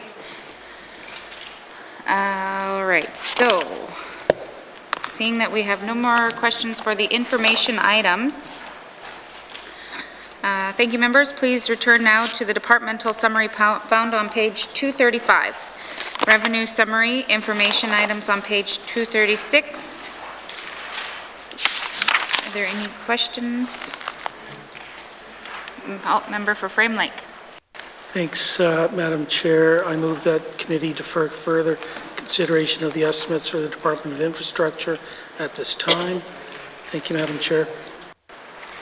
Thank you, committee. There's a motion on the floor to the motion. Question has been called. All those in favor? All those opposed? Abstentions? Motion is carried. Consideration of the Department of Infrastructure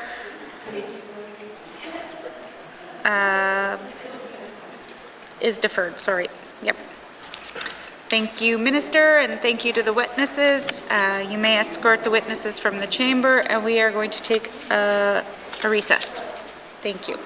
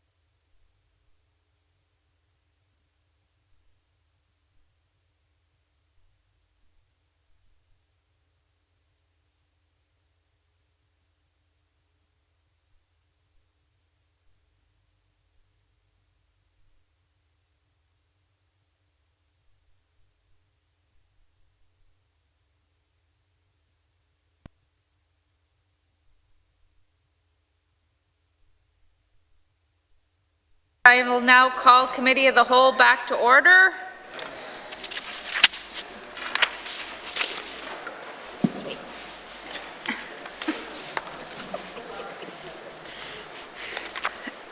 Committee, we have agreed to consider table document 561-19-2, main estimates 2022-2023. Does the Minister of Education, Culture and Employment have any opening remarks? Yes, I do. Go ahead. Thank you. Madam Chair, I'm here to present the Department of Education, Culture and Employment's main estimates for the fiscal year 2022-2023. Overall, the department's estimates propose an increase of $5.159 million, or 1.46%, over the 21-22 main estimates. These estimates support the mandate objectives while continuing to meet the GNWT's fiscal objectives to prioritize responsible and strategic spending. Highlights of these proposed estimates include forced growth funding of $778,000, including an additional $645,000 to address the increased demand on the senior citizens supplementary benefit, and $133,000 to address the increased lease costs related to Aurora College. The proposed estimates also reflect a total increase of $1.169 million to support new initiatives. This amount is comprised of $1.01 million to support the continued implementation of the action plan to improve JK-12 student outcomes, $159,000 to fund an additional position to support the Education Act modernization project. The proposed estimates also reflect a total increase of $8.787 million for other adjustments, which primarily includes $1.984 million increase to support the 2021 to 2023 Northwest Territories Teachers Association's collective agreement, $626,000 to implement enhancements to the 2022-2023 school funding framework to address the declining enrollments in Northwest Territories schools and to provide consistent and stable administrative and school support to small schools. $500,000 to continue an infrastructure fund to assist early learning and childcare programs with the cost of property improvement or new construction needed to offer new or expanded licensed programming. $322,000 increase to the Canada N.W.T French language service agreement. $298,000 to extend the existing Canada Northwest Territories early learning and childcare bilateral agreement. $2.777 million for salary cost increases provided by the 2020-2021 Northwest Territories Teachers Association collective agreement. $2.684 million for salary increases across ECE related to the 2021 to 2023 UNW collective agreement, and $404,000 reduction to travel budgets implemented across GNWT. The increases are partially offset by a total decrease of $6.308 million, reflecting funding scheduled to sunset March 31st, 2022, which includes $4.255 million for safe return to class funding allocated in response to the pandemic within education operations and educator development, $1.088 million one-time support for N.W.T students in response to COVID-19 with student financial assistance, $600,000 for one-time COVID-19 support funding, which was federally funded for labor market programs, $115,000 funding associated with Northern Studies expansion, $211,000 establishment of the N.W.T Community School and Community Child and Youth Care Counselors Phase 3 and 4, a transfer of associated funding from ECE to the Department of Health and Social Services, $33,000 for a portion of funding associated with Northern Distance Learning, and $6,000 for one-time technology setup funding for Quality Assurance Advisor and Student Records Coordinator positions. That concludes my opening remarks. Thank you. Thank you, Minister. Do you have witnesses to bring in? Yes, I do. Sergeant at Arms, please escort the witnesses into the chamber.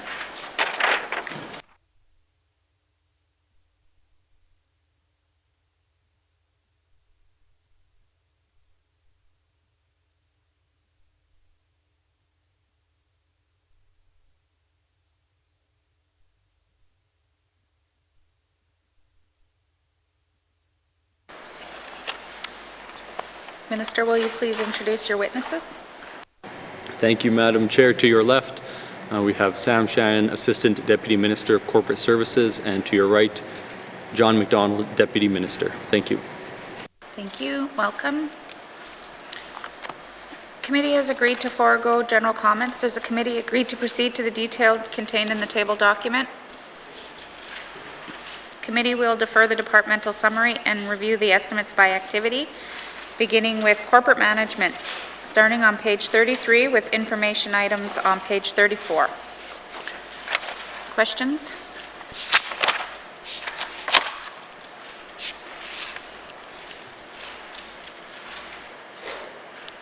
Member for Yellowknife North.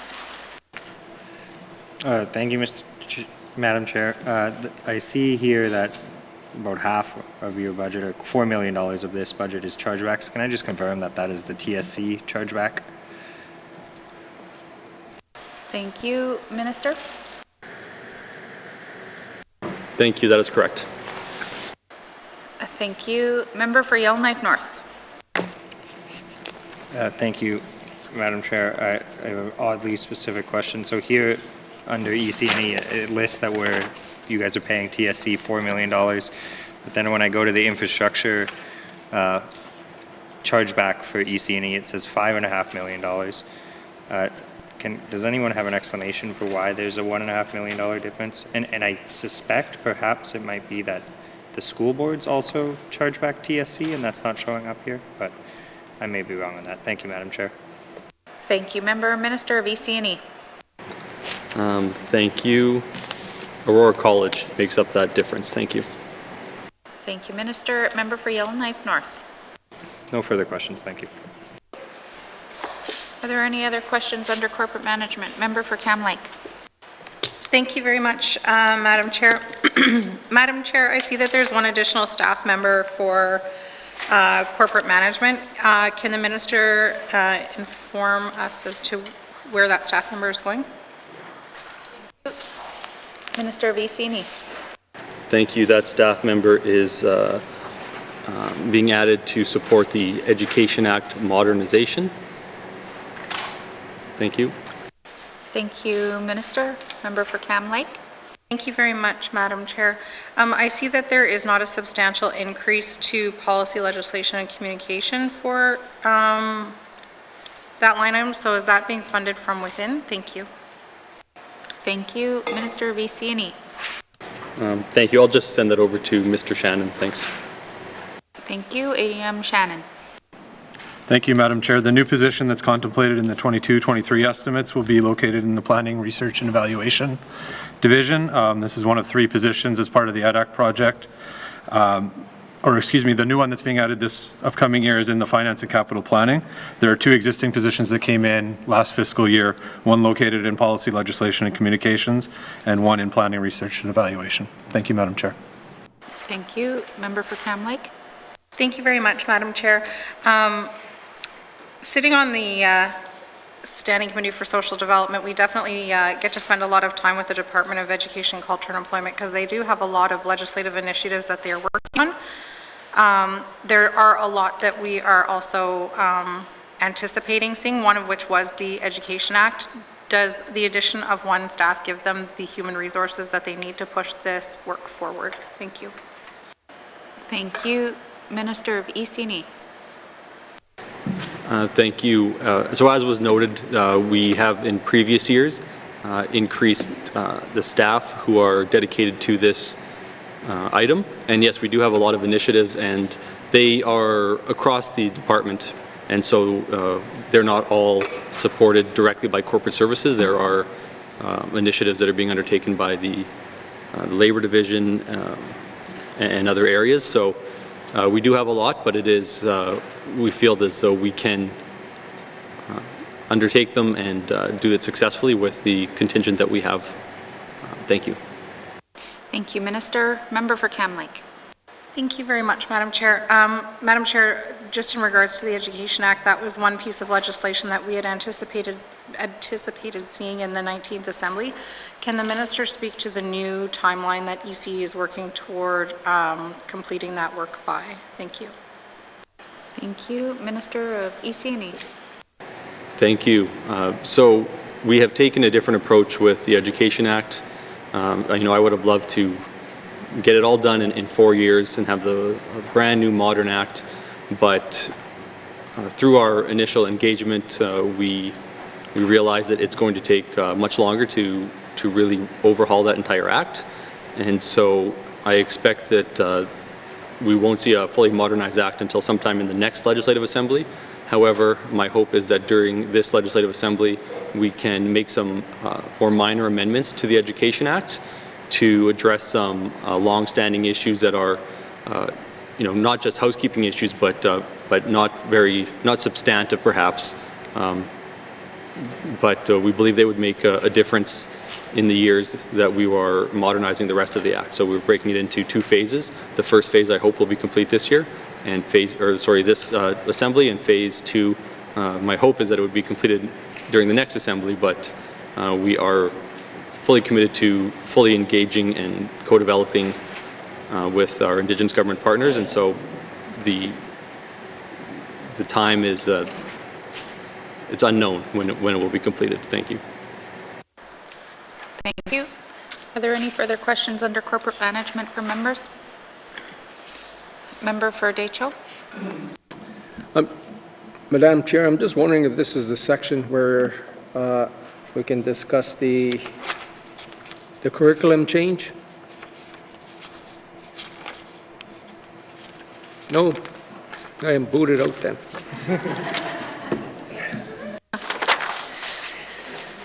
Any other questions under corporate management? Member for Great Slave. Thank you, Madam Chair. I guess I'm just curious with the change that my colleague was mentioning to the new curriculum, are we going to need to see a better or an increase to communications costs in order to get this messaging out there, to assure parents that they're I guess why we've made this change, assure the public why we've gone to this expense? I think there would be I think there's going to be a lot of questions, and I guess I'm just wondering if we need more money for comms. Thank you. Thank you. Minister Vicini. Thank you. Over the years, ECE has built up its capacity for communications, and I think it's really been put to the test over the past 2 years with a lot of significant and rapid changes due to the ever-changing environment with COVID. And so I'm confident that we have the ability to communicate that, and I agree with the member that we do need to communicate that. There's a lot of interest in education and every aspect of it, especially a change as large as communications. And so we will be working with the education bodies to ensure that the changes are communicated as they happen over the coming years. Thank you. Thank you, Minister. Are there any further questions under corporate management? Okay. Thank you. Our member for Montfouille. Corporate management, and he did mention the Education Act. So is this where I can mention about the Modernization Education Act? Is that, or do I have to wait? Yeah, I think, yeah. Yep. Had meetings with him, and then I think Indigenous. Are the Indigenous government organizations are going to be involved with drafting up this legislations? Thank you. Minister Vicini. Yes, very much so. I've made that commitment at the Council of Leaders that this would be a very collaborative co-development process, and I believe the first meeting was actually today between the department and the partners in the Council of Leaders. So yes, it will be very, very collaborative. I'm fully committed to that. Thank you. Thank you. Member for Montfouille. That's good. Yeah, I just wanted to ask that. Double check. Yeah. Thank you. All right, so are there any further questions under this section? Seeing none. Education, Culture and Employment, Corporate Management, Operation Expenditure Summary, 2022-2023 main estimates, $11,264,000. Does committee agree? Thank you. Committee, we will now begin culture, heritage, and language, beginning on page 36 with information items on page 37 to 39. Questions? Member for Great Slave. Thank you, Madam Chair. I guess I can't stress enough, I think, the importance of this section, and I think we're coming into some sort of decade of awareness around culture, and I'm not quite sure I have that right, but I'm sort of disappointed to see that we're not getting too much more of an increase in funding here to support our northern performers, to our Arts Council. I guess this is on my forefront because I've just been doing a bunch of support letters for the arts funding. So I guess could the minister speak to why we're not really seeing too much of an increase here, and is there an opportunity to perhaps put more funding into these areas of Indigenous languages, et cetera? I am glad to see the increase for the broadcasting. Thank you.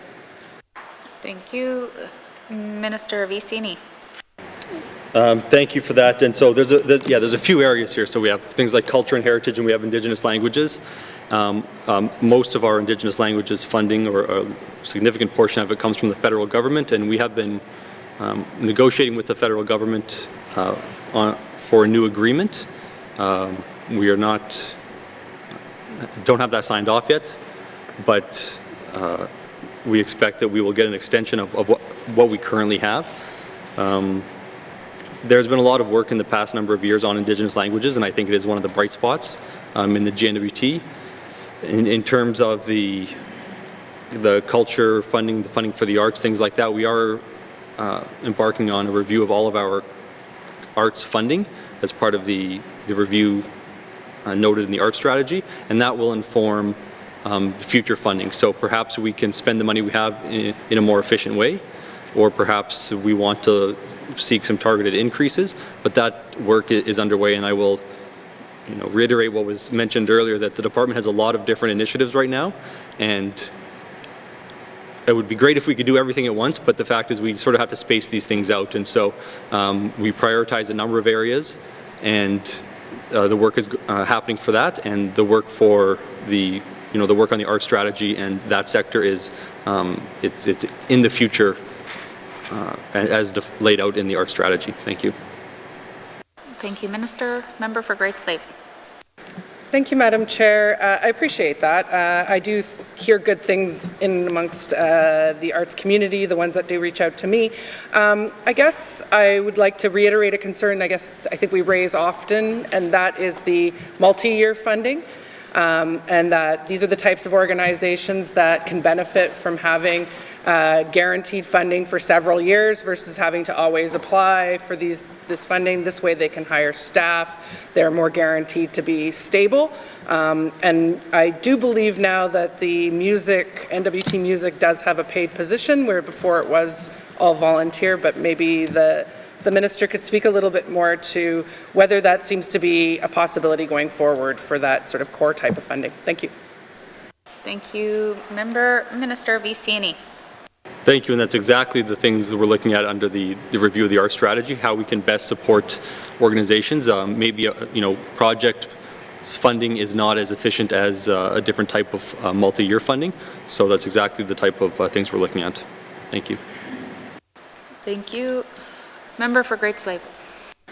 Thank you, Madam Chair. I think, again, this is an area where if we increase some of this funding to these types of programs, we would then see an uptake in regional employment and employment in small communities. I know my colleagues have often raised being able to sell crafts, et cetera, online. So I guess I'm not sure if I have too much of a question there, but more just of a comment that I think that we could be very smart with the money here. And I guess maybe I'll ask the minister, what is he doing to ensure that that money is going into the hands of small community artists as well? Thank you. Thank you. Minister? Thank you, and perhaps I will hand it to the Deputy Minister for some more detail, but first I will say that we do fund the arts at the second highest level in Canada after the Yukon, so we are providing some significant funding, but in terms of how we support a lot of the small artisans in the territory, which is what the territory is made up of, I can hand it to the Deputy Minister through you, Madam Chair. Thank you. Deputy Minister McDonald. Thank you, Madam Chair. So as the Minister mentioned, there are a number of arts-specific funding programs that the department delivers through the Culture and Heritage Division. Those programs include support for Northern performers, arts organizations operating contributions, heritage centers contribution programming, and Indigenous cultural organization contributions. As well, there is the Arts Council, and it has funding that is provided through the Council, makes the decisions with regional representation, I should say, about which projects should be approved during 2 intakes each fiscal year. So there is regional representation there, and the priority is for individual artists and so on to make sure that that is going to that sector. Thank you, Madam Chair. Thank you. Member for Great Slave. Thank you, Madam Chair. I guess just to ask a little bit further about the Minister's comment regarding that we are the second highest funded in Canada. I guess my question is that an overall second highest amount, or is that sort of a per capita fund? Because I get my point, or the reason I ask is that if I think it's harder to deliver this type of work in the North, like everything else that we do. So if it is just a sole amount, I don't know that that necessarily makes up for the difficulty maybe for our people to execute program, or our lack of capacity for executing programs and services in the arts. Thank you. Thank you. Minister of EC&E. Thank you. So we fund the arts to the second highest degree per capita. I think one of the differences between our jurisdiction and southern jurisdictions is that there are larger arts entities that can access third-party funding, federal funding, things like that, that a lot of our smaller artisans here can't do just by the fact that they don't have that infrastructure around them. So while the government is providing funding, I think the artists are missing out on other avenues, and we want to capitalize on that, and that's part of one of the goals of the review of through the art strategy. Thank you. Thank you, Minister. Member for Great Slave. Thank you, Madam Chair. It always makes me think of something else I want to ask. I guess further to this, I think this is the right area to ask around like our archives and such, and whether or not, I know that there's been, again, for this lack of capacity that we have in the North, or lack of resources, that we're potentially not able to preserve and archive and really utilize the great art that we do have stored at the Prince of Wales Heritage Centre. And when we did do the tour there, that was expressed to us the building is inadequate. So is there money coming federally for us to start taking care of our arts stock better? And I guess I look at the fact that, again, we are not one area or one territory where everything is homogenized inside of it. And so in reality, we have, you know, however many different cultures that each have their unique arts and culture that needs to be preserved. So I guess I know I'm probably pleading to the choir or singing to the choir, but maybe the minister could speak if there's more money coming there. Thank you. Thank you. Minister of EC&E.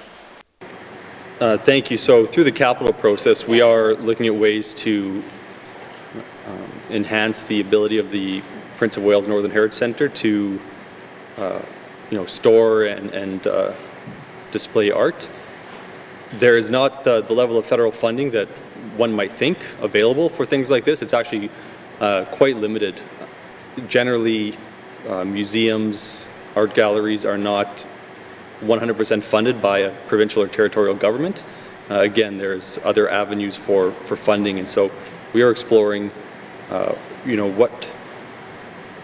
to perhaps access some of those other avenues, and how we can perhaps tie in with some other projects that might be happening in the territory, and utilize some other facilities. So it is on. There are staff who are working on this. But it is a slow process given the magnitude of the issue. Thank you. Thank you, Minister. Member for Great Slave. Thank you, Madam Chair. Yeah, I guess I really want to see that mukluk and Kamek display or collection that we have at the museum get on display at some point, because it's pretty fantastic. I like what the Minister is saying about collaborations, and I think that there's an opportunity to collaborate with Indigenous organizations. I love that we have the art in the airport, that type of of thing going on. So I think there's plenty of opportunities. We could have art in our schools, other ways that we could be showcasing that around the city so that when we do have tourists return, there's something for them to look at. Thank you, Madam Chair. Thank you, Member. Are there any further questions? Member for Tabacha. Thank you, Madam Chair. I noticed that there's a decrease in the N.W.T Arts Council. Is that decrease going to continue, or are we going to at some point get back to watching live shows and all these other things? And I'm just wondering why there is the decrease. Thank you, Madam Chair. Thank you. Minister of ECNI. Thank you, Madam Chair. So the N.W.T Arts Council is showing $700,000 a year over year, and the actuals in 2021 were $710,000. Is that what the member is referring to? Yes. Thank you. So I believe the Arts Council was just overspent that year by $10,000. Perhaps I can ask Mr. Shannon for some more detail on that. Thank you. Thank you. Mr. Shannon? Thank you, Madam Chair. I'm not much to add beyond the budget was overspent in that current year, and there have been no budget changes during the course of that time. Thank you, Madam Chair. Thank you. Member for Tabacha? The Heritage Centers line, the $491,000. Could you give us a breakdown on the allocations of those funds? Thank you, Madam Chair. Thank you. Minister of ECNI. Thank you. From what I can recall, the Hay River Museum Society gets $60,000. I believe the center in Tabacha gets $198,000, but I can ask the Deputy Minister for the actual numbers. I believe he's looking at them. Thank you. Thank you, Minister. Deputy Minister McDonald. Thank you, Madam Chair. So the numbers for the Heritage Centres are in Fort Smith at the Northern Anthropological and Cultural Society, $198,000. In Norman Wells at the Historical Society it's $118,000. The Hay River Museum Society is $60,000. The Yellowknife Historical Society is $60,000, and the Fort Simpson Historical Society is $55,000. Thank you, Madam Chair. Thank you. Member for Tabacha. The line for Indigenous language revitalization has gone down from the 2020-2021 actuals by 25,000, and I just wonder how serious this department is in Indigenous languages revitalization when you see a decrease in the mains. Thank you, Madam Chair.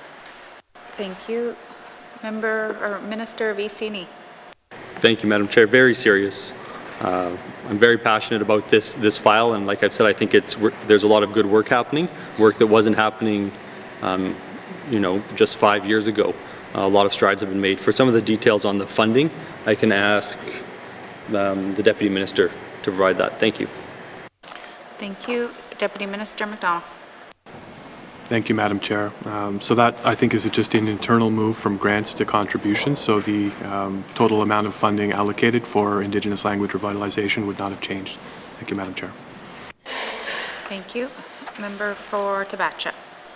At one of our, Madam Chair, at one of our government operations phone-in shows, the whole issue of bonuses for knowing a second language or a second official language was brought up.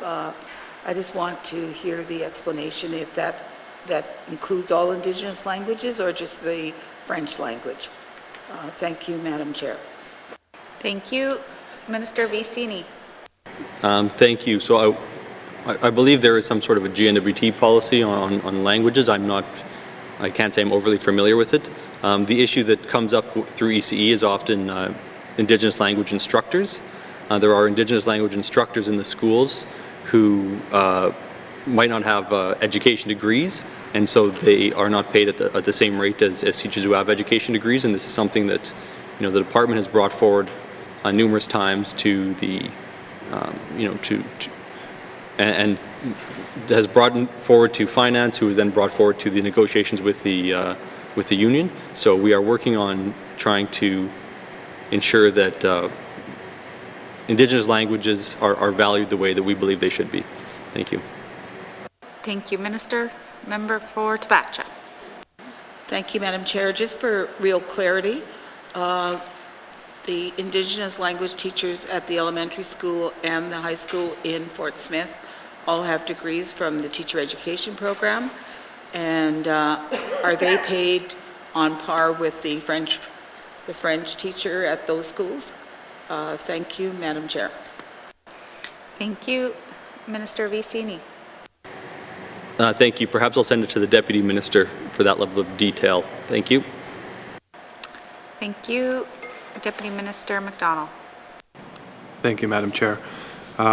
Luckily, with the recent conclusion of collective bargaining with the Northwest Territories Teachers Association, what I believe the Minister is speaking about has been addressed. So, for example, there is a provision within the collective agreement for a language bonus for Indigenous language instructors. So that's been increased. I think it's a little over $6,000 per year now.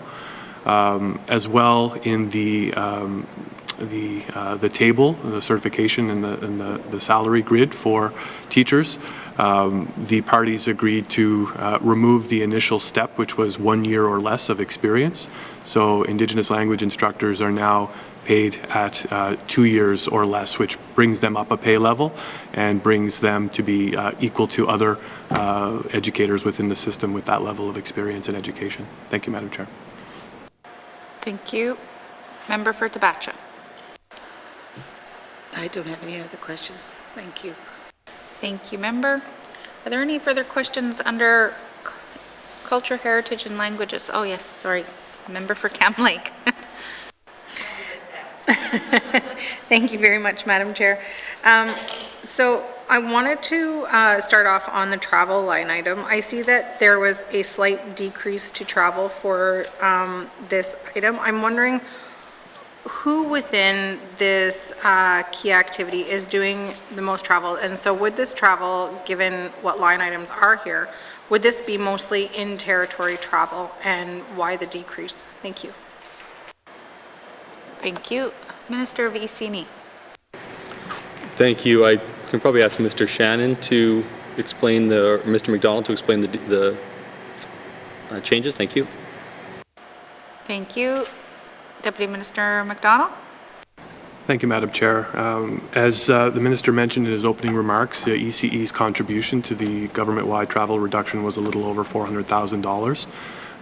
In applying that reduction across the department, we looked at the various branches and divisions where staff conduct travel. So where there was previously a larger travel budget available, we made larger cuts to those commensurate to those organizations. So in this activity, the Indigenous language group would be providing travel support to Indigenous language communities, as well as to education bodies for training and things of that nature. So that would be an example of where that would be reduced. Thank you, Madam Chair. Thank you. Member for Cam Lake. So thank you very much, Madam Chair. So the cut then specifically would be in territory travel. I just want to confirm that. Thank you. Thank you. Minister? Thank you. There may be a possibility that there may have been some out-of-territory travel under this budget, and if that was the case, that would be the first travel that we would look at not doing. So we are prioritizing travel within the territory if we do travel. Thank you. Thank you, Minister. Member for Cam Lake. Thank you very much, Madam Chair, and thank you for the clarification from the Minister. My next, I guess more of a comment first is, I note that one of my colleagues mentioned this already, was the significant increase to the Francophone Affairs Secretariat, and that the Indigenous languages portion is still undergoing discussions with the federal government for contributions available for that. Is there a timeline associated with when the department expects to hear about that? Thank you. Thank you. Minister Vicini. Thank you. I'd ask Mr. McDonald to answer. Thank you. Deputy Minister McDonald. Thank you, Madam Chair. It's always a bit difficult predicting when we can conclude formal negotiations with the federal government, but we're actually optimistic that we'll be able to complete this fiscal year.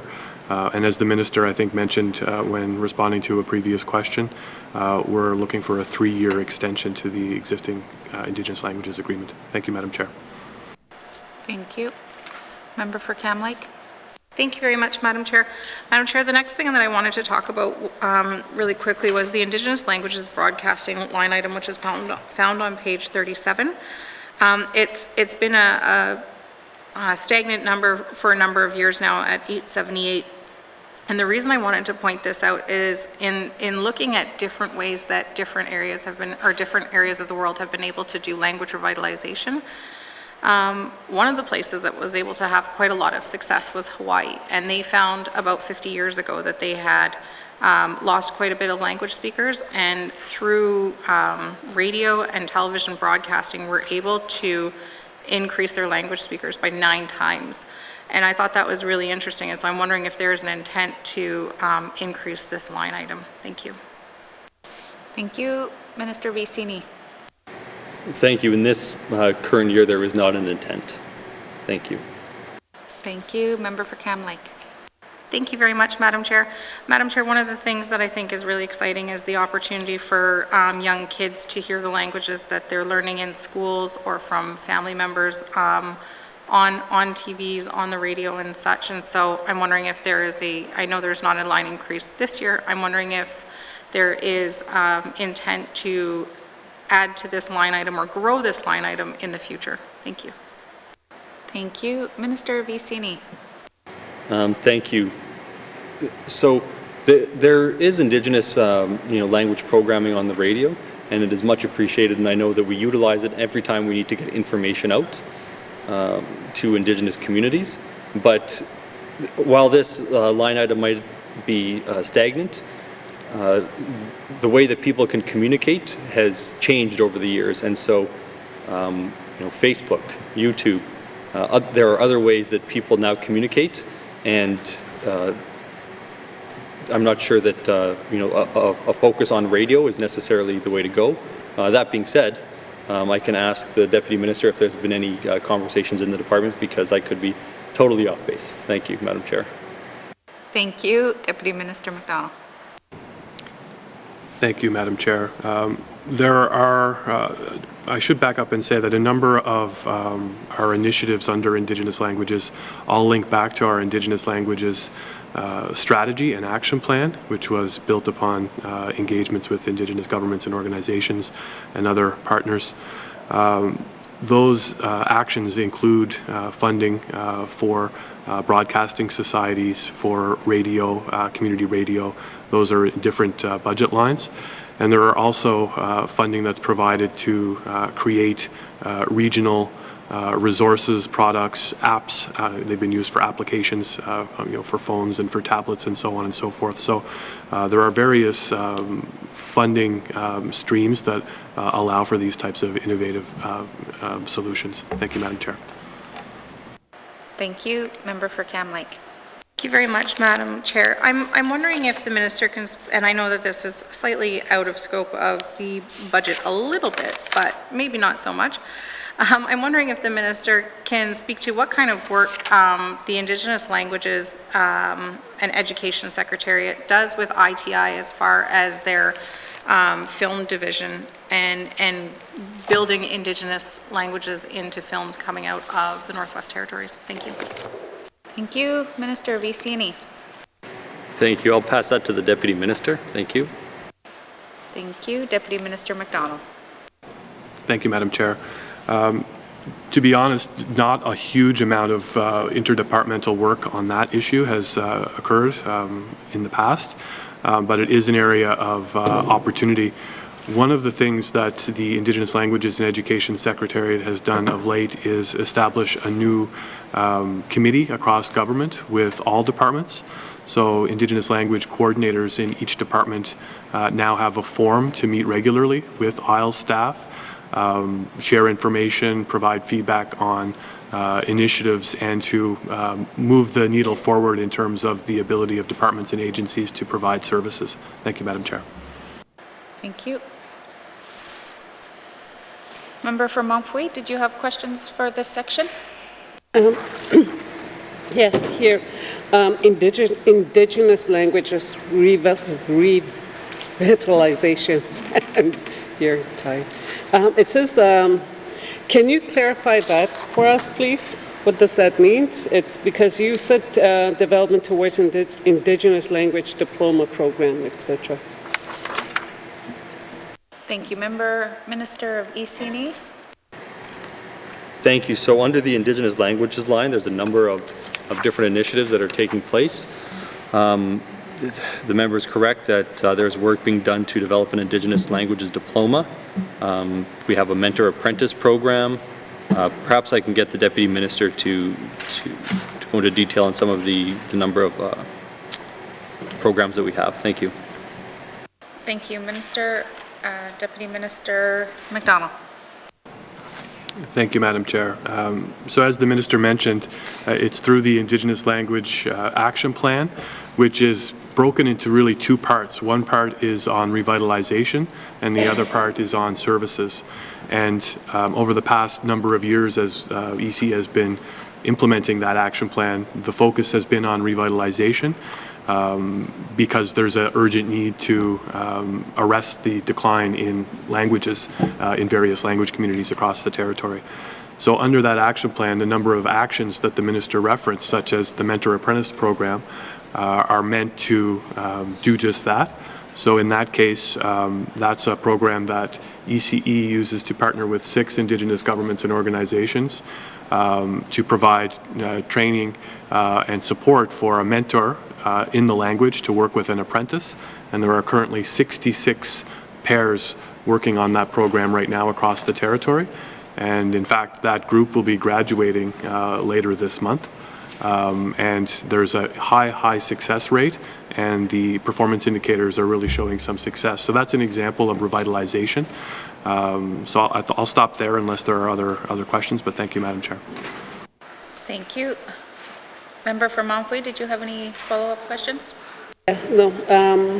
So I'm just wondering, because we heard from educators many times too that in order to maintain your language, you have to start at the lower level. And like right now with the daycare, can they access this money as well, this funds? The daycare or Indigenous daycare in the outlying communities or daycare here, are they eligible to access? Thank you. Minister of EC&E. Thank you. I will hand it to the Deputy Minister, but first I will say that we are embarking down a path towards universal childcare, and part of that includes ensuring that we have a proper framework to guide us. And one of the pillars of that framework is going to be ensuring that all childcare is culturally appropriate. And so that is going to be one of our focuses. In terms of the funding available, I can ask the Deputy Minister for some more information. Thank you. Thank you. Deputy Minister McDonald. Thank you, Madam Chair. So to specifically answer the member's questions, the early learning and childcare funding and the Indigenous languages funding are distinct. So a licensed program offering childcare would not be accessing the types of programs and services offered for Indigenous languages. But with that being said, as the Minister mentioned, the existing early learning and childcare funding that the department has includes funding grants for cultural and language programming, as well as other activities such as training.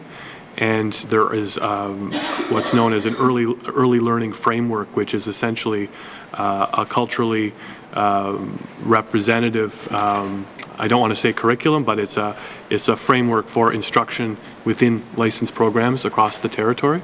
So that's still in a pilot stage, but once that becomes finalized, there's an opportunity for licensed programs across the territory to use that as well. Thank you, Madam Chair.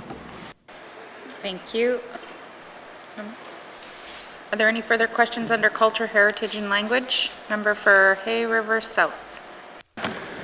Thank you, Madam Chair.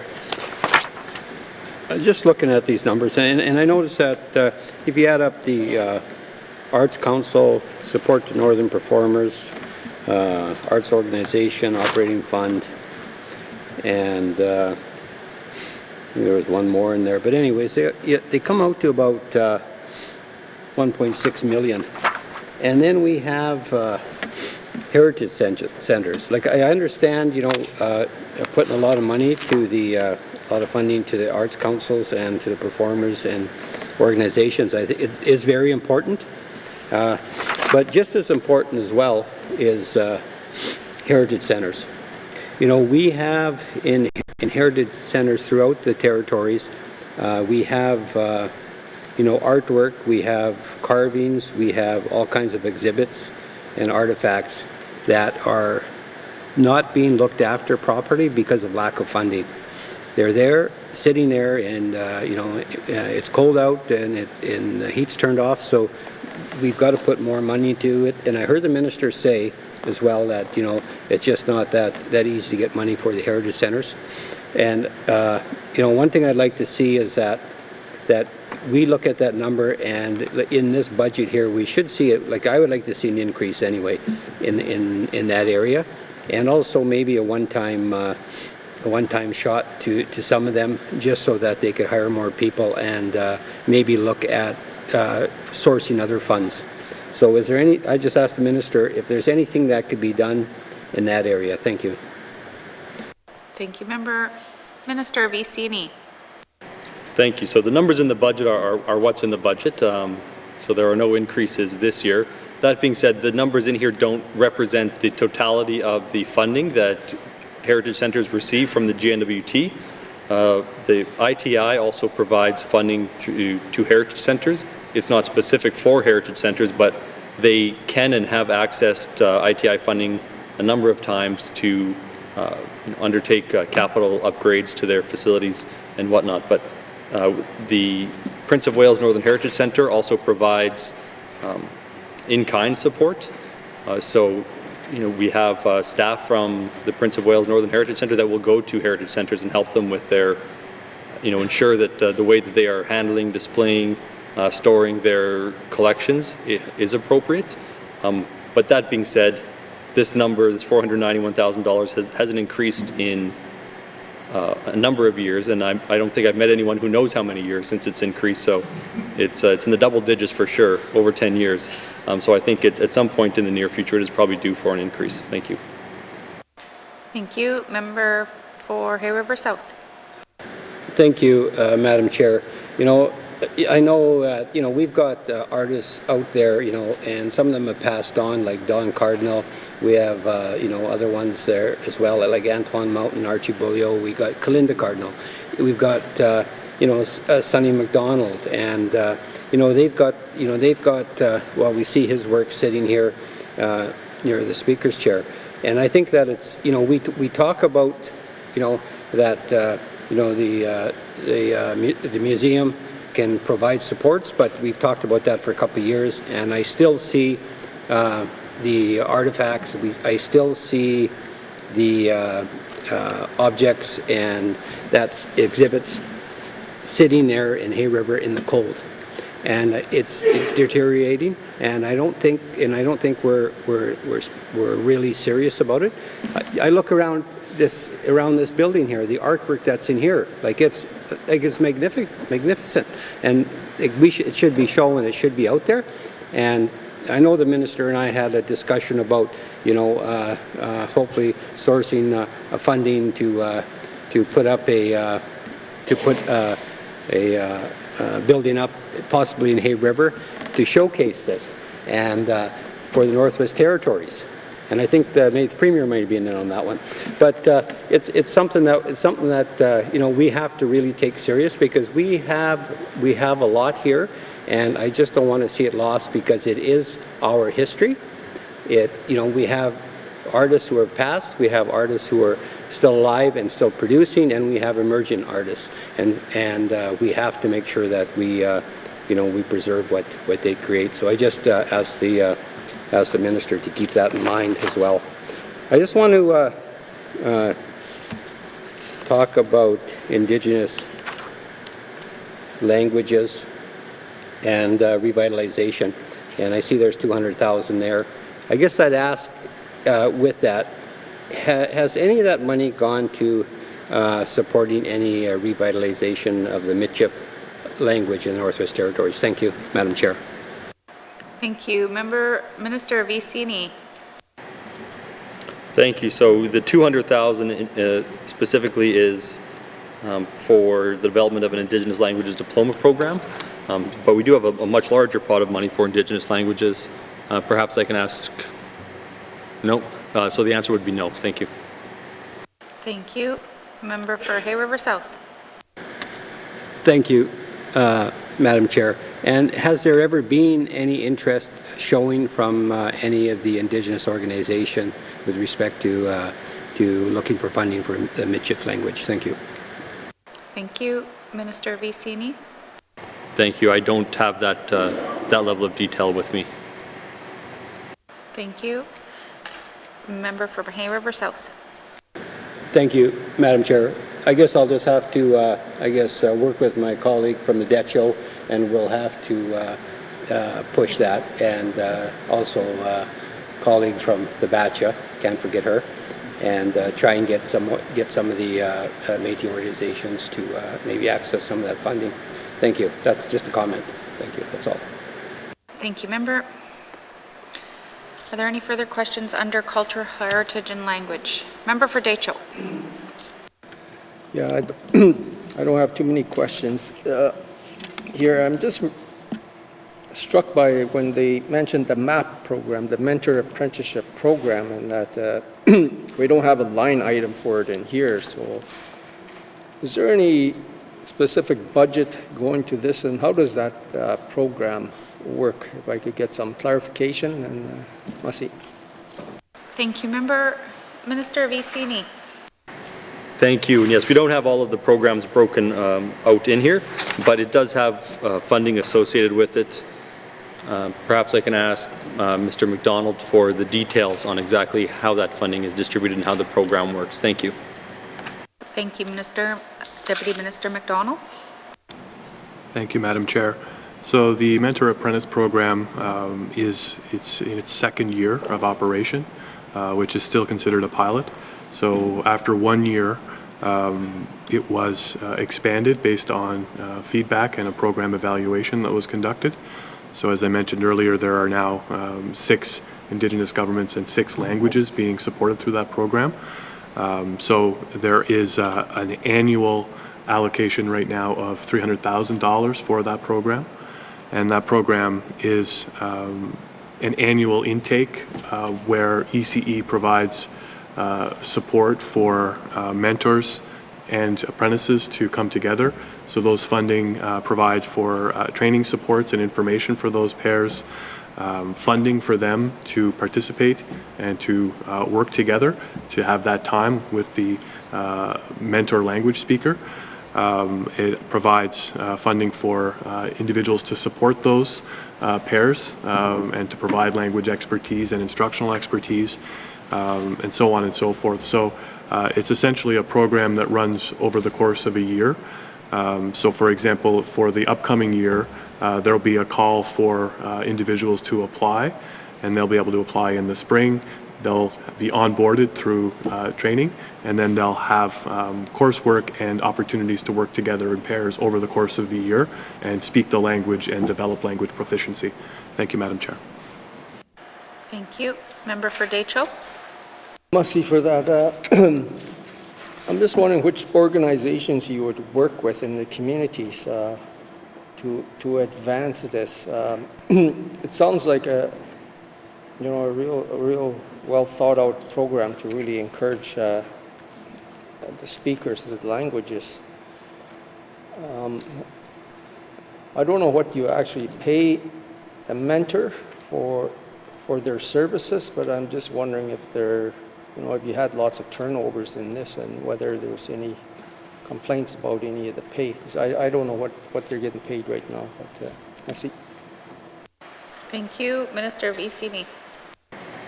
Thank you. And so we work with the Indigenous governments. That's who our partners are on this. The mentors receive, the starting compensation rate is $25 an hour, and the apprentices receive $20 an hour. Thank you. Thank you. Member for Decho. Yeah, Mussy for that. I'm just wondering, you know, if we can look at increasing that, because even for us as we get CAs and all government positions that I think I'm aware of, they started at about $30 an hour. So I just wonder if there'd be consideration for, in order to have a real good program, you know, and people want to be committed to it, right?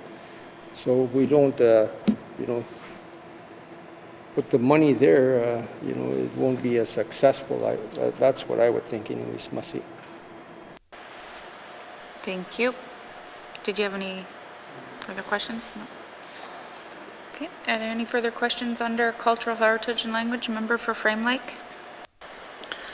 Thanks, Madam Chair. So on September 17th, 2021, the new art strategy was released, and it doesn't look like there is no changes to any of the contributions on page 37. So when might we expect to see some changes in, you know, even culture, heritage, and languages budget that reflects the new art strategy? Thanks, Madam Chair. Thank you. Minister of Isini. Thank you. So it could be the next budget.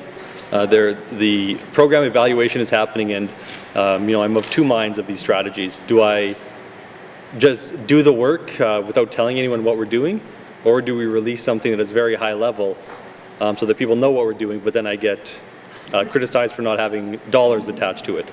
And so I've opted to put something out there so that people know what we're doing and know where we're going. And so right now the programs are being evaluated. There is a budgeting process that happens throughout the year, and so if there's an opportunity to perhaps increase some of those numbers or perhaps change some of those numbers, you know, none of our arts funding programs were designed with an evaluation component, so we really don't know how they're doing. There's no way for us to look at them and say, yes, this money is well spent. So we want to do that work, ensure that what we're doing is appropriate, and if not, adjust as necessary. And if we find that, you know, an investment makes a huge difference and we'd be crazy not to increase that funding, then we can pursue those types of changes. But I understand the members' frustration, but we are looking at the programs and determining if we need new money and how that money would be spent and where it would go. Thank you. Thank you. Member for Frame Lake. Thanks, Madam Chair. Yeah, I know the minister was on this side of the House in the last assembly and saw lots of different strategies. Once in a while you might actually see one that actually had some dollar figures attached to it, but pretty rare. But you know, here, significant amount of time, I know even committee time went into reviewing draft of the strategy. Not that that was really reflected in the strategy, but you know, we put a lot of time and effort into this, and then we just get the same thing in the next budget. Then the minister talks about how well we're reviewing things within the department. Is that part of the government renewal initiative? Because I've seen zero results from that effort so far. Zero, nothing. No inventories, nothing. But I understood that education, culture, and employment was supposed to be one of the first departments. Still haven't seen anything. Is that what the minister is talking about here? Thanks, Madam Chair. Thank you. Minister of Isini. Thank you. No, I'm not talking about the government renewal initiative. As the member may recall, the art strategy included a number of actions in there. The first action, sort of the foundational action, was to review the current programs that we have. And again, that work could have been done prior to a strategy being released, and we could have released the strategy with the reviews done, you know, perhaps this year or sometime next year. But we decided to do it in that order. And so we know what we have. We know what our inventory of arts funding is, our programs are, and we're going to review those as part of the art strategy, not as part of a broader government renewal initiative. Thank you. Thank you. Member for Frame Lake. Thanks, Madam Chair. Yeah, just my disappointment with not seeing any changes here about this after developing the art strategy. Can the minister tell me if there's any increases in funding for the Prince of Wales Northern Heritage Centre in here? Thank you. Thank you. Minister of EC&E. Thank you, and I will also comment that I've had discussions with the department about trying to align strategies with budgeting processes. So if we release a strategy in September, the budgeting, we're almost too late to develop new initiatives and get that funding in there. So there are challenges with that as well, though. We are pretty thin in all positions in the N.W.T. We're generally one person deep, and so when we have a number of different reviews happening, it's hard to get them all done at one time so they all align with the budgeting process. But I am very much alive to the members' concerns, and they are my concerns as well. So we are working on that. But in terms of the Prince of Wales Northern Heritage Centre, I can say that there is a revenue study that's underway to determine how we can find more funds, how we can increase the revenue and perhaps better support it. But in terms of how the Heritage Centre is funded, I can ask the Deputy Minister for that information. Thank you. Thank you. Deputy Minister McDonald. Thank you, Madam Chair. So as the Minister indicated, the Prince of Wales Centre has not received an increase of funding.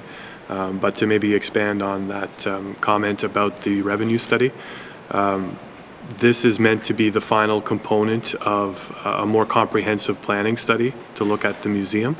The member may recall that ECE embarked on, with the assistance of infrastructure and a contractor, an analysis of the midlife retrofit for the Prince of Wales, and the initial figures that came back were significant, 160 to 170 million required. We revised those numbers down to look at a more realistic expenditure, which was somewhere in the neighborhood of 50-60 million. And at this point, the revenue study is meant to try to find ways in which those costs could be offset with ongoing revenue through the museum itself.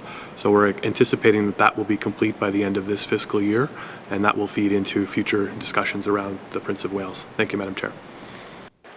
Thank you. Member for Frame Lake. Yeah, okay, thanks. Yeah, I look forward to this revenue study, although I must say I'm a bit skeptical that charging admission to Prince of Wales Northern Heritage Centre is really going to generate a lot of revenue. But maybe I could be surprised. Well, just as my colleagues from Hay River and Fort Smith have said, we need to invest, I think, more in heritage. And the Prince of Wales Northern Heritage Centre does actually serve as the Northwest Territories Archives. We have legal obligations to manage the records of the government of the Northwest Territories in a way that's going to protect and preserve them for future generations. And I don't think the archives right now cuts that. And for anybody who has had a tour, and I've been over there many times and a couple of times as a regular MLA, the facility is not in very good shape. And I think we're at risk of not meeting our basic legal obligations in terms of protecting the heritage of the Northwest Territories there. So anyways, the minister's heard me about all of this before, and I just don't get a sense that anything's changing. So I'll leave it at that. Thanks, Madam Chair. Thank you. Are there any further questions under member for Yellowknife North? Thank you, Madam Chair. I'm surprised my colleague from Frame Lake didn't ask it. Is there any update on renaming the Prince of Wales Heritage Centre? And maybe we could consider asking the Prince of Wales to pay for that $170 million upgrade if he wants to keep his name on it. Thank you, Madam Chair. Thank you. Minister of EC&E. Thank you. So the idea was to look at the revenue study, figure out how we are going to support the Prince of Wales Northern Heritage Centre to fulfill our legal obligations to store archives, and wrap it all up in one package with a name change. And so that work is all happening. And I will say that a revenue study is looking at more than just charging admissions. I mean, you could look at the number of people through the door and multiply that by 2, and then you know how much you would make for charging people $2 to get into the Heritage Centre. So it's more than that. It's looking at things such as rental spaces, gift shops, but primarily what I think might be the biggest thing is the third-party funding. We are the only jurisdiction that funds their museum 100% from the government. Generally, these are not funded by government, but third parties. And so the hope would be that we could access some things like that in terms of the archives and perhaps future art galleries. We're also looking at the growth of Aurora College and what that might mean when we look at new polytechnic facilities. So all that to say that things are proceeding quite slowly, and I feel the members' frustration, but that is the pace of government, and I will apologize for it. Thank you. Thank you. Are there any further questions under Culture, Heritage and Language? Okay. Seeing no further questions, please turn to page 36. Education, Culture and Employment, Culture, Heritage and Language Operation Expenditure Summary 2022-2023 main estimates $21,251,000. Does committee agree? Thank you, committee. All right, so we will move on to early learning and childcare beginning on page 41 with information items on page 42, 43. Questions? No questions? Member for Yellowknife North? Thank you, Madam Chair. Can the minister just explain to me why we just signed a big agreement with Canada for early learning and childcare agreement, but there's no increase here? Is that just because that money has to come forward in a SUP? Thank you. Thank you. Member Minister of EC&E. That's correct. If I may use the member's time to clarify my statement earlier, I'm not apologizing for the pace of the work that we do in terms of saying that we are slow and employees are slow. I'm saying that it's a big job, and that's why it takes a long time. It's just government. But people are working hard on all of these things that the members are bringing up. And yes, the member is correct that the agreement was signed well after this was finalized by the printers, so we will have to get that money through a different method. Thank you. Thank you, Minister. Member for Yellowknife North. Yeah, thank you. Madam Chair, I guess I look forward to seeing this up going forward to this fiscal that we're reviewing now, I guess next fiscal, and I'll have a number of questions then. But it's my understanding that we're actually hoping to reimburse some people who have already paid childcare costs in this calendar year. Can I just get an update of how that work is going and when we expect that to occur? Thank you. Thank you. Minister of EC&E. Thank you. So I will be having a discussion with the federal minister in a public forum in the coming days, and we'll be discussing what the program is going to look like as it rolls out. So I'll be happy to have those conversations at a future date. Thank you. Thank you. Any further questions on early learning and childcare? Member for Cam Lake. Thank you very much, Madam Chair. I was happy on page 42 to see a substantial increase to the Early Childhood Infrastructure Fund. I'm wondering if the minister can let us know how many communities do not currently have licensed childcare. Thank you. Thank you, Member. Minister of EC&E. Thank you. I'm not sure what the number today is. It does vary between 11 and 13, and so I suspect that it's still between 11 and 13, and it looks like it's 13 today. Thank you. Thank you. Member for Cam Lake. Thank you very much, Madam Chair. Building infrastructure in the N.W.T is very, very expensive, and childcare facilities are not immune to the costs of building. And so I know that using existing structures, our infrastructure, especially in smaller communities, is key. So I'm wondering if the minister knows if the policy work to be able to run licensed day homes out of public housing has been completed. Thank you. Thank you. Minister Vicini. Thank you. I believe that work is still underway. Thank you. Thank you. Member for Cam Lake. Thank you very much, Madam Chair. Well, I know that this is not N.W.T. Housing Corp's day. This is something that definitely has an impact on childcare in communities. Does the Minister of ECE know when this work will be complete? Thank you. Minister of ECE. Thank you. No, I don't, but I want to temper everyone's expectation that this is, I don't think this will be a silver bullet, and I think in fact there might be very few units that might even be available for licensed childcare. So the work is underway, but we don't have an anticipated completion date yet. Thank you. Thank you. Member for Cam Lake. Thank you very much, Madam Chair. No, I think I'm good. Thank you. Thank you. I'm glad you're good. Any other questions? Member for Great Slave. Thank you, Madam Chair. Madam Chair, with the increase or the look at the money coming in and the plans for the future, I also have concern about the licensed daycare spaces or childcare spaces in communities. Is there going to be an opportunity or a way that family members can access funding from that through this new federal funding to provide that daycare for their own, grandchildren or nieces and nephews? I would rather we paid family members to take care of their children versus people having to go out necessarily and work, or grandparents that are just doing it at their own expense. I think that there's definitely a way we could be funneling some of that money into a sort of a unique program like that. Thank you. Thank you. Minister Vicini. Thank you. And there's not a way unless the family members get licensed. So the agreement is specifically for licensed childcare, and we don't have the ability to fund unlicensed childcare providers. Thank you. Thank you. Member for Great Slave.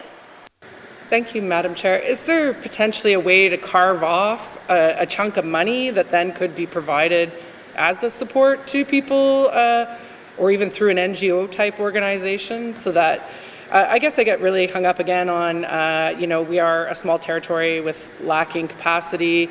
I don't want us to sit here with money that doesn't get spent because there isn't those, and I mean, I know it would get spent somewhere, but it would probably get spent somewhere in a community like Yellowknife versus in, Paulatuck, right? So to me, the amount of spaces like this we'd be talking about would be probably fairly small. And I guess I just feel that this is at least a solution to bridge through until we maybe can have a day where we actually have those licensed daycare spaces in those communities. Thank you. Thank you. Minister Vicini. Thank you. And I hear the members' comments. I guess I have to say that we have focused on licensed childcare spaces even through our own programs, and sometimes we do have to pick a lane and stick with it, and I think that our efforts are focused on licensed childcare centers and supporting people who are providing childcare in a community without an unlicensed center, but as if they were a licensed center. So there are babysitters in communities where you drop your kids off, but they aren't licensed, and so when we learn about that, we do our best to help them become licensed, and we have funding to help them make the renovations that they need to make. So our efforts are focused on supporting licensed childcare centers and helping people become licensed. That being said, I completely understand the members' comments, and in a perfect world, yes, we'd be able to do that, but that's not the direction that we're going. So thank you. Thank you. Member for Great Slave. Thank you, Madam Chair. And I appreciate the Minister's comments, and perhaps I have to find a different department to press for this type of funding through a social program. I guess with the Minister's comments then about trying to help unlicensed spaces become licensed, what then they run into that hurdle is the building code and the fire marshal and all of that good stuff, which we've heard lots about in this House. So I guess can the Minister speak to how does the department help spaces that perhaps aren't ideal become licensed in that case? Thank you. Thank you. Minister Vicini. Thank you. So there are regional early learning and child care coordinators or consultants in every region, and those are the people on the ground who people can reach out to have those conversations. We also have, like as I mentioned, some monetary supports, and we are, as part of the move towards a universal system of childcare, we are looking at the supports that we do provide and determining if that's the best way to provide those supports. And so we could see some changes in the way we roll that funding out as well to make these types of changes that the member is talking about. Thank you. Thank you. Minister, anything further? Thank you. Member for Frame Lake. Yeah, thanks, Madam Chair. And I know that we had a supplementary appropriation, a couple of them tabled earlier today. One contains some information about the new federal agreement, so I'm not going to ask any questions about that here because I think they're more appropriate for the SUP. But I do have a few questions about what's before us in the main estimates. On page 41, there's it's about a $100,000 increase in purchase services. And can someone explain to me what's going on there? Thank you. Thank you. Minister Vicini. Thank you. So that is related to the extension of the Canada N.W.T agreement on early learning and childcare, so not the Canada-wide. Thank you. Thank you. Member for Frame Lake. Thanks for that, Madam Chair, and thanks to the Minister for that. What do we get for the $100,000? Thank you. Thank you. Minister Vicini. Thank you. I'll do what I should have done in the first place, and I'll ask the Deputy Minister to answer. Thanks. Deputy Minister, what do we get for that money? Thank you, Madam Chair. In that case, that money is provided primarily for support for training of early childhood educators working within licensed programs. Thank you, Madam Chair. Thank you. Member for Frame Lake. Thanks for that. There's just a couple of smaller changes on page 42 under grants. The early childhood program grants going up $35,000 while the early childhood scholarships are going down by $15,000. Yeah, normally we don't really see a lot of movement in these sections, so is there an explanation there? Thanks, Madam Chair. Thank you. Minister Vicini. Thank you. I believe the grants were, perhaps I'll ask the Deputy Minister. Thanks. Thank you. Deputy Minister McDonald. Thank you, Madam Chair. I just believe those are year-over-year changes to funding to actuals. Thank you. Thank you. Member for Frame Lake. Madam Chair, I don't have anything further, but yeah. Are there any further questions under this section? Member for Deschaux. Merci, Madam Chair. My question's in relation to the Early Childhood Infrastructure Fund. I believe you had an application process out earlier in the year, I believe, or last year for to apply for early childhood infrastructure funding. And that one was to preserve existing centers, also to create new licensed daycare centers. I'm just wondering if this program would help an organization build a new infrastructure from the ground up. Merci. Thank you. Minister Vicini. Yeah, it would help. It's unlikely that it would fund the entire thing, but a number of the projects, or I know at least one of the projects, was a brand new build, and that was the one in Fort Smith. Thank you. Thank you. Member for Deschaux. And your application process, I'm just thinking about the small communities where we never get anything like this in there because of the, I don't know, the limitations with the amount of available organizations or volunteers or whatever it is, or for that matter, qualified people. Your application process, I'm just wondering if there's been any applications, any interest from the small communities like Fort Providence, Reserve, Cookies, all the small communities I'm mentioning about. Masi. Thank you. Minister of Isini. I believe the Fort Providence actually has an application in. We've supported project in Delaney, and we do prioritize small communities, understanding that it's generally small communities who really lack the infrastructure. Thank you. Thank you. Member for Decho. No further questions, Masi. Right. Thank you. Member for Frame Lake. Thanks, Madam Chair. Well, given that I don't think there's anybody else on your list, I move that the Chair rise and report progress. Thank you. There's a motion on the floor to report progress. The motion is in order and non-debatable. All those in favor? All those opposed? Motion is carried. I will now rise and report progress. Sergeant at Arms, please escort the witnesses from the chamber. And we'll see you tomorrow.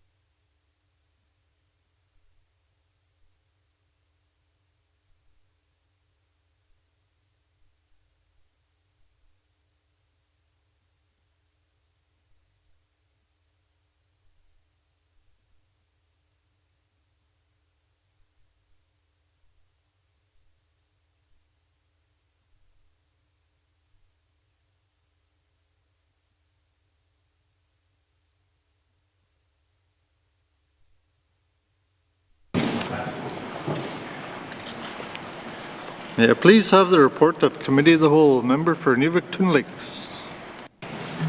Mr. Speaker, your committee has been considering bills 23, 29, 38, Minister Statement 202, Table Document 561, 567, 578, 579, and would like to report progress with one motion adopted.